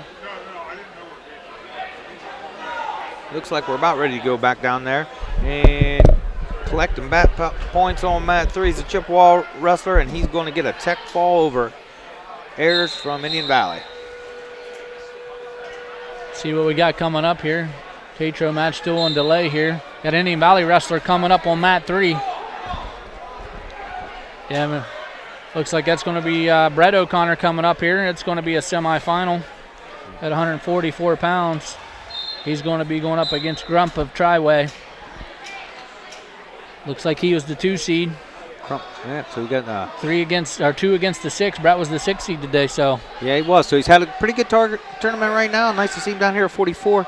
And here's another opportunity just to see exactly how good he can be at 144. Yep. Tetro up 18-5 over Persine down on mat 1, 30 seconds ago in the second period.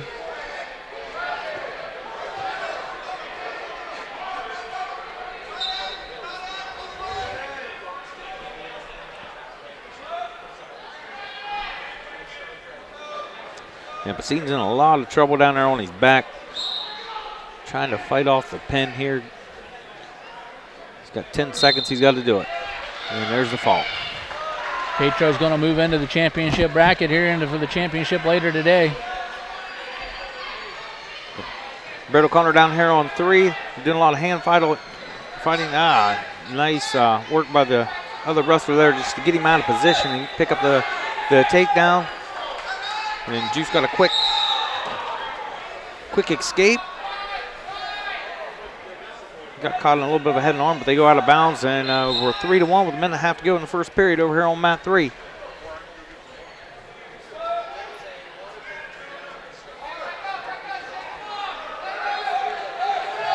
Yeah, looking to see what we got coming up. O'Connor's the only local guy wrestling right now. O'Connor's in on a single, looking to finish. Needs to try to keep him in bounds here. Cut to the waist here. He's got to watch getting that happening. And he's on his back. And pin. Yeah, tough break there for O'Connor there. Sometimes you got to make sure you get yourself in the right positions. He just fought too hard when he should have just turned and faced. He's going to wrestle for 3rd and 4th later today.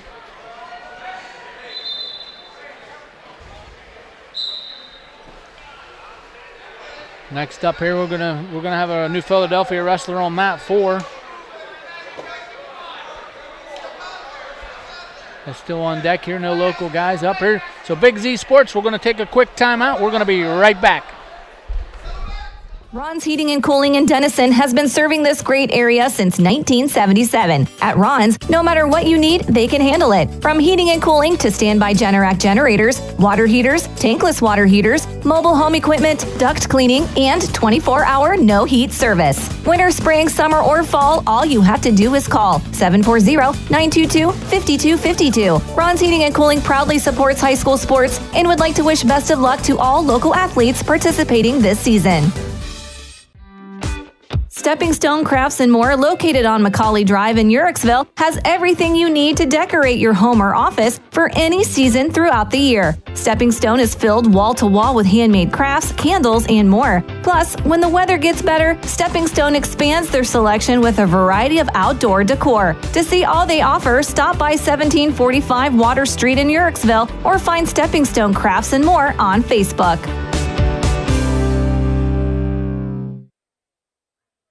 Welcome back to Garaway High School as we get set here on mat 4 here. We got New Philadelphia's Luke Zarda semifinal match against Minerva.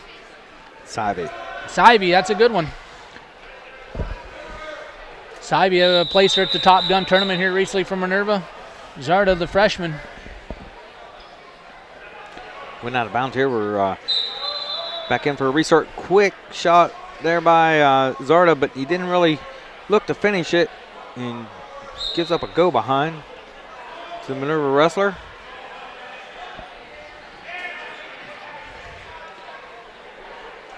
Up 3-0. We got a Philly wrestler on mat number 3, and he just gets a quick takedown and has got a cradle locked up, looking to get a turn. Yeah, we got Colton Domer out a couple matches on mat 1 here. We're kind of watching for him to come up in a semifinal. Oh, no, that match already happened.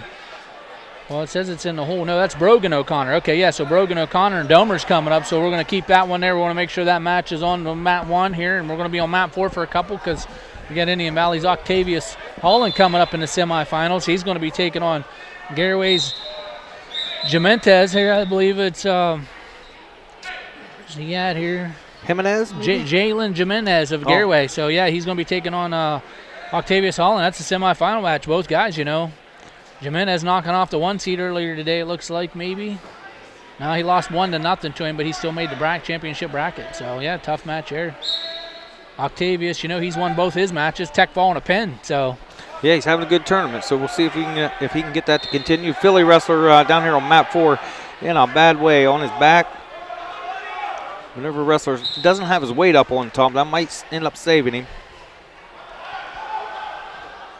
Referee awards 4 back points there, and now Minerva's up 7-0. Yeah, short time here. CV going to take that lead into the second period. Just riding really tough. Just let the clock run out here, and we're going to go in the second period. 7-0 for Savvy.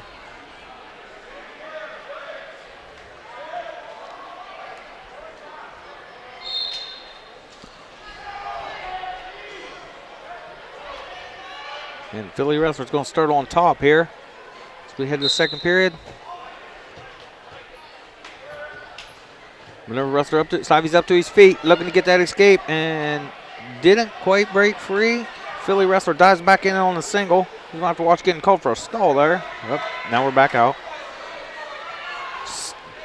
Philly wrestler still in control.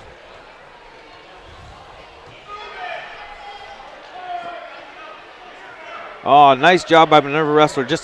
He worked that right into a cradle, and he's got him in all kinds of trouble. What we call a lazy man's cradle. He's got him by the chin and just under the leg, and there's a fall. Didn't have it locked up. Didn't need to. Yeah, CV, he's on him and Tatro. That's going to be a big match in the finals. You know, I believe CV, I think he might be a senior. Let me see here. No, junior. Junior, you know, he just recently had a big run at the Top Gun tournament for Minerva, and he's one of them guys, he just kind of give you all kinds of fits. Yeah, good-looking wrestler. Wrestled a really tough match there, so I think that could be a real good final. Exciting to watch. Here we go, 157-pound semifinal right here on mat 4. Octavius Holland, Indian Valley. Jalen Jimenez, Garaway here. Jimenez real quick in there on a single. Doesn't really, isn't able to stay on with it. Now Octavius is trying to get a single of his own. Really starting to stretch out a little bit. Kind of 2 different body styles here, so this could make an interesting matchup. Now we're back squared up on our feet with an over and under hook. Shot in there by Jimenez. Blocked off by Octavius. He's squaring up. Really fighting hard on that 2-on-1 wrist control.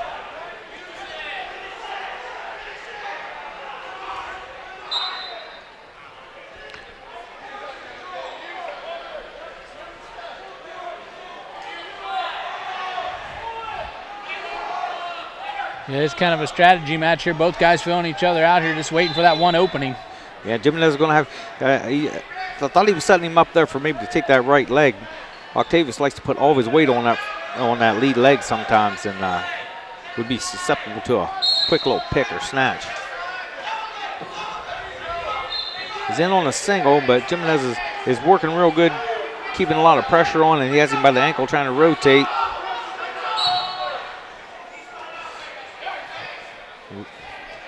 Jimenez stepping over now. He's going to try to lace up that ankle. If he can control the hips, he might be able to get awarded 3 here. Holland's doing a good job keeping keeping the leg, and there's the takedown. 3 points for Jimenez. Yeah, we're still out about another mat. On mat 1 here, we're going to have the Colton Domer Brogan O'Connor semifinal match at 165 pounds. And we go out of bounds here, and we're going to have a restart on mat 4. About 17 seconds left to go here. 3-0 Jimenez. Octavius to his feet, trying to break the lock, get the hips away. And we got a nice little mat return there by Jimenez. Kind of grinding him out here. Probably going to be content to let the time run out. And we'll head to the second period. 3-0 Jimenez from Garaway over Octavius Holland from Indian Valley. So Indian Valley's choice here. I was wondering if they wouldn't put him back underneath there. You know, Jimenez rode him there the whole first, so. He rode him, but he wasn't able to turn him. I thought Coach Lenoff pointed to put him on top, but maybe. I thought I seen him go like this, pointed. I missed that. I know that Jimenez there had choice and deferred. Yeah. And Octavius, I didn't even really see him look back. I think he just took down. So maybe he did it on his own. I seen Coach kind of giving like pick top. Well, I'll tell you what, that'll drive you nuts as a coach because you're like, look at me. Yeah, I mean, you know, he probably thought he got road, take your chance on top, right? I agree.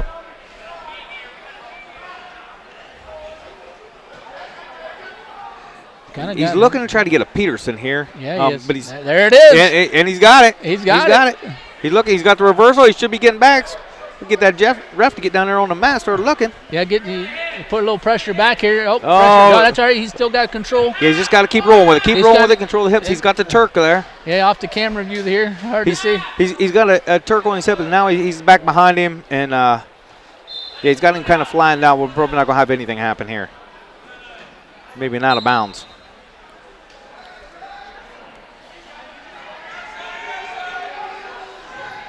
Holland goes up 6-3 there. Under a minute to go in the second. It's a Peterson.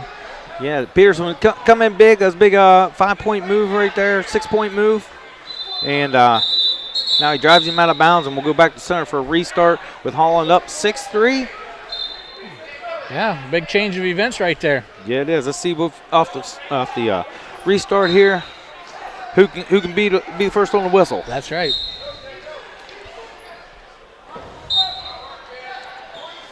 Nice job there trying to keep out forward pressure. Forward pressure, he had that ankle, and he's driving forward on it pretty good. Cradle opportunity. Yeah, he's looking for it. Jimenez has got the wrist control, though, and now he's got his hips under him, to his feet.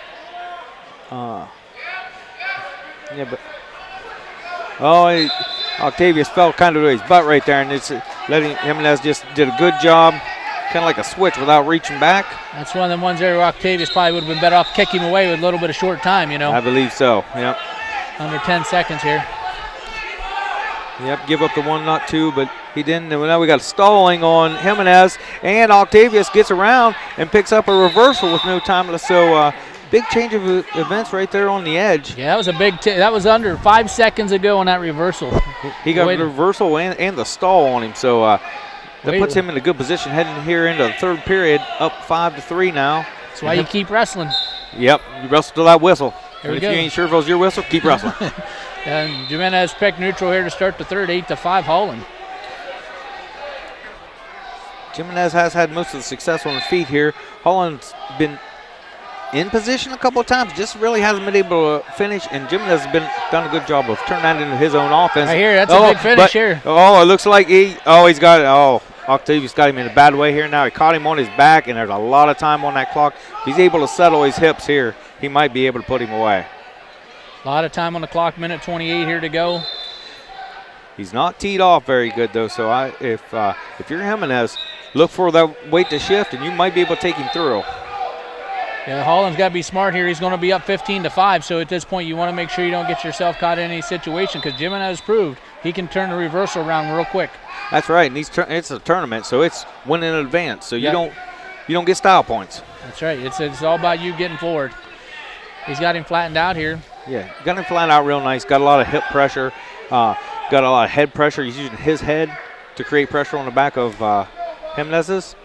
Jimenez got his hips back up now. He's trying, what I always call trying to get big.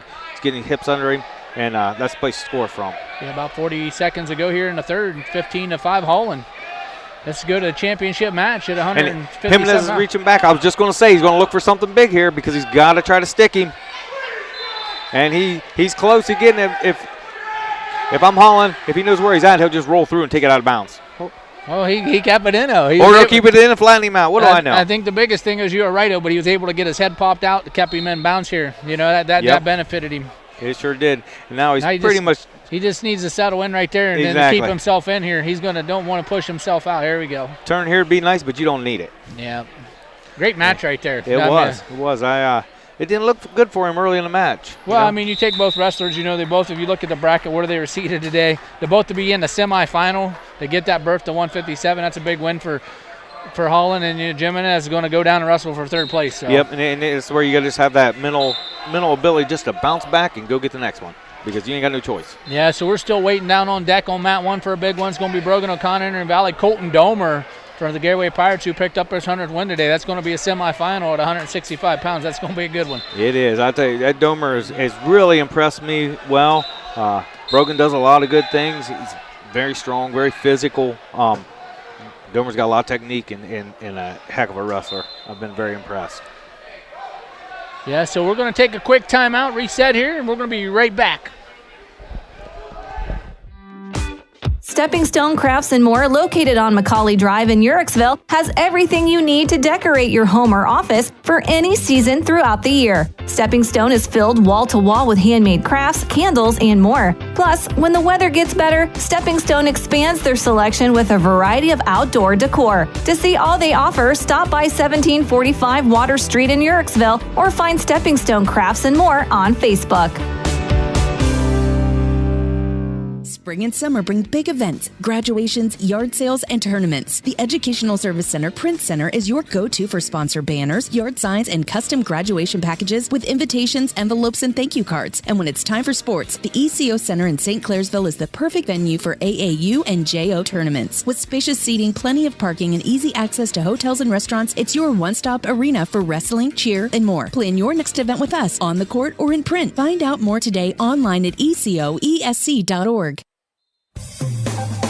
Hi, I'm Zach Motice with the Tuscarawas Insurance Agency. For all your auto, home, farm, and business insurance needs, contact our team at the Tuscarawas Insurance Agency or stop in and see us at one of our 3 locations in downtown New Philadelphia, Sugarcreek, or in Strasburg, providing excellent service to the Tuscarawas Valley since 1885. Everyone here at the Tuscarawas Insurance Agency would like to wish all area athletes good luck this season.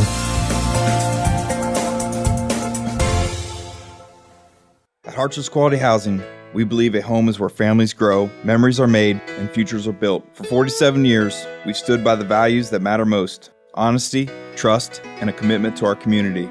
Our goal is to provide affordable, reliable housing solutions. We don't just build homes, we invest in the future by supporting local student athletes and the schools that shape tomorrow's leaders. Whether it's on the field or in the classroom, we're proud to stand with our youth and the families who cheer them on. Harts's Quality Housing, built on trust, committed to community. Welcome back to Garaway High School as we're waiting for a couple local wrestlers to come up. Mat 1, we're going to have Colton Domer, Garaway against Brogan O'Connor and Valley, and Miles Tyson. It's going to be coming up on Mat 3 for the New Philadelphia Quakers. Them are both semifinal matches.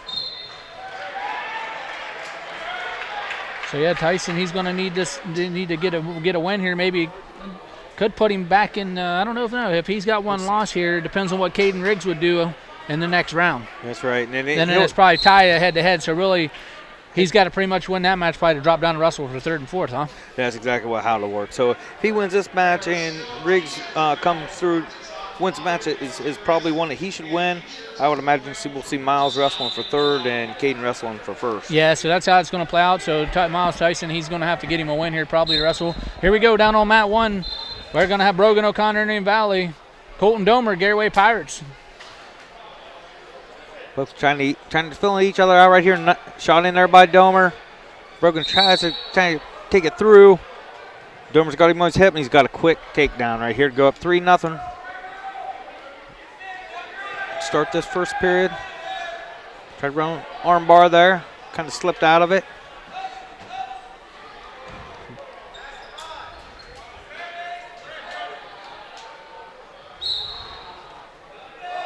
Domer's got A lot of forward pressure on him. Looks like he's trying to run something, but it's really hard to see what he's got here now. It looks like he might be trying to bar him up. Can't really see it real great from here.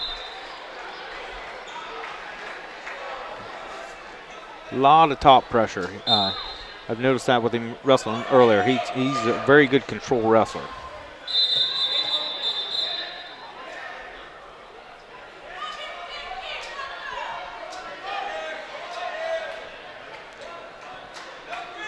Neither wrestler really able to do a whole lot right now. Brogan's got his base underneath him and it's kind of staled out right there. Domer's on top, just a lot of pressure. Looks like he's got a tight waist and maybe trying to work that bar on the near side now. Yeah, that's exactly what he's doing. He might have the 2-on-1, loan him up looking for a tilt. Yeah, he's kind of working underneath there. Really can't see much from up here. Trying to get him flattened out, like you said. He's trying to look like he's working in there. They're real known for that bar series out here. It seems like when we watch them wrestle a lot, and then they're in that tilt series. So yeah, kind of what they kind of work in. He's working that game right there where he's comfortable. Yeah, and he does have it. He was in good position, kind of flattening him out. I would say the ref's probably warning O'Connor that he needs to work up, and Domer's got him turned. He run that bar, ran it right on tight. Brogan's got a lot of shoulder flexibility. Otherwise, he'd been in big trouble right there. Yeah, end of the period. And that's why it just seemed like he was taking his time working. You know, like you said, he was looking for that tilt, and then it worked right into his bar. Yeah, he didn't force any. Get them 4 swipes. Yeah, but he didn't force anything, just waited till it was there, and right there at the end of the period, picked up them 4 back points, and he's going to go up 7-0 heading into the second period. Yeah, both guys on their feet here. Coming up on mat 3 here is going to be Miles Tyson's New Philadelphia. He's going to be going up against Minerva. See if we can get the wrestler's name for us here. Really nice to see Miles back on the mat again this year after a couple years off, just really focusing on football, and he was a stud on the gridiron, but I prefer to see him on the mat. Yeah, Timmy Kirkpatrick from Minerva. Miles Tyson here for New Philadelphia. So, yeah. 190-pound here. Miles is a senior. I believe Kirkpatrick is a sophomore. Yeah, I want to give a big shout-out to Fisher's Farm Service, Hummel Group, and Sugar Valley Meats for jumping on today's broadcast. We greatly appreciate you guys help bring us high school wrestling. And Domer wrapped up cradle over there on Brogan O'Connor. Got him on his back and got the stick there. So he was up 10-0, got the pin, and Domer will be moving on to the finals. Yeah, and O'Connor's going to drop down. He'll automatically wrestle for 3rd and 4th. So that's how the bracket's set up. So, yeah, it's Domer's going to be going for the championship here. I don't know who he's going to have yet. I think he's going to have the winner of the center mat, maybe. Kilpatrick picked up the takedown over there over Miles Tyson. Tyson gets him escape pretty easily. They're back on their feet, and he's down 3-1.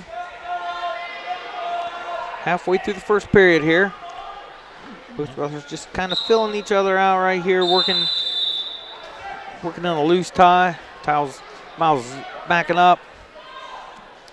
Matt Fry down on mat 1 for the Garaway Pirates semifinal. He's going up against Miller from Plymouth. Miles set him up for a real nice ankle pick right there. And he's going to go up 4-3 here. Got an arm bar. He reinforced it with the inside wrist. He's running out around his head. And it kind of slips out of it. Had a little mat return right there, and he got his hips underneath him. And now the Minerva wrestler's in a good position to pick up the reversal, and there it is. So he's going to go up 5-4 here in the first period, I'm sorry. Still 0-0 down on mat 1 here between Fry and Miller of Plymouth. 175-pound semifinal.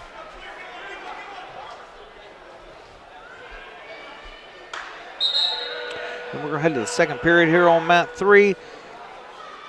And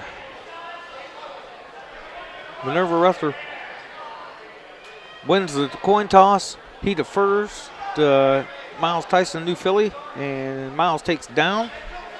Here to start the second period. Fry in on a shot blocked off by Miller from Plymouth here. Still 0-0, 20 seconds to go here in the first. Nice Granby right off the whistle by Tyson. Hasn't turned into points yet, but he just kind of needs to turn the face. I think he's trying to get that reversal. He might have should have just gave it up and took the 1, and now he's in a cradle because he hung out there too long. That's going to do it down on mat 1 into the first period. 0-0 Fry and Miller here. 175-pound semifinal. Tyson's still in that cradle, but not to his back. But the Minerva wrestler's working. He's got him turned. He's got Tyson turned.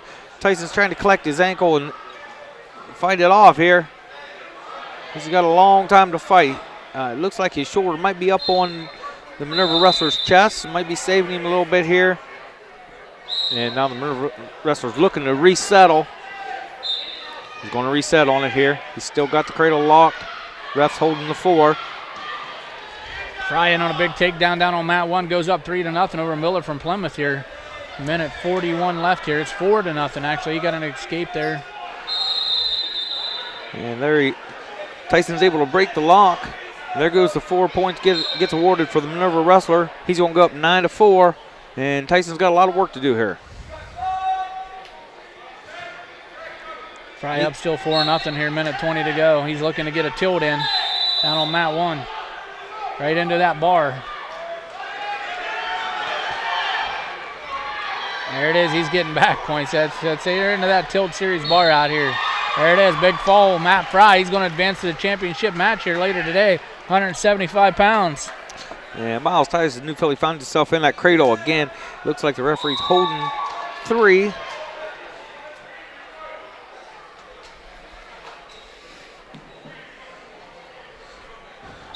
And end of the second period here. And we do have 3 back points. Going to make the score 4-12 for the Minerva wrestler. And he's going to choose down to start the third period. Tyson's got some work to do. We're down on mat 1 here. Thomas Grimm, Garaway. He's going to be going up against a Rittman wrestler. New Philadelphia alum, former state runner Brian Lowry on the call down there on mat 1.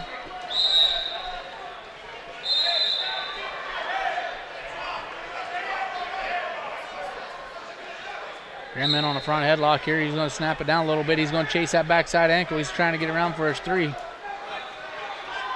Nice job by the Ribbon wrestler. Keeping him moving there. No points awarded. Now Miles Tyson's over there. He was trying to run a bar of his own. He had it locked up a little bit, but just let the Minerva wrestler get back up to his base, and he had to reset. Down big. He's going to need that big equalizer pin if he's going to come up with a victory here. Yeah, Thomas Grimm with the takedown down on mat 1. He's going to be up 3-0 over Rittman. That's going to be for a spot into the championship match here later today, 215 pounds. Mat 3, we got back to the neutral position. Minerva wrestler just probably going to look to stay solid here, maybe turn some of Tyson's aggression into his own offense, but he can play it safe. Tyson's going to have to go big or go home.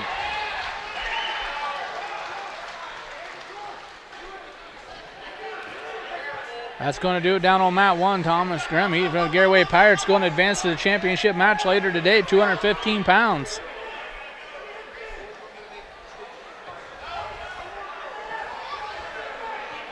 Over here on mat 3, both wrestlers just kind of hanging on and hanging in them ties, and stance is getting a little sloppy. They're both looking a little whipped out there.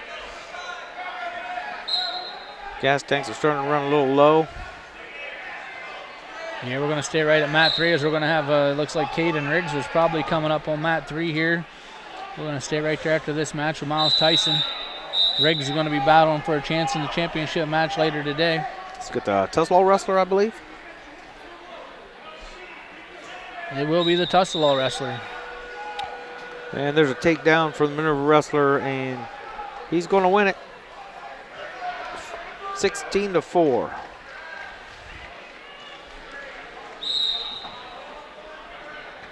And here comes Caden Riggs. He's going to be coming out on the mat on mat 3 momentarily. We shift the cameras over. We're going to have the cameras on mat 2 and mat 3. We're going to have on mat 2, we're going to have Colin Swiss, helm from Indian Valley.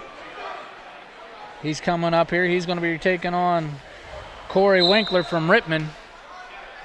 Caden Riggs over on mat 3 here. He's trying to secure another victory, move on to the championship bout here later today at 190 pounds.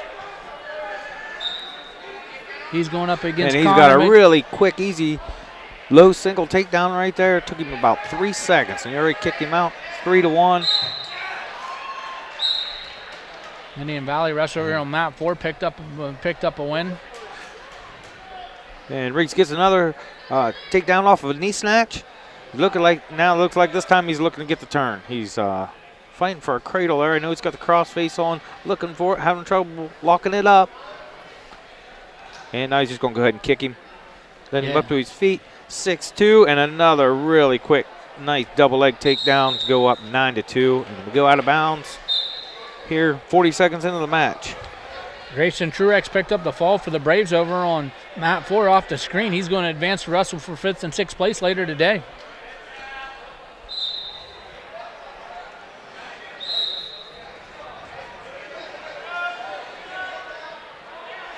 He's out here on a quarter Nelson, uses a quarter Nelson, flipping to his back, picks up the takedown, and he's got him whirled, and there's the pin. Caden Riggs will advance to the finals. Coming up here on mat 3, we're going to stay right there. We're going to have Wyatt Gordon from Garaway. He's going to be taking on Minerva.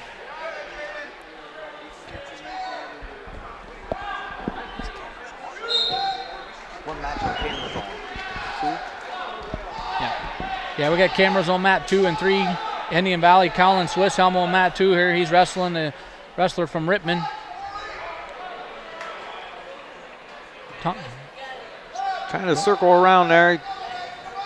Rittman's in charge, or in control here. Now he gets back behind. Indian Valley wrestlers going to turn him face, try to at least get an escape out of here, and they're going to go out of bounds. Really don't break contact. And we're going to stay right where we're at with Indian Valley wrestler in the down position. Yeah, over on mat 4 off the screen. Dylan King from Garaway picked up a quick fall. He's going to advance to the championship bout later today. He went undefeated in his pool. Mat 3, Gordon's on the mat for Garaway. He's wrestling Reagan from Minerva. This is to go to the championship bout later today. 0-0 here in the first period.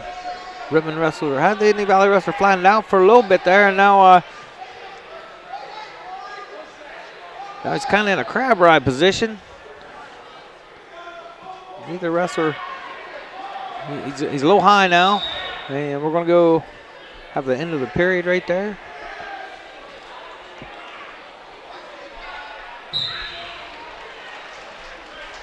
Picked up this match a little late. I'm not sure what the score is. But, Indian Valley has choice and goes neutral.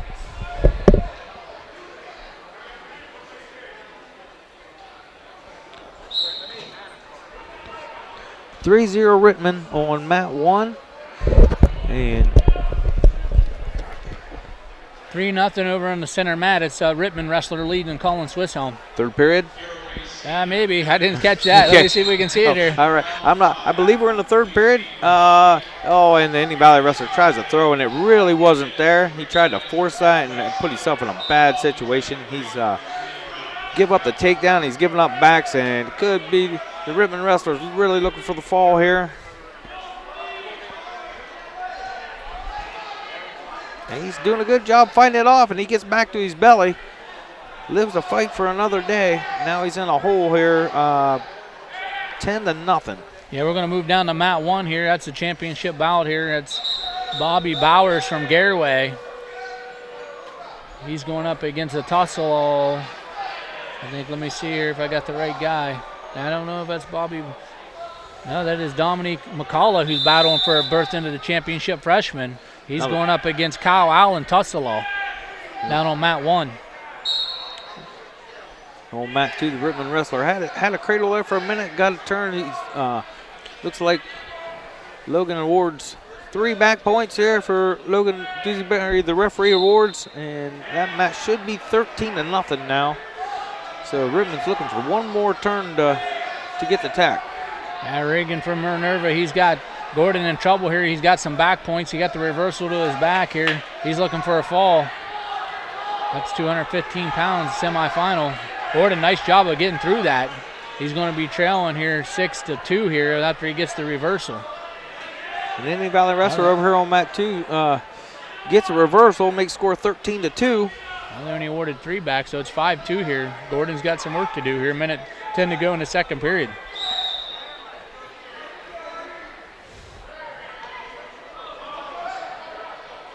Garaway and McCullough down on mat 1 up against Tussalall here, 0-0, 15 seconds left in the first period.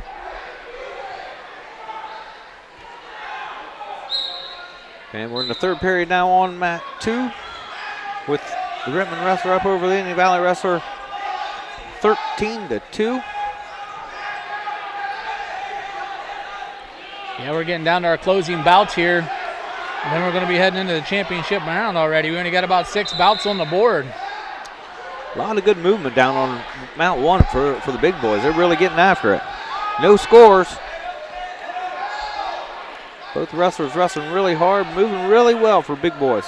Yeah, down on mat 1, it's going to be 0-0 going into the second period. I just informed after this round, they're going to take a shutdown real quick, take a quick break. So we will follow suit, put our Paglag logo on the screen, and we'll take a break with them. Gordon went for a big throw right there, got blocked off by Minerva. 4 seconds left here in the second here. Minerva's going to take a 6-2 lead into the third period here. Back neutral again. 7-2, giving the escape at the end. A lot of scoring happening here on mat number 2. And I can't see the score, so I can't tell you for sure what it is. The Rittman wrestler definitely has a nice sizable advantage, but Indian Valley wrestler's been close a couple times to catching him on his back here, and I'm sure he's looking for that pin to try to finish it.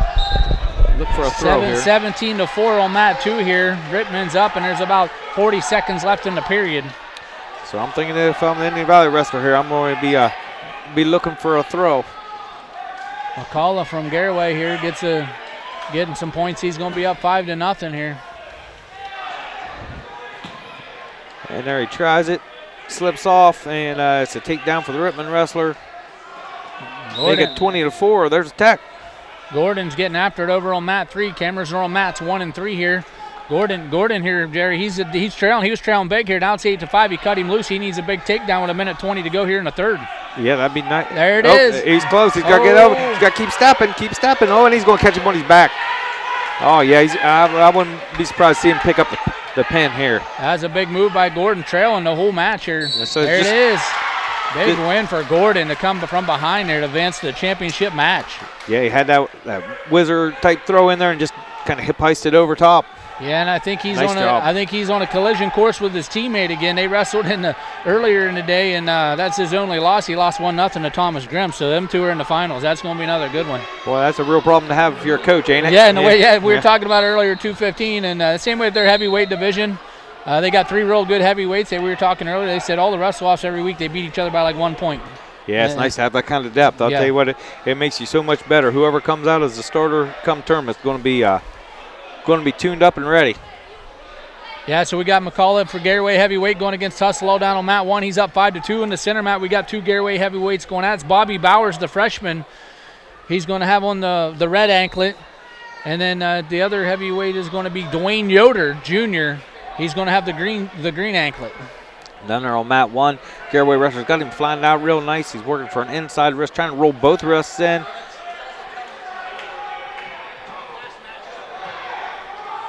Now he's got the far side half, look like a power half. Needs to get back behind. He's going to get himself in trouble here. And there it is. And now he's in big trouble down there on mat 1, and there's the fall. Yeah, Tussalall wrestler picks up the fall. He was trailing there. That break McCullough, the freshman. Just got a little too excited to try to get the pin when he really didn't need to work that hard for it. Well, that's Kyle Allen. That's a senior. That shows you that mat time there when you got a freshman at this level, you know. Yep, the experience. He was able to stay cool down there and just wait for his opportunity. And when it came, he took advantage of it. Be a good learning experience for a freshman here. Yeah, so we got a center mat here. We got Bobby Bowers, Garaway, Dwayne Yoder. Garaway the battling out here. Bowers, he's battling for a position into the championship match with a win. Yoder as well, winner of this bout for Garaway, will be in the finals. It probably, I think, against Tussalall. Yeah, Tussalall's Kyle Allen with that. He's undefeated in his pool, so. And then the other Garaway wrestler just lost, probably be in the third, fourth place match, so, right? Yeah, then it's going to be Garaway in the top 3 out of the 4. You know, they've got 3 of the 4 top spots here. Yeah, must grow bigger on here. I bet they're all on the football team. I know. I bet I bet there's a lot of teams that like have that problem. Yeah, just remember, folks, after this round, we're going to take a break with them. They're going to reset for the championship round. That should, unless there's a consolation round, I do not believe, but I think we're going to be going right in the championship round. And we're just down to actually only two on mat 1 and 2 here. The other two mats have already finished up. There we got an escape on mat number 2. And we're neutral. Scored 1-0. 1-0 red. Yeah, it's Bobby Bowers there. He's got the red anklet. He's up 1-0 here. Both guys working that collar tie and working to swim inside with the other arm.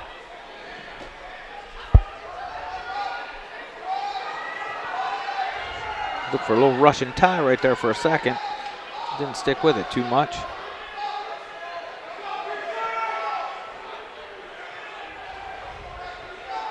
Yeah, Bobby's really doing a good job at standing his opponent up right there. Not really swimming inside once he's got him there, though, but he's going to have to learn to take advantage of those positions because he's doing a good job standing him up straight.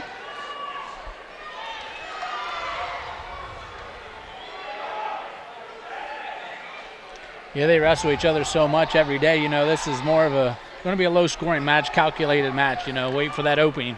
Yeah, that familiarity makes it tough, makes the wrestle-offs tough, makes it hard when you know each other that well.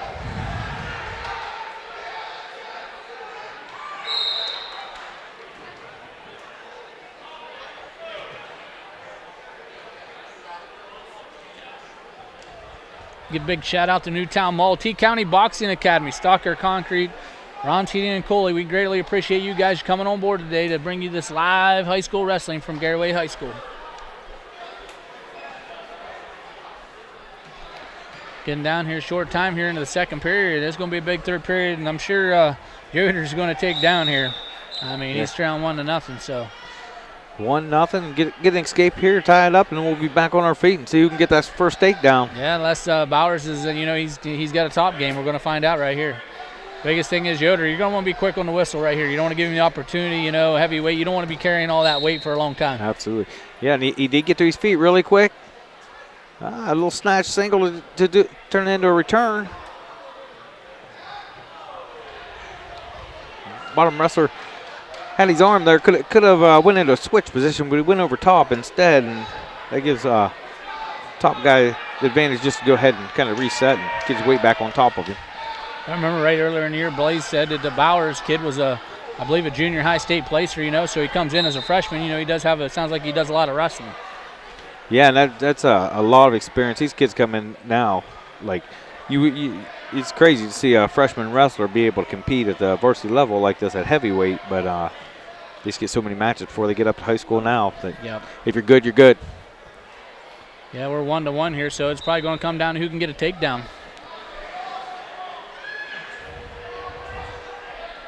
Both guys just kind of driving in, really working the head, working for inside hand control. Like to see a little lateral movement. Never going to see a whole lot of that at heavyweight matches, but I think it'd serve them pretty well if they just start getting some lateral movement in there and set the other guy up.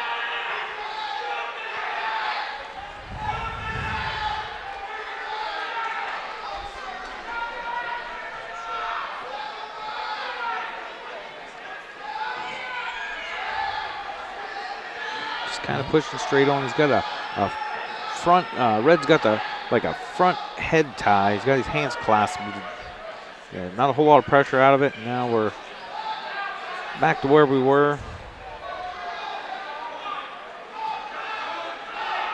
Stalling on the green there. Red's keeping the pressure. So yeah, and that's 1 point for Red. That's going to give him a 1-0 lead. So if you're green, you got to go for broke now. You got to try something. And their time runs out. We're going to have a Bobby's going. No, that's 2-1. He got that stall call. They had 2 escapes, so that's going to advance him to the championship bout. He's going to take on Tuscaloosa Cow Island. So I think that's going to do it for this round here. I don't know. We're probably going to be on a 10-minute break here, so we're going to put the Peg Leg logo up on the screen. As soon as the break's over, we'll be right back.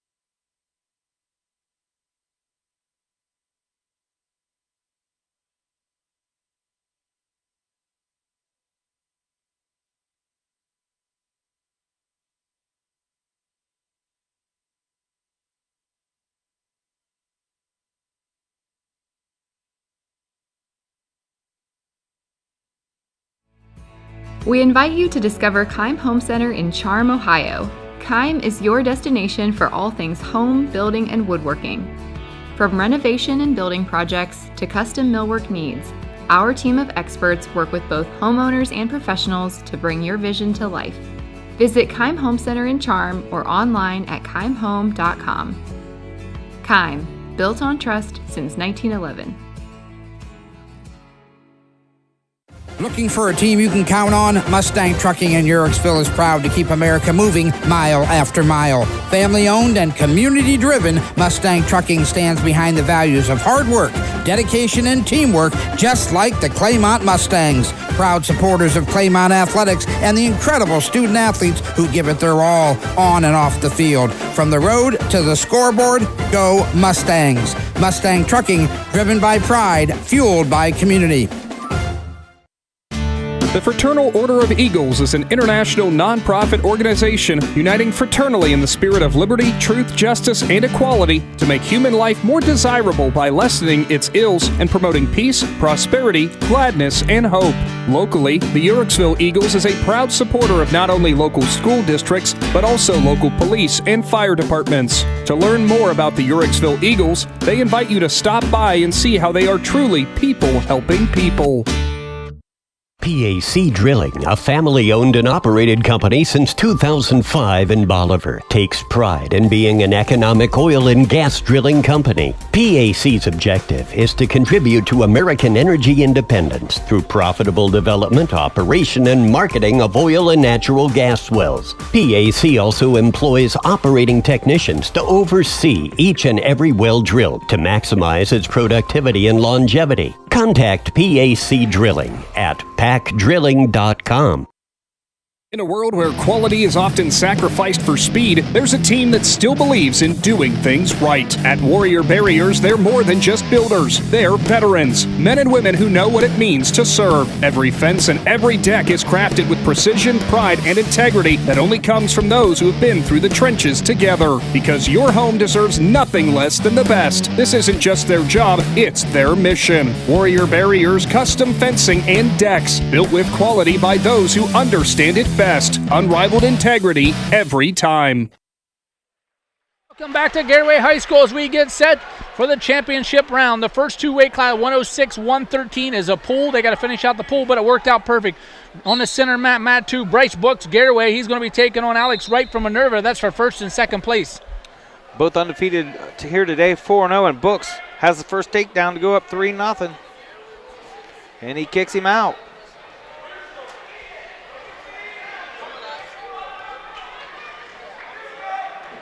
Bucks with a fall in 130, a fall in 156, a tech fall, and a fall in 41 seconds. He's on fire today. Yeah, and he just did a little whip shuck to get another takedown. Kicked him out right away. He's up 6-2. Yeah, but just to tell you, Wright's no slouch. He come out with a 44-second pin, a pin, and 148, a tech fall. So he's just right there as well. Another whip shuck. That's kind of some old school wrestling. I kind of love it. Now he's up 9-3.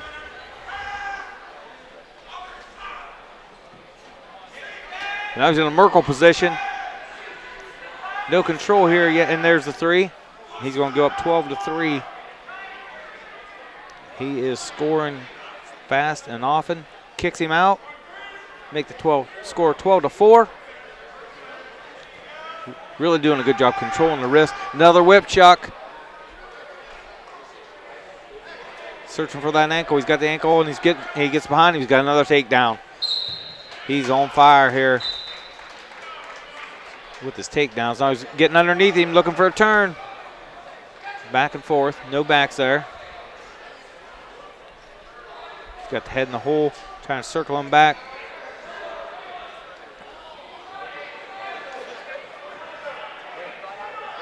Going to have to watch he doesn't get called for a stall here, just hanging on that low single. He's coming up with it. Fast he took him down, I think I just cut him.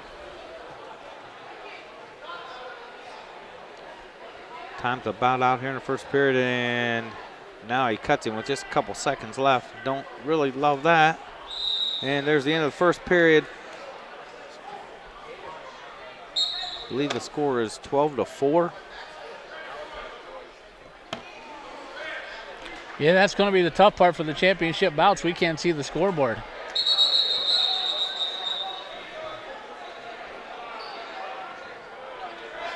Just another little slide by right there for 3 points. Throwing in a boot. Looking like he's going to try to flatten him out and get the turn here. There he is. He's got the boots in, working that power half. Doesn't have the near fall criteria yet.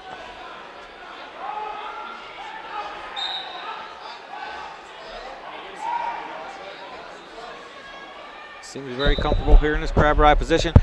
Cross facing back. Now he's got him bellied out.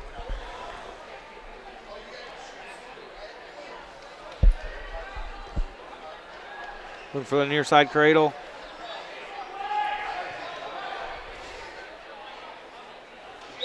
And just drives him out of bounds here. And it looks like he's going to go ahead and cut him to start the period. I believe, can't see the score, but I believe a takedown here would probably end the match. Yeah, I just told Adam, our sports director, next year we're going to go back down to that corner because then we can see both scoreboards. It would be nice, wouldn't it? Yeah.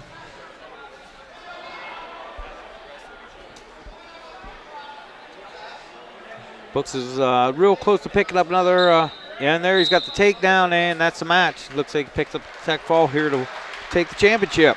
So yeah, I mean, unless they do something out of ordinary, that should round out that pool right there. And he went undefeated there, and Alex Wright from Minerva suffers 1 loss, so he should be your second place wrestler. Yep.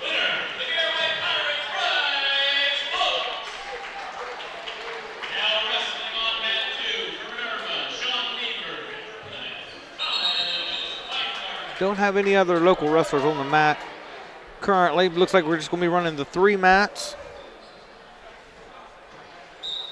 Down here on mat 1, we're wrestling for 3rd place and wrestling for 5th on mat 3, I believe. Yeah, so I'm trying to look at the bout board here. Center mat, they got 303.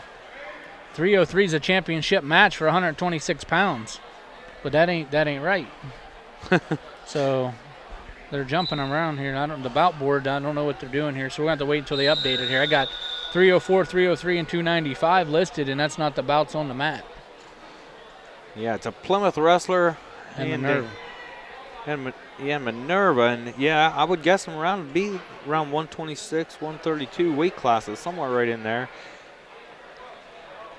Yeah, unless they switch it up here, we're going to have to see. I mean, unless they switch or they didn't have Books and Wright wrestle and they're doing something different here, because they do have a Plymouth and a Minerva wrestler in the 106-pound pool, but who'd Books wrestle right there? Did he wrestle a Minerva wrestler? Yeah, that was him. These guys are much bigger than that, I would think. Yeah, so I don't know what weight class, what they're doing here. Oh, right there it is, 120-pound final. 120-pound final, all right. And it looks like the Plymouth wrestler just picks up the fall right there, and he's going to be your champion at 120 pounds. It's going to be Thomas Weingardner, senior from Plymouth. Yeah, so they're just kind of rolling with it here, so we'll do our best to kind of keep where we're at here. Center mat, we're going to be on bout 309. Center bout, that's going to be Tyler Umler. They stick to the bout board. Yeah, that's him. Yep, and Tyler Umler's coming up here. Well, nope, that's Barack Albright coming out. Yeah, that's so they just switched it. Yeah, they got the bout board ahead. They're skipping ahead here on us. Wow. Umler walked out, and they walked him back off, so. Yeah, that'll be the next one. This will be the 126-pound championship. We got Brock Albright going against a Chippewa wrestler. Grady Lambine. Sophomore Grady Lambine. All right. Yeah, that's kind of got us matched up now down on mat 1. That's got Ominousy from Minerva and Nome from Akron North, so kind of got them back here 126 pounds championship bouts across the board here. So here on mat 2, we've got a lot of hand fighting going on. Shot in there by Brock, blocked off by Chippewa wrestler. Posted on the head. Now we're in a collar tie, wrestling forehead to forehead.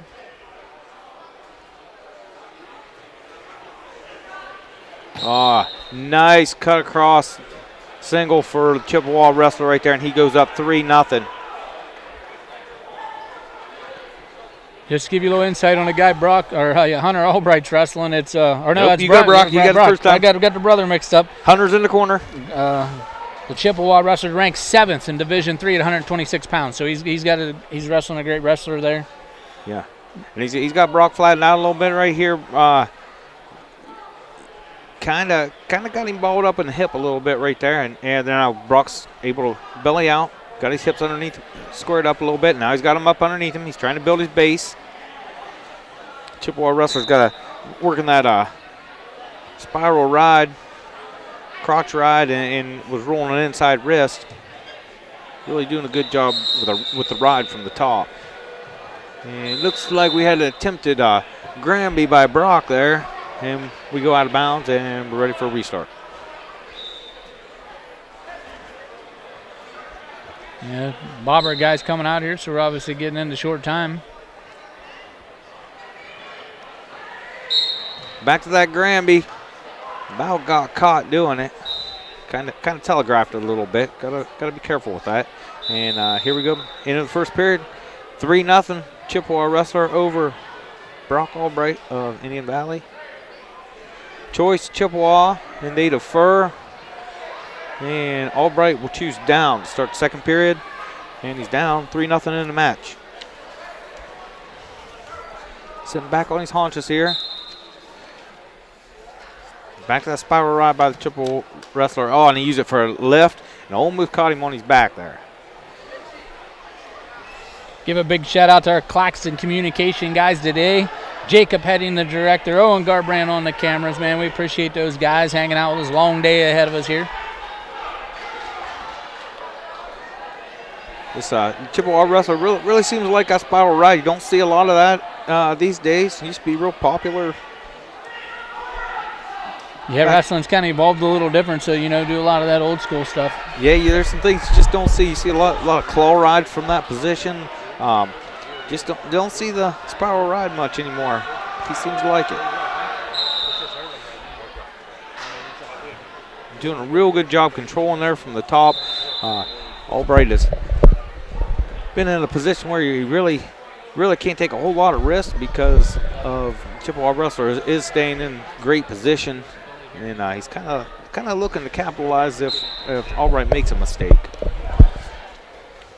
There.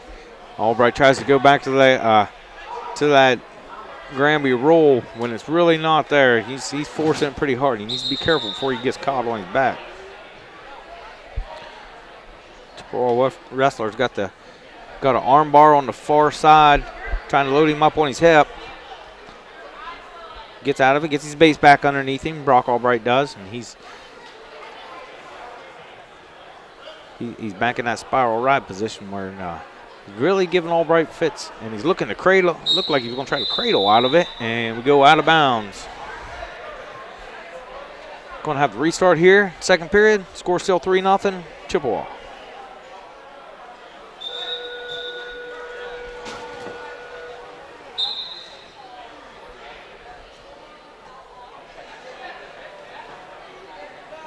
Yeah, on deck here on mat 2 here is going to be 132-pound championship Matt Tyler. I'm our New Philadelphia. He'll wrestler from Chippewa. We're waiting on that match. Yeah, Chippewa's really had some nice wrestlers here in the lower weights, I've noticed. Yeah, they got another wrestler. He's a senior. He's ranked at 144 there. So, and I think like you said, there's another young man there. He wrestled real tough in the lighter weights as well. So he kind of stood out a little bit. Yeah, I haven't seen him for a while. Couple of years ago we seen them in a tournament. They were really down, so really nice to see that program kind of bounce back. They were studs a few years ago.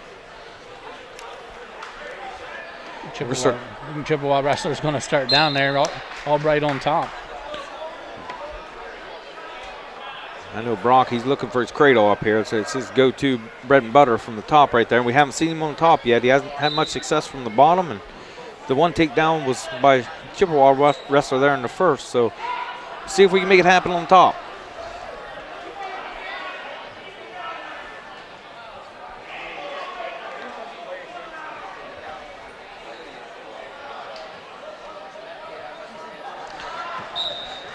Nice little sit out attempt there, and nice job by Albright blocking it off there. Yeah, I think Brock thought for a second about going for a banana split, and the Chippewa wrestler recognized it pretty soon, pretty quick, and was able to finish it off. Now he's looking for a power half here. Albright's getting stretched out a little bit too much. Yep, and there he goes up the reversal. He was smart to bail on that, so he didn't end up on his back. He is in a Turk position. Now he's got his hips back underneath him again. Garaway wrestler over there on mat 3. He's got his opponent on his back looking for a stick. That's for the 5th, 6th place match. Albright's really struggling with that ride from the top of the Chippewa wrestler. Really riding him tough. A lot of pressure, a lot of forward pressure.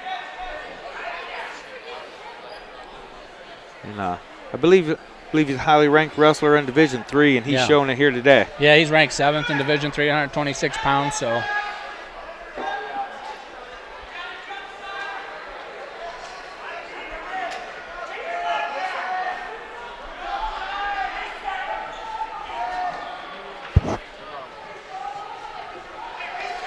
Time's just about out down here in our championship match at 126, and there it is, and time is up. Can't see the score. I believe it's somewhere around 5-0 for Chippewa over Brock Albright. So.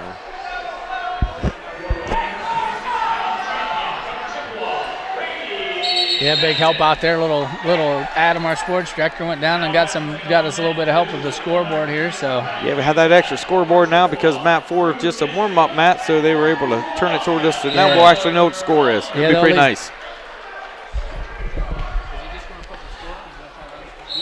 So don't have any. Well, we have no, we don't have. We have a Garaway wrestler over here on mat 3 still. I'm sorry, stumbling over my words here. Tyler Umler there on the center mat, ain't it? That is. You are correct, Keith. It's Umler has a takedown. He got it pretty quick here. I missed it, but there's only about 15 seconds going in the match. And yeah, down on mat 1. That's our 3rd and 4th place bout. Owen Ayers of Indian Valley. He's wrestling for 3rd. He's going against Pagiano from Tussalaw.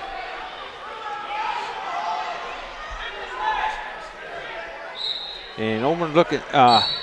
Kicked him, give up the escape, and is looking for another takedown. He's real close to getting, and there it is. Rocky Dusenberry, the referee down there, awards the takedown, and Over's going to go up 6-1.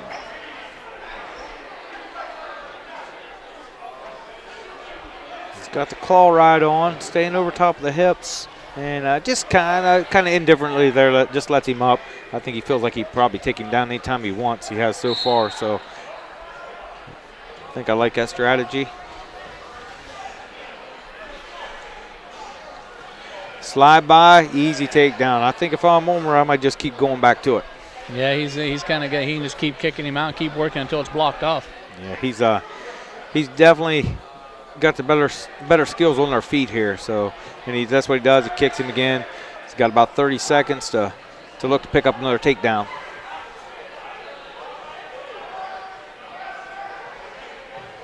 Knee snatch, switch to a double, cut across. He's got the hips covered. He's just got to come around a little bit, and he should have the takedown. And there it is.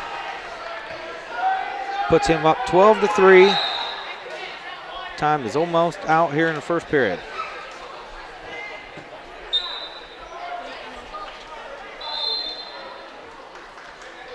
So we head to the second period with Omer from Philly up 12-3.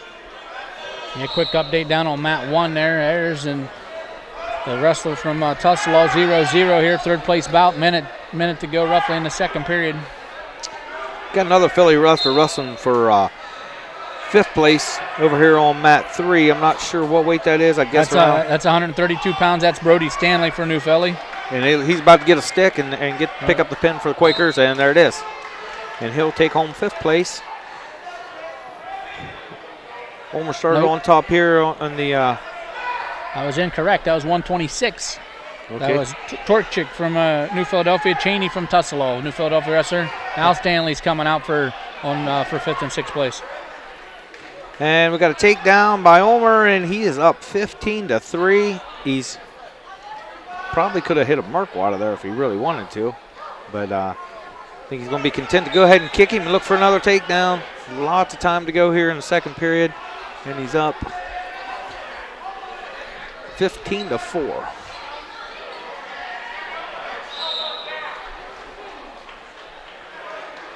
Yeah, it's 15-4. 57 seconds there. And we're going to go out of bounds here and have a restart. Back to the center we go.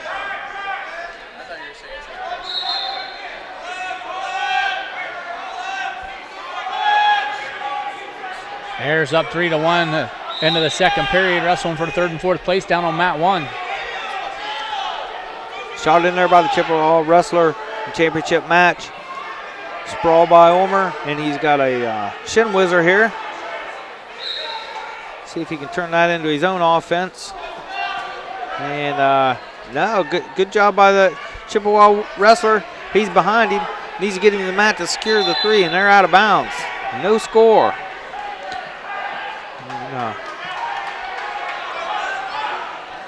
So here we are for a restart. 20 seconds left to go in the second period.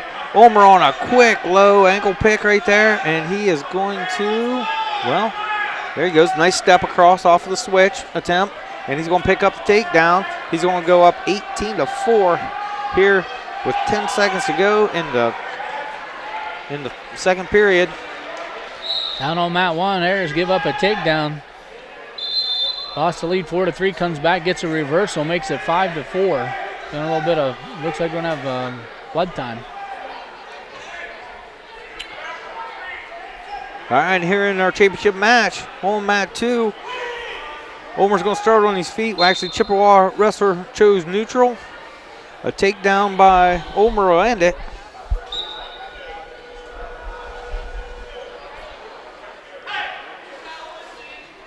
Omer's got that wrist control. And, nice slick little double. He's got the left, dumps him to his hip. Took him a little bit too hard, and that's why we're in a scramble here for him to try to, but I think he's going to come out on top. And there it is. He's got the takedown and the tech fall for the championship. Nice job, Tyler Hunter, 132-pound champion. Peg leg shuffle out here. Scuffle, not shuffle, scuffle. Scuffle, yeah. Scuffle. I said that wrong for about 5 years. I don't know. I was thinking about the shuffle for some reason. I bet Blaze is at home. He's probably doing the shuffle. And all the kids at the birthday party got Blaze doing the shuffle. Yeah, he's wishing he was back here probably by now. He's back there. Rome's probably at home. His boy, it's his birthday today, so happy birthday, Rome. He's probably blast doubling him or something.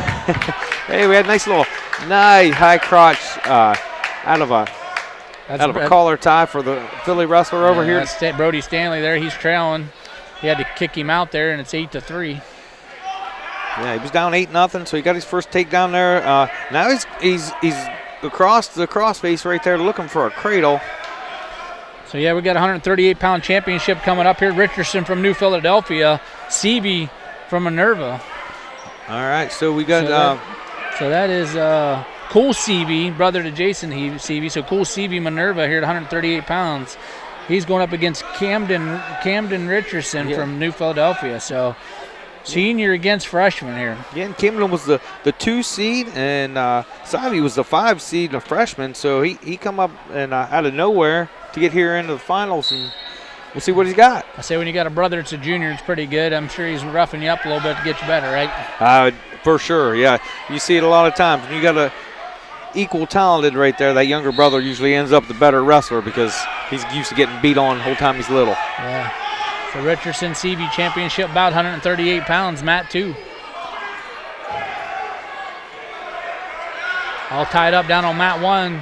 5-5 Ayers, Indian Valley in a battle here, Tusselaw.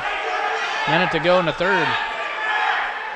And Richardson got that underhook real deep, kind of on the back of the head right there. Not really moving him quite as much as he needs to, but he's got a good underhook. Looks for the back heel trip. It's not there.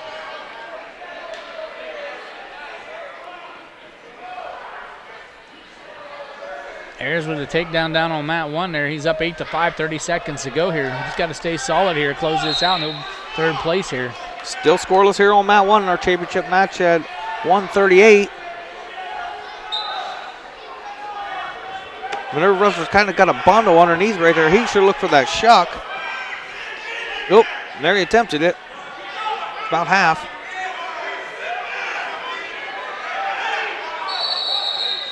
And we scramble out of bounds for a restart. First period, 35 seconds left to go. 0-0 our score. Shot in there by the Philly wrestler. Blocked off.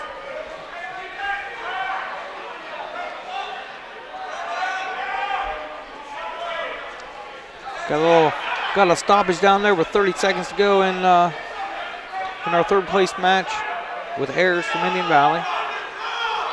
Yeah, he's up 8-5 here on the whistle. Tusselaw wrestler. Not real quick on the whistle. He's reaching back. Ayers pulling him right to his back here. Chase that around there. Oh, you don't want to get too high. Still scoreless on our center mat, and that's how the first period will end. Minerva wrestler Sively wins the coin toss, defers. Philly chooses top. Going to do it down on mat 1. Owen Ayers, Indian Valley, third place finisher at 132 pounds.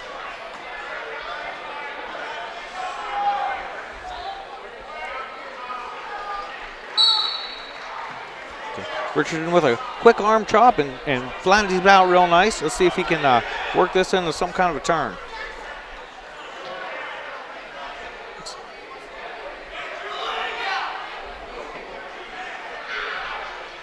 You got a deep, tight waist there. A lot of hand fighting going on here on the left side. Looking for chicken wing.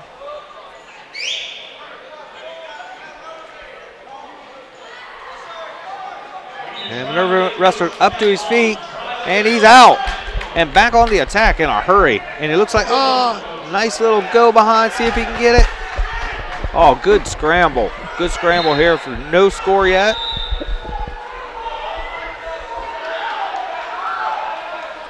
Kind of letting him wrestle there on the edge, keeping it there. They're going to whistle him out there. He's keeping his foot in. Yeah, and so we're going to go back here and we're going to have a restart in the center with a score of 1-0 for Minerva Sivey.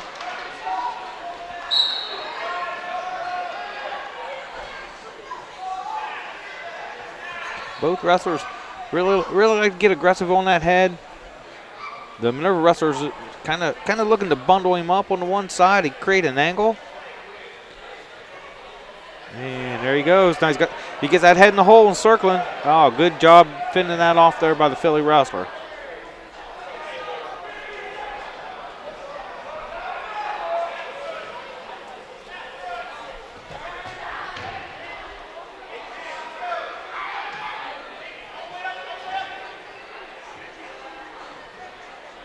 He's got Sivey's getting his head in the hole there again, circling around, working hard, chasing it.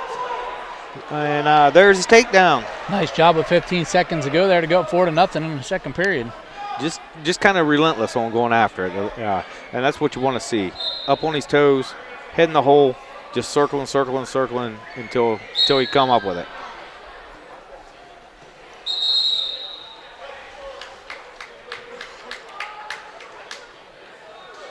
So 4-0 for Sivey from Minerva here, and he chooses neutral.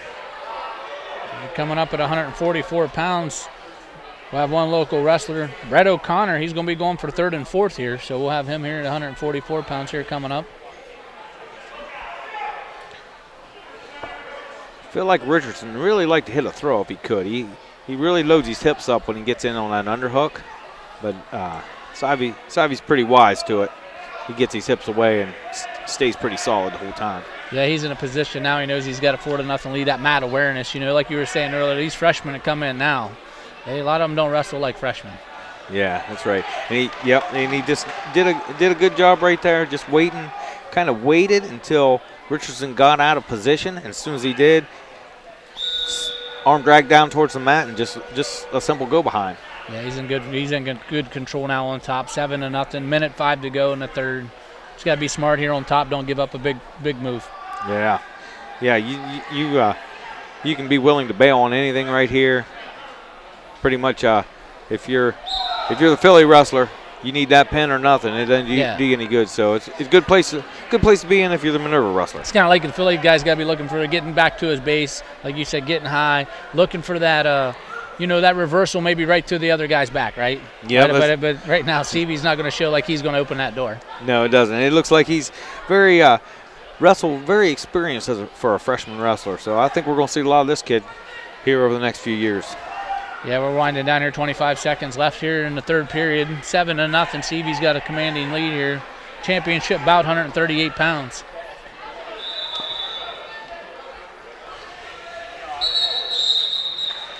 They're keeping the tournament rolling, man. They ain't waiting on the next weight class. I like it. They're keeping things moving. So I know. Go be home in time for dinner. Yeah, maybe. It's about the fifth time I ate today. Yeah, it's 3:21 now, and they keep rolling here. We might be wrapped up, a little after 4 probably. And we're just down to a couple seconds here left in this match. It looks like they're both just content just let time run out, and it's going to be a 7-0 win for CV from Minerva for the 138-pound championship. Yeah, going in 144-pound championship, it's going to be Chance Graham Tusselall. He's going to be going against Triway's Jonah Grupp, sophomore, so no local guy there. We'll have the camera on, but we're going to have a local guy down. We'll be calling Mat 1. We're going to have Brett O'Connor coming up, Indian Valley, third place. He's going to be going up against Wells of Rittman. So we'll wait here. Another period left on Mat 1. So what we're going to do here, we're going to take a quick timeout. Big Z Sports, we're going to be right back. Are you ready for a breath of fresh air? Simpson Salute Heating and Air is here to revolutionize the way you experience comfort. With years of dedicated service, Simpson Salute is not just about fixing your heating and cooling systems. They're about earning your respect. Their team of certified professionals work tirelessly, ensuring your home is the perfect temperature, no matter the season. Call them today and feel the difference dedication makes. Simpson Salute Heating and Air, working hard to earn your respect. Is your farm equipment just not running like it used to? Before you spend big on something new, bring it to Fisher Farm Service located at 5327 Weller Road between New Philadelphia and Sugarcreek. Their qualified technicians specialize in tractors, skid loaders, and light construction equipment, keeping your operation running strong. So the next time your equipment isn't performing to your standards, take it to Fisher Farm Service and let their team get it back to peak performance. Fisher Farm Service, proud supporters of Garaway Athletics. Other guy's insurance, you got Kyle. Hey Kyle, it's Brenda. I was just reading through your proposal and I have a few questions. When we drafted up your proposal, we really aimed right down the middle. Sometimes wonder if your insurance agent true priority is more time on the golf course. At Hummel, we do insurance differently. Our expert advisors help you not only mitigate risk, but operate more efficiently, decrease employee turnover, and increase your bottom line. Welcome back to Garaway High School as we're waiting for Brett O'Connor to come up on Mat 1 here. About 13 seconds left on Mat 1. That's a 138-pound third and fourth place bout. Moving into 144 pounds. Well, we're going to have a championship bout too here. The center mat just ended, so we're going to have a 150-pound championship match. Metro Tatro, he's going to be going against Jason Seavey from Minerva. This is a big one. All right, here we go. Yeah, this will be exciting match. Yeah, Jerry will have the center mat 2 here, the championship bout. I'll keep you updated on Mat 1, the third place mat, Brett O'Connor. CV Minerva against Metro Tatro. Both juniors. Yep. CV ranked 16th at 150 pounds, Division 2. Tatro, I believe he is ranked 7th or 8th there. Let me just find him. Tatro picked up his 100th win earlier here in the tournament, so you know he's tough. Ranked sixth in Division 3, so you got two guys there both looking to get to Columbus and do some noise. Yeah, this would be good chance for them both really to test their skills with something against someone that they're not going to see later in tournaments when it really counts. So these are the kind of matches you got to love to see. Yeah. Down on Mat 1 underway, Brett O'Connor, Indian Valley. He's around 144 pounds, wrestling for third and fourth place, 0-0 here.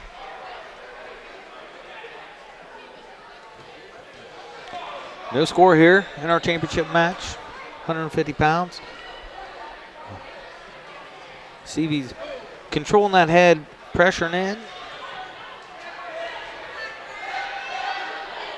come to that front headlock position.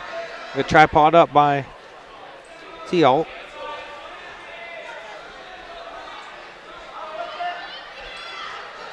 Yeah, no score down on mat 1 here about 10 seconds ago here. First period goes quick. It's only a minute in consolation bout.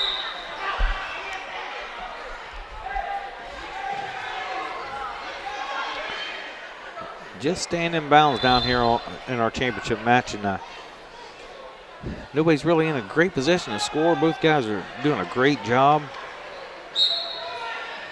Savvy now just kind of goes for that far knee, looking to pull into a single, and they go out of bounds. Wells Whitman wrestler chooses down here. Starts the second period down on mat 1. O'Connor on top there, working a 2-into-1, looking for a tilt action. Still 0-0 here. Championship match got a little stop in the action here. I don't know if they got some blood time or something needs taped up. I'm not real sure. He kind of was looking at his hand there. Yeah. Well, whatever it was, they got it taken care of, and we're back to center start. 25 seconds left here in the first period, 0-0. Both guys kind of picking up the intensity a little bit.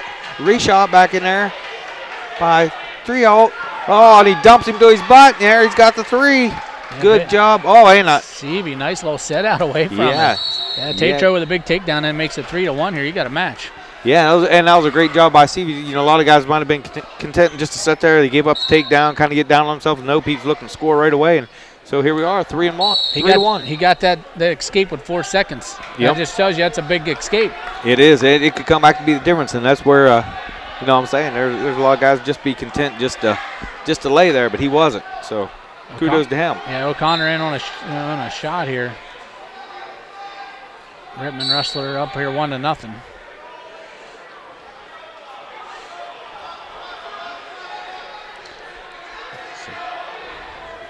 Whenever wrestler started down here, he's looking to try to get a reversal. He's getting his hips clear. But down on mat 1, O'Connor gets a big takedown up 3-1 here 20 seconds ago in the second. Third place bout 144. T-Alt getting back behind, but he's a little high here. Needs to be pretty careful. The Minerva wrestler doesn't manage to shake him off the top.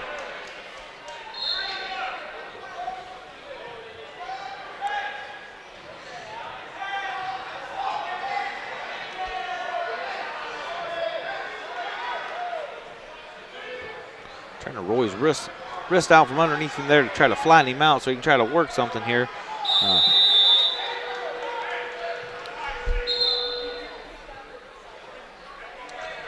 Savvy's up to his feet, looking to cut away, but T-Alt's able to go back down to that single, cut it back over to a double, and take him back down to the mat.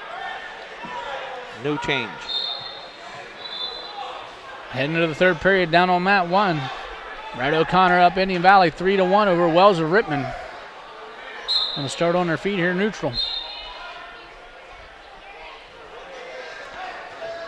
Savvy's still down 3-1 here. He's to his feet, looking to cut, and there's we got a stall call on T-Alt for just kind of hanging on to there. You got about 5 seconds to make a serious attempt to return him to the mat off there. Wasn't able to do it. So got called the stall warning. Going to have a restart now, and Savvy is back in the down position, still down 3-1. 17 seconds to go here in the second period.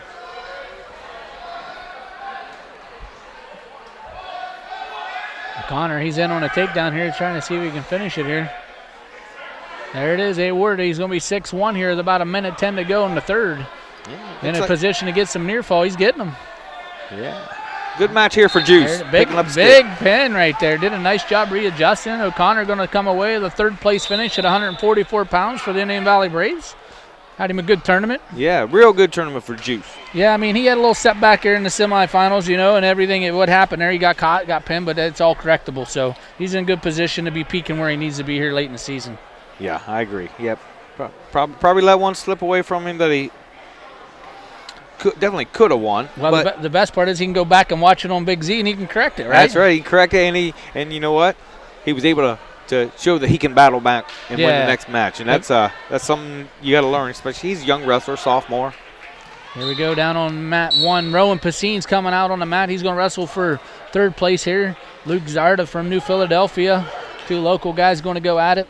Got our restart back here in our championship match. And we got we got another stall call on the Garaway wrestler for hanging on to the ankles.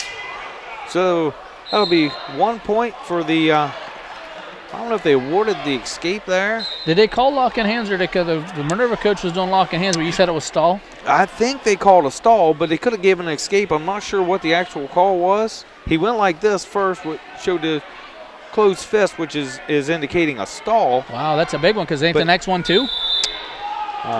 They got a warning? No. You know, another one and then 2, and then a match. All right. So, yeah, so if I'm the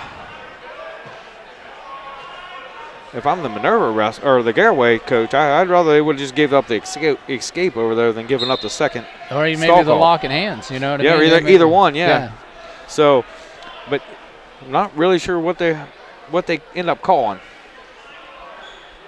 At any rate, yeah, Luke Zarda, New Philadelphia is up 3-0 down there into the first period over Pacine. So we got the score now 3-3. So that would indicate to me they must have called the stall or locking hands and the escape. Wow. Because it was 3-1. So we're knotted up 3-3 here, starting the 3rd period.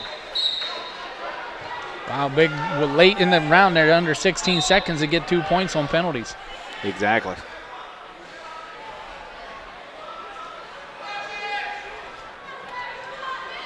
Stevie's just relentless right now on pressure. Yeah, he's doing it. He's back to that head in the hole offense. He's got the ankle. He's behind him, not quite securing the takedown yet. Officials letting him wrestle on the line, man. Yeah, and Garaway wrestler's in good position to turn this offense into his own right here. And he's stepping across. I think he's going to collect the hips here. And there it is.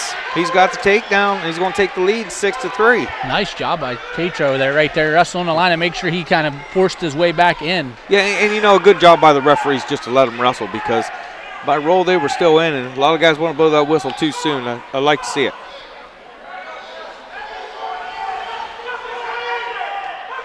New Philadelphia wrestler up 6-3 over the Indian Valley wrestler down on mat 1 here for 3rd place at 150 pounds.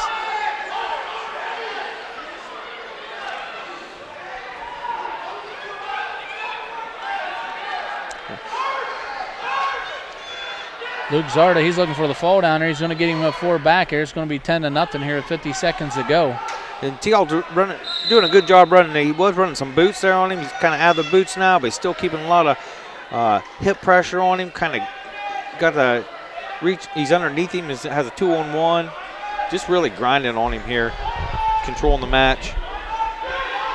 He does need to remember that he's got or potentially has 2 stalls on him. We're not really sure what the call was there, but if he does, he really needs to be careful. We are down to just seconds left here in the match, though, so it looks like we're probably going in this match as 6-3 win for, and there it is, 6-3 for the Garaway wrestler. Yeah, Mitchell Tatro, 150-pound champion here. Defending home turf there, picking up his 100th win also today as well. Yeah, and really good match by both wrestlers. Good job there. Down on mat 1 here. It's in the 2nd period, 15 seconds left. New Philadelphia's Luke Zarda. He's up 10-0 over Rowan Pacine of Indian Valley here. We're going to be rolling into 157 pounds. We're going to have Nathan Eberhardt, senior Tusselaw. He's going to be taking on Octavius Holland. I believe Octavius is a junior. Octavius is a junior, hasn't been in the starting lineup a whole lot this year, kind of here and there, so kind of nice to see him out here and getting his opportunity and really having a nice tournament, find himself into the finals. Yeah, just done a nice job earlier. His last match we were watching, we thought he was in trouble, and all of a sudden there he was. He found himself in position and came away with the win. Yeah, showed a lot of heart, so like to see it. 13-0 down on mat 1 here. Zarda's looking like he's on his way to 3rd place finish for the New Philadelphia Quakers.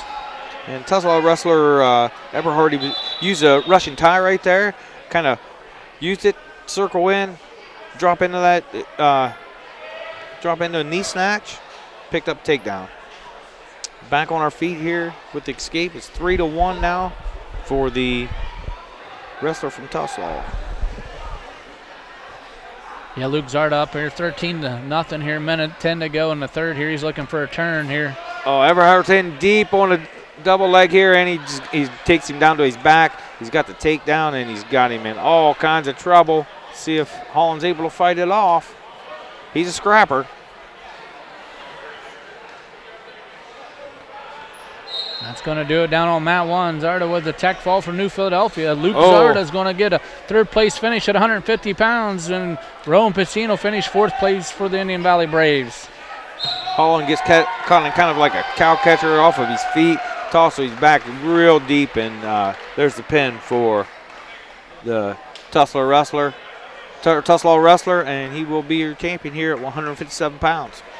Yeah, so we're coming up now. Championship match, 165 pounds. Colton Domer, Garaway. He's going to be going up against Logan Hare, Tuslaw sophomore here.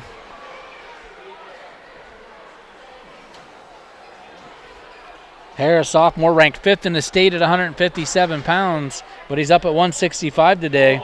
Domer, junior, he's ranked 9th at 165 pounds, both Division III guys. So depending on what they decide here late in the season, do they stay at 65? He stays there, what's he doing, right? Yeah, and you got to wonder, did he bump up just to find out where he's at? That's true, see where he's at. So both guys here, about a big match here at 165-pound championship.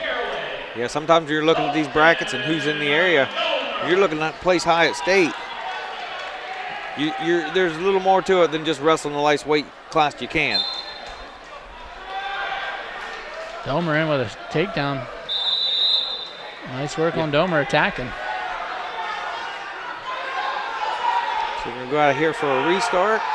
The Domer up 3-0.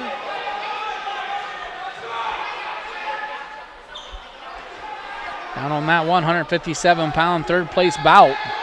Jimenez from Garaway. He's going up against wrestler from Akron, Ellett. Tuslaw coach is there. Wanted a little clarification from the referee on whether he actually controlled the hips long enough. The referee says, yeah, he did. And here we go again. Yeah, Domer's going to work into what he does. I guarantee he's going to be on that. He's going to be looking for that control of the underneath, 2-on-1, try and tilts, getting into his barrettes, But Tuslaw wrestler does a really good job. He got up, got to his feet, got his hips away, and just cut in. And picks up the escape. We're going to work back to the center here. Minute 15 to go. Score 3-1 for Domer.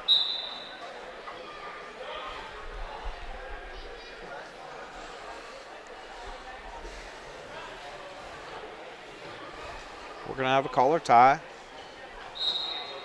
A couple young officials on this bout here. Owen Quillen, you might know that guy. Logan Dusenberry, they're probably about the same age, ain't they? I know about probably 2-3 years apart. Okay, Logan a little older. Logan's a little older. He was a Philly wrestler. His dad was an Indian Valley guy. Yep. And I went to school with his dad. I always tell Rocky, I always remember his name when I first see the old TV2 days. Always that football commercial. He had that big touchdown run at Kelly Field. That's right. Yeah, that's true. He's a couple years ahead of me in high school. Just a senior of the year Indian Valley started program. Shot in there by the Tuslaw wrestler.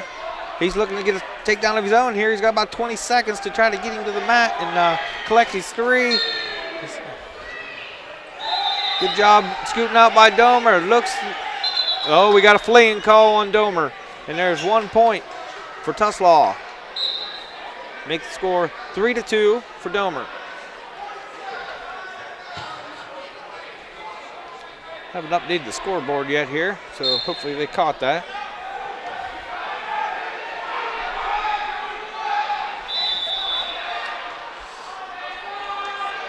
Heading into the second period here.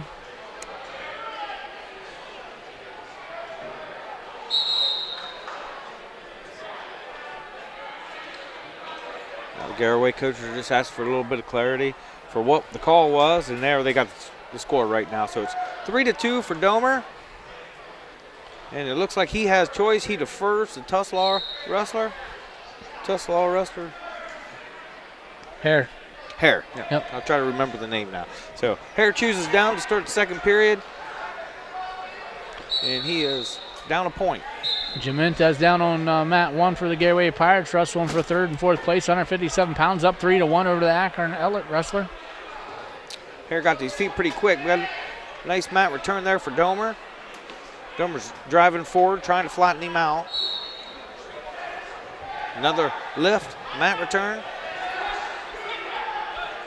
Got a deep, tight waist. Trying to. Now Hare's back to his feet.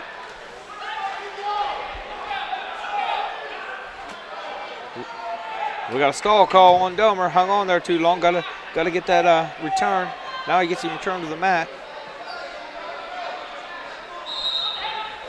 Rolling his wrist underneath, looking for that bar that Keith was talking about here not too long ago. Yeah, they got that series down out here. Yep, and he is. Oh, he's kind of getting a little rolled there. Yeah,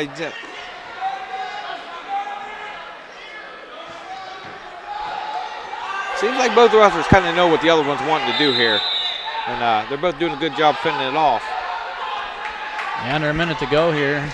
Domer's up 3-2 here in the second period.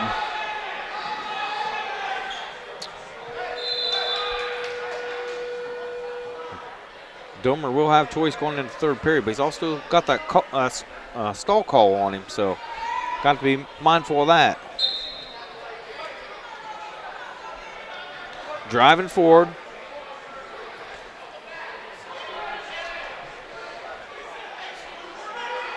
Going to have to look to get the return so he doesn't get hit again. And there it is. He got hit again. And that's going to make our match 3-3.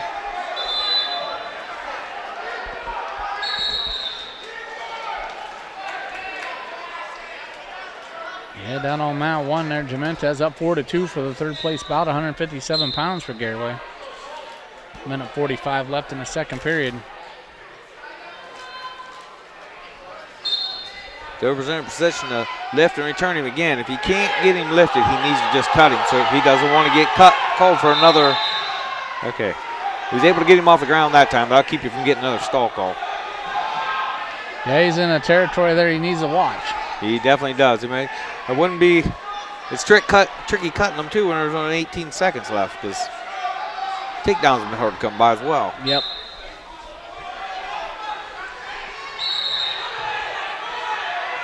All right, now he's got him back down. He's got him flattened out. Really like to see him just to kind of drop down to a single or something when he's in this position, because he keeps finding himself here. And he got hit again.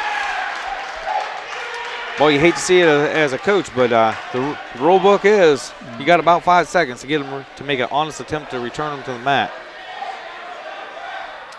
And that's going to be is that his third one? That's his third. That's 2. I just awarded 2, so the next one's a well, no, disqual. you got a 1 for free. Yep. And then you get 2 1s and then a 2. Yeah. So he's giving up a second one. So the next one will be 2 points, and after that, he's stalled out of the match. Wasn't that? That was 2 there. Was that 1? It was either 2 or 3. So you had to. I don't know. I thought I seen motion 2, but I'm not. But it must have just been a 1, like you said, because it's 4-3. Yeah. So that was his third stall call. So he got the caution. He gave up 1 twice. Next one will be 2 points. If he gets a 1 after that, it's the match. Let me check, make sure the secondary scoreboard's correct. All right, let's do that. Meanwhile, we start getting started back here in the third period. Started on our feet. 4-3 for Tuslaw wrestler Hare. Tried a little slide by into a knee snatch, and he's close. There, he's got the takedown. He's going to go up 7-3.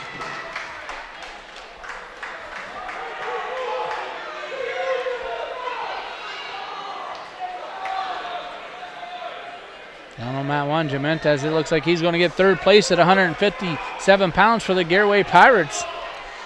If I'm Domer, I'm going to look like I'm working here, but I'm going to be crawling forward and try to get out of bounds here, because you don't. The clock is not your friend now. Down 4 points in the third period.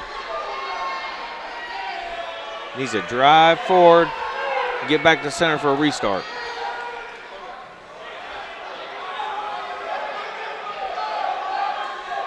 Got Brogan O'Connor getting ready to come up for a match down here for third place, I believe. Yep, third and fourth place, 165 pounds on mat 1. We got Brogan, O'Connor, Indian Valley going up against Lincoln Wallace of Minerva. O'Connor the 5 seed, Wallace the 3 seed. And we're out of bounds here in our championship match on mat 2. Going to go back to center for a restart. Domer looks a little bit deflated out there. Needs to get after it. He's got about 37 seconds. Down 4 points. Oh, quick start, quick stand up. Got him by the ace. Needs to climb it here. If he can climb this and cut to the waist, he can pick up the 2. Drive. He gets out of bounds, and see what the call is here. And referee awards a point for an escape. So now the match is 7-3. So Domer needs to get on it. If he can get a takedown here with 20 seconds left, we can have a little bonus wrestling. Still in bounds. Time's ticking. Out of bounds. 10 seconds to go. Domer's going to have to get to work. And I think that's what his coach is telling him. Yeah, 7-4 here. Takedown ties it up. Absolutely.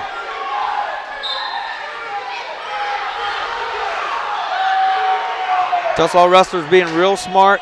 Stalling. He gets called on him. He doesn't care. He's got a free one. And that's your match. And you're going to have Tuslaw pulling away here with the championship here at 157. No, 165. 165. That was 165. Okay. Yep, 165. We got Brogan O'Connor down on mat 1 there. He's a little bit of a trouble there. Yeah, he's fighting off a takedown, hopefully. Looks like we're going to have a takedown here. Looked like he was working into some near falls. Yeah, he had a barbed wire right there, kind of tied up, and now he just kind of got him in a bundle over the top. Yeah, that's Wallace from Minerva he's wrestling.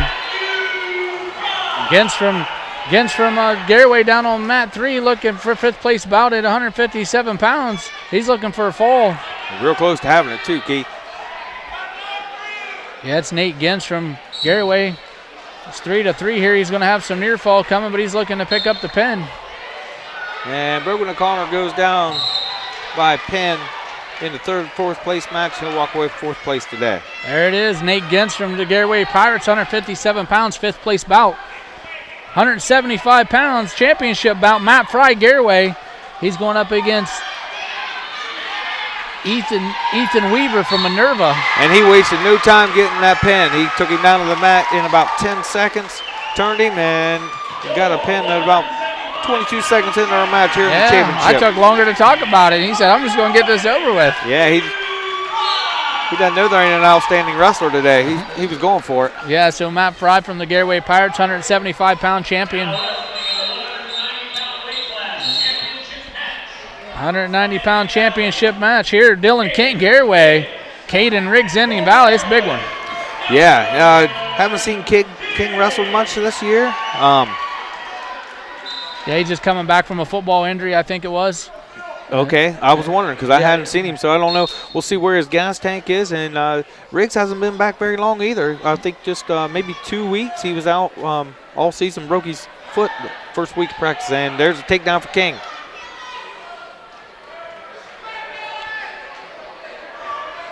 Riggs looking to switch here. Can't quite get it. Didn't clear his arm enough.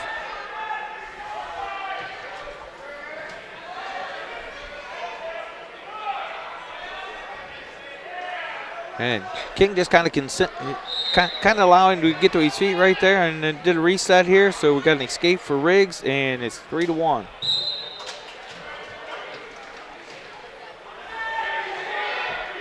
Done a nice job tying up the wrist right there and using it as a little distraction to get his shot off. Got in there on single, got another takedown, and he's up 6-1. And we're out of bounds, heading back to the center for restart.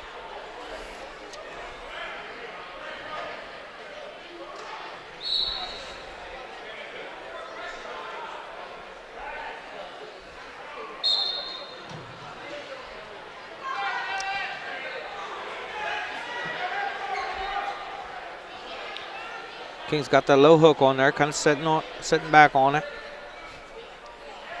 Trying to drive him forward a little bit, flatten him out. Riggs is looking for a Looks like he's looking for a roll. Probably not a great idea if he doesn't clear his ankle first. And yeah, he caught and he's in a bad way here. On his back, giving up the backs, and King's looking for the fall. And he's getting chest to chest, a little bit over the top, but he is getting back. He settled his weight back. It could be it. And there it is. Big fall for Dylan King. Garaway Pirates. He's going to be your 190-pound champion. Caden Riggs from Indian Valley is going to come home in second place there. We're going to roll into the 215-pound championship. This was a great match earlier in the day. You're going to have Wyatt Gordon from Garaway. He's going to be going up against Thomas Grimm of Garaway. This was like a 1-0 match earlier in the day, so a little bit of a rematch here. Rematch of teammates for a championship. So, yeah, I mean, just we talked about this earlier. Yeah, two great wrestlers. I mean, it just sometimes that's how it works out in the depth chart in the wrestling room, and it's a great problem for the Garaway Pirates. But there's two guys right there that probably could get to Columbus. That's true, and they got the same thing going on at heavyweight. So, and one of them was a freshman. So, yeah, they got a lot of depth up there in them upper weights. Yeah, big shout out to the Hummel group for coming on board, Peg Leg here today. We greatly appreciate those guys over at the Hummel group.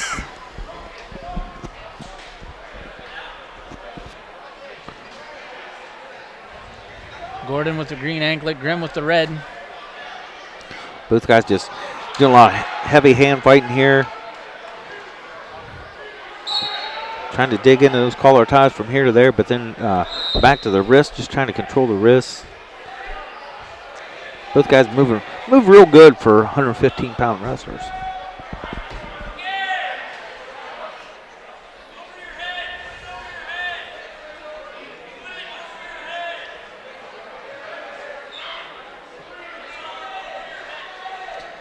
A lot of familiarity. These guys probably wrestle each other in the room every single day, so they always know what the other one's thinking already. Makes these matches kind of interesting.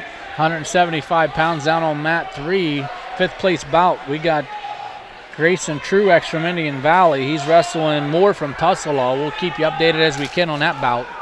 Truex is trailing 3-0.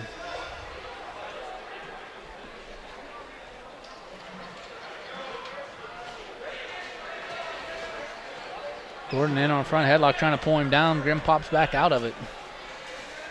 I mean, this is like a big game of chess right now. You know, like you said, just being in the same room and you know so much familiarity with each other.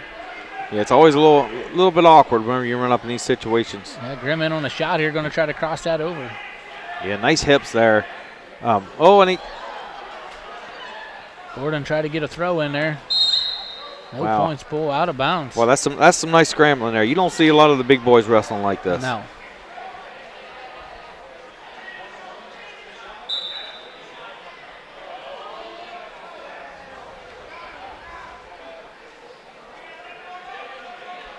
Truex still down 3-1 over here on our 5th place match, and he just give up takedown.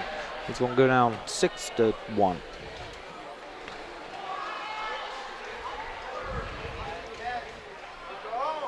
And green chooses down after red defers. Still 0-0. Championship match. Start of the second period.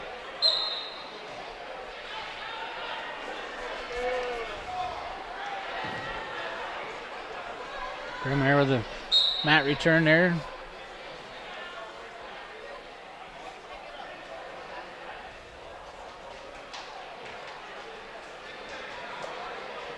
I think the last time this match, that's where Grimm won the match, is he rode him the whole period, and then Grimm got out in the third. So kind of real good with his top game. Well, we'll see if he can get that turn this time, or if my memory serves me correct. Yeah, it was a one. That's what I thought. That's how it went the last time here. Couldn't end up with the same here. Yeah. Trending that way. And Grimm doing a nice job there, looking to get that bar in there. So he keeps going that bar far side and tries to throw that little half in and jump sides. Yeah, and he just kind of wings down real hard on it, loads up the near hip. Good way to fend that off. Now he's got him loaded up on the hip, and he's got that bar. He's looking to turn him here. He's got a real good chance. He needs to step. He's step, and there he's got him turned. If he could just settle his hips back a little bit. Nice job by Gordon there fighting through that. Now it's looked like he's trying to get into that leg, into that scramble position. Yeah, he didn't really look like he might have tried to get a reverse half from the top right there and just kind of missed it, so he didn't have nothing to hold him with. Should have needed to settle back chest to chest, but there he picks up, looks like all 4 back points. I can't really tell. He awarded all 4 right there. So we're up 4-0. Eyes aren't what they used to be, Keith. Yeah. I can tell he's holding up fingers.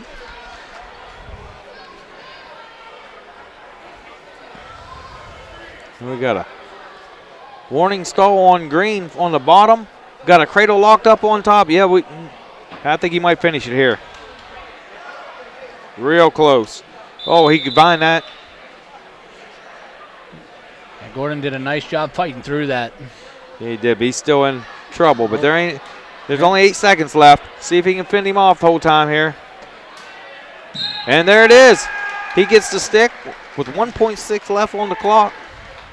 Pick up championship against his teammate here. Yeah, Thomas Grimm's going to be your champion here for the Garaway Pirates, and his teammate Wyatt Gordon's going to come home in second place, man. I mean, if you're the Garaway coaches, you've got to be real happy with the performance out of them 2 young men today. And both sophomores, so these guys are going to be around for a while. Yeah, I mean, they'll get their things worked out in the future. I'm sure they'll get separated somehow, and, they're going to make some noise for the Pirates.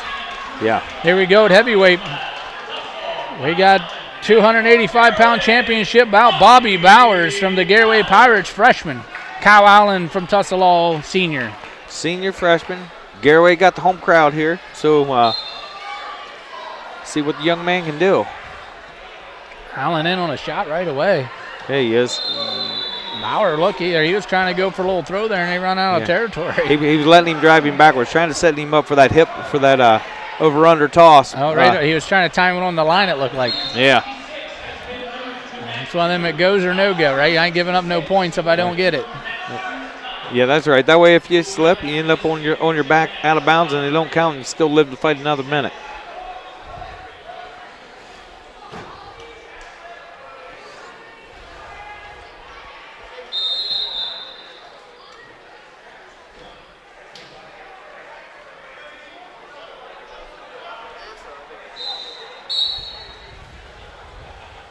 Down on mat 1, we got 190 pounds. 3rd place bout. That's Timmy Kirkpatrick from Minerva. Jaden Harris from Harrison Central. Still scoreless here in our championship match at heavyweight on mat 2.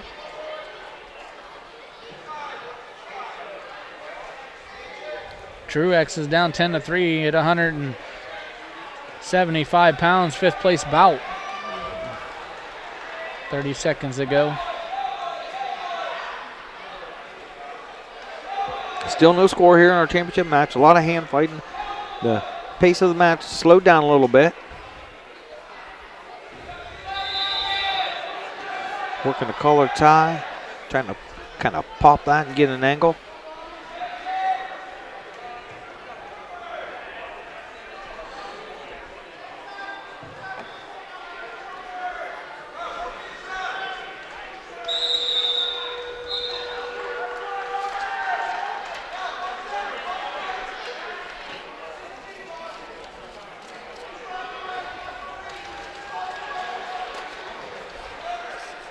Short time here in the first period. Scored 0-0. Oh, shot in there by the Tussalaw wrestler, and he gives up a takedown with about less than 2 seconds to go in the period. It's kind of not a wise decision right there to take that shot. He probably thought he was going to catch with the freshman off guard, but the freshman alert and made the counter there, and he's up 3-0. That's a big takedown. That's a big takedown. And now he gets choice here, and he's going to go down to start the second period up 3-0. Oh, nice fireman's carry over here in our 5th place match by is that Miles Tyson? Tyson, yeah. I can't get it out. Yeah. Longer the day goes, you'll learn it gets you get Miles Smiles, I think they call him. Yeah. Yeah. Up 3-0 here. 30 seconds ago in the first period. Kid's always got a smile on his face. Tussalaw heavyweight doing a nice job here riding. Yeah. Bowers looking to pull the leg out here and he might come out in a good position here if he can get a good leverage. Yeah, Tussalaw wrestler's got that crotch lock on there. He's looking to probably take him over the top if he feels it. Garaway just kind of bails on it right there. Yeah, if you're Bowers right here, you got to know you're up 3-0. You can't put yourself in a situation to get turned. No, there's no reason to. Even if you get rode the whole period, you got to take that and just let it go. Yeah, he's got position right here. Well, we got some leg riding going on by our heavyweights here. You don't see that every day. You got to kind of love it. And Bobby's in a good position to get a reversal here. Okay, now he's got his hips out. Man, it was so close right there. He could have come away with a reversal. Oh, now he gets a chance to dump him off the top. If he dumps him over the top, he could have him in big trouble here. Look, going for a spladle. You see the heavyweight going for a spladle. I've love never to see seen it. He's got it. He's close. It's going to be tricky, but if he gets this, it's He's got it. He's getting the counts. He better watch his own back, though, because he's in trouble there for a second. Wow, but he got the count. Did he get 4? He got 4 back points out of a spladle as a heavyweight. Who would have thought we'd have seen that? I wouldn't have. I'm pretty sure that's the first time I've seen it. And then Bubbles kind of releases right there. Yeah, he let him go. So did he give the 1 and he gets... He did, and so it's going to be a takedown here. I believe it was an escaping. 10 seconds. Bowers needs to get moving here, get his leg free. Because it could be a big reversal here. Because Tuslaw has choice. Oh, time's up. So we're going to head to the third period, tied 4-4. Had Coach Grove down there explaining to him they had an opportunity, the 1 to the 2, trying to explain to his young heavyweight. Yeah, you got to capitalize on that. Kind of just stop wrestling there for a little bit, and then the Tuslaw wrestler got in on him, and then he was out of position.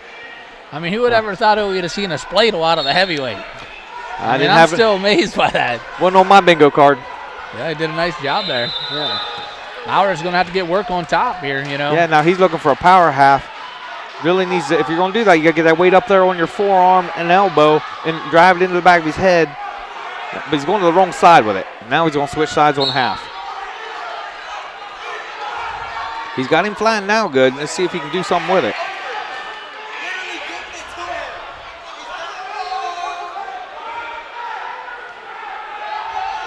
Tuslaw wrestler he's about back to his base for a second there. Now he's flattened out again.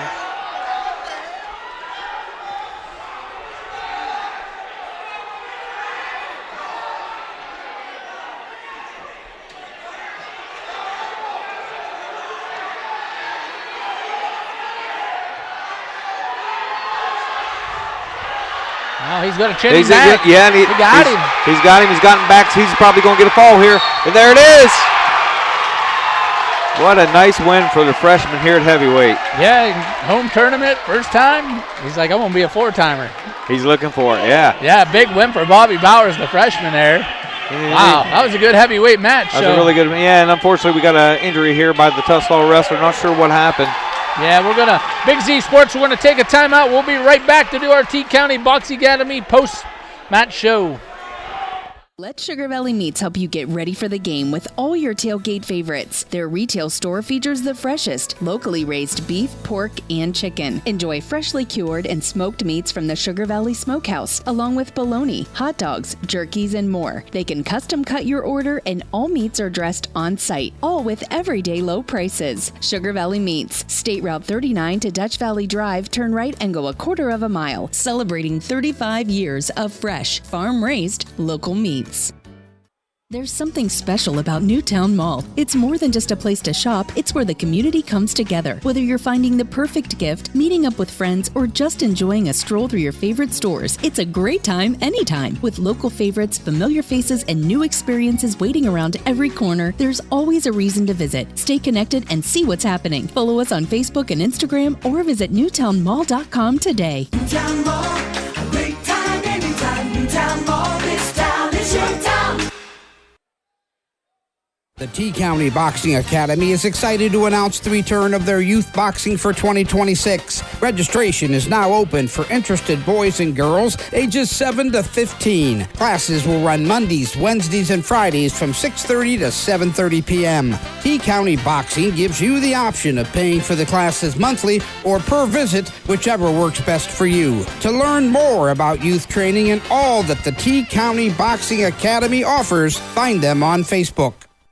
If you're planning a major concrete project, you need the help of Stocker Concrete Company. For From precast concrete products to ready-mix concrete, sand, gravel, limestone, and concrete block, the professionals at Stocker Concrete can help you get started and keep you on the path to completion using the best materials you can find. Stocker Concrete is the concrete material provider you can count on. See them at 7574 Route 36, Janaden-Hutton, or call 740-254-4626. Ron's Heating and Cooling in Denison has been serving this great Thanks area for since watching this Claxon 1977. At Communications Ron's, no matter what you production need, of they can handle high it. school From sports heating and on cooling the to standby Big Z Generac Sports generators, YouTube water channel. heaters, For tankless the water latest heaters, news and mobile home scores, equipment, follow duct Big Z cleaning, Sports on and Facebook, 24-hour on no Twitter. heat service. Winter, spring, summer, or fall, all you have to do is call 740-922-5252. Ron's Heating and Cooling proudly supports high school sports and would like to wish best of luck to all local athletes participating this season.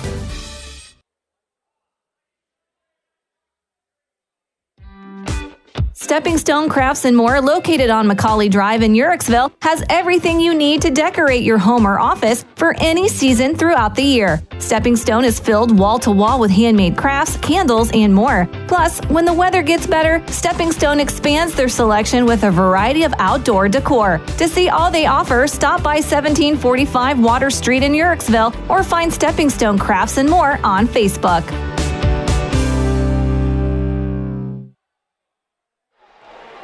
Welcome back to Garaway High School as we're wrapping up the peg leg wrestling tournament here, Jerry. It's been a day, and there's been some great matches, and right now we're wrapping up a couple heavyweight matches here, and I can't say it was a pretty good tournament.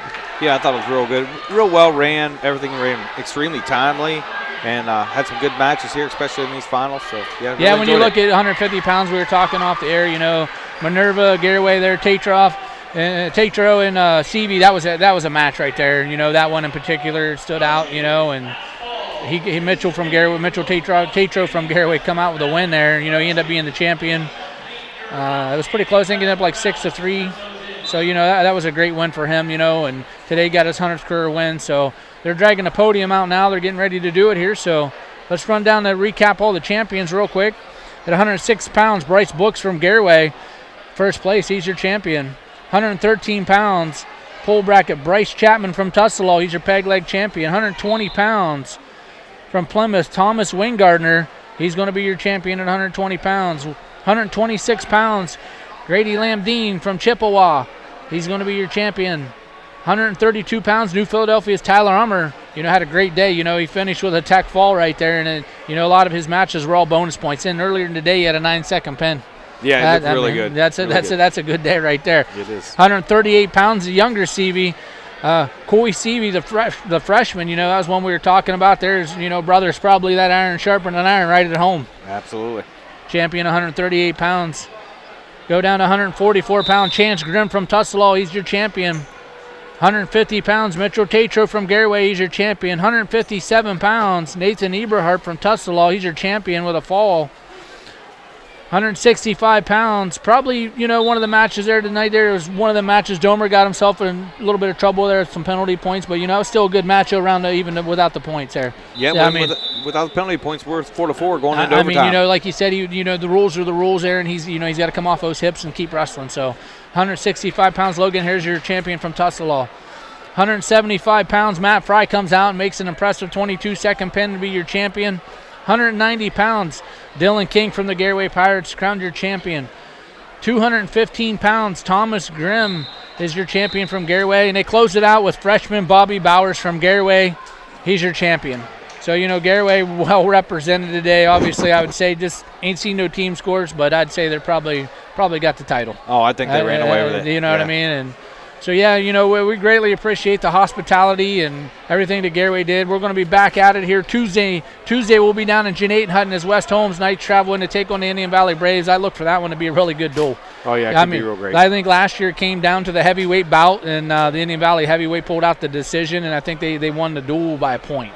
So, it just tells you it's going to be the same. They got pretty much the same rosters, and the big gun for coming into town for the West Holmes is probably going to be Logan Dixon, the defending state champ at 157 pounds. So, And you look at that, that's whoever's at 157 for the Braves, they're going to have their hands full. It looks like Arian Braun. So yeah, Arian Braun, that's right. Yeah, Arian Braun's going to be there, and that's if Dixon's at that weight, which he has been all year. So I figure he'll be there. And Peyton Martin at 126, he's a state placer. So you got Brock Albright. That's another going to be a good one. So another proving ground. Yeah. Yeah, and I think 190 Camden McLuggage for West Home State qualifier. He's going to come in. Caden Riggs. Caden's getting his lungs back and getting there. So it's a good match for Caden to get ready for his sectional district. Yeah, and then it's a duel, so you never know what people are going to do with the lineups. It could be something completely different. Yeah, so then we take a look at Wednesday night. We'll be right back out here in Garaway as the Claymont Mustangs travel in. And, Garaway's a little banged up, and they're going to have they got a couple forfeits in the lineup, but still I think it's going to be a great duel, and there's going to be some great competition in some particular matches. So then that's going to wrap up the dual season for us, and then we're going to roll right into it's going to be regional dual action. Indian Valley, Claymont, West Holmes, Carrollton, all participating in the regional duels with a shot to make it to the state dual tournament down at Bishop Watterson. So got great draws. We could have several area teams right down there in Columbus going for a state dual championship. And then we come back, we're going to have the IVC championship on a Wednesday night, and then we'll roll into sectionals. It's hard to believe we're talking like that. Yep. Yeah, season's wrapping up and everything. So I want to give a big shout out to all our sponsors today, the Kime Company, Mustang Trucking, Urixel Eagles Pack Drilling, Warrior Barriers Wall, Simpson Salute, Fisher's Farm Service Hummel Group, Sugar Valley Meats, the Newtown Mall, T-County Boxing Academy, Stalker Concrete, Ron's Heating and Cooling, Stepping Stones Crafts and more, and the ESC of New Philadelphia.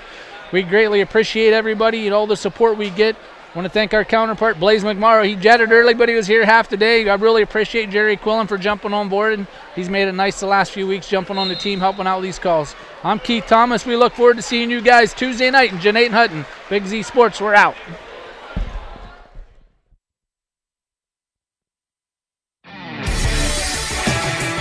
Thanks for watching this Claxon Communications production of High School Sports on the Big Z Sports YouTube channel. For the latest news and scores, follow Big Z Sports on Facebook, on Twitter at @Big_Z Sports, and on Instagram. Don't miss any of the live stream coverage all season long by simply subscribing for free to Big Z Sports on our YouTube channel. For the best in high school sports coverage, there is only one Big Z Sports.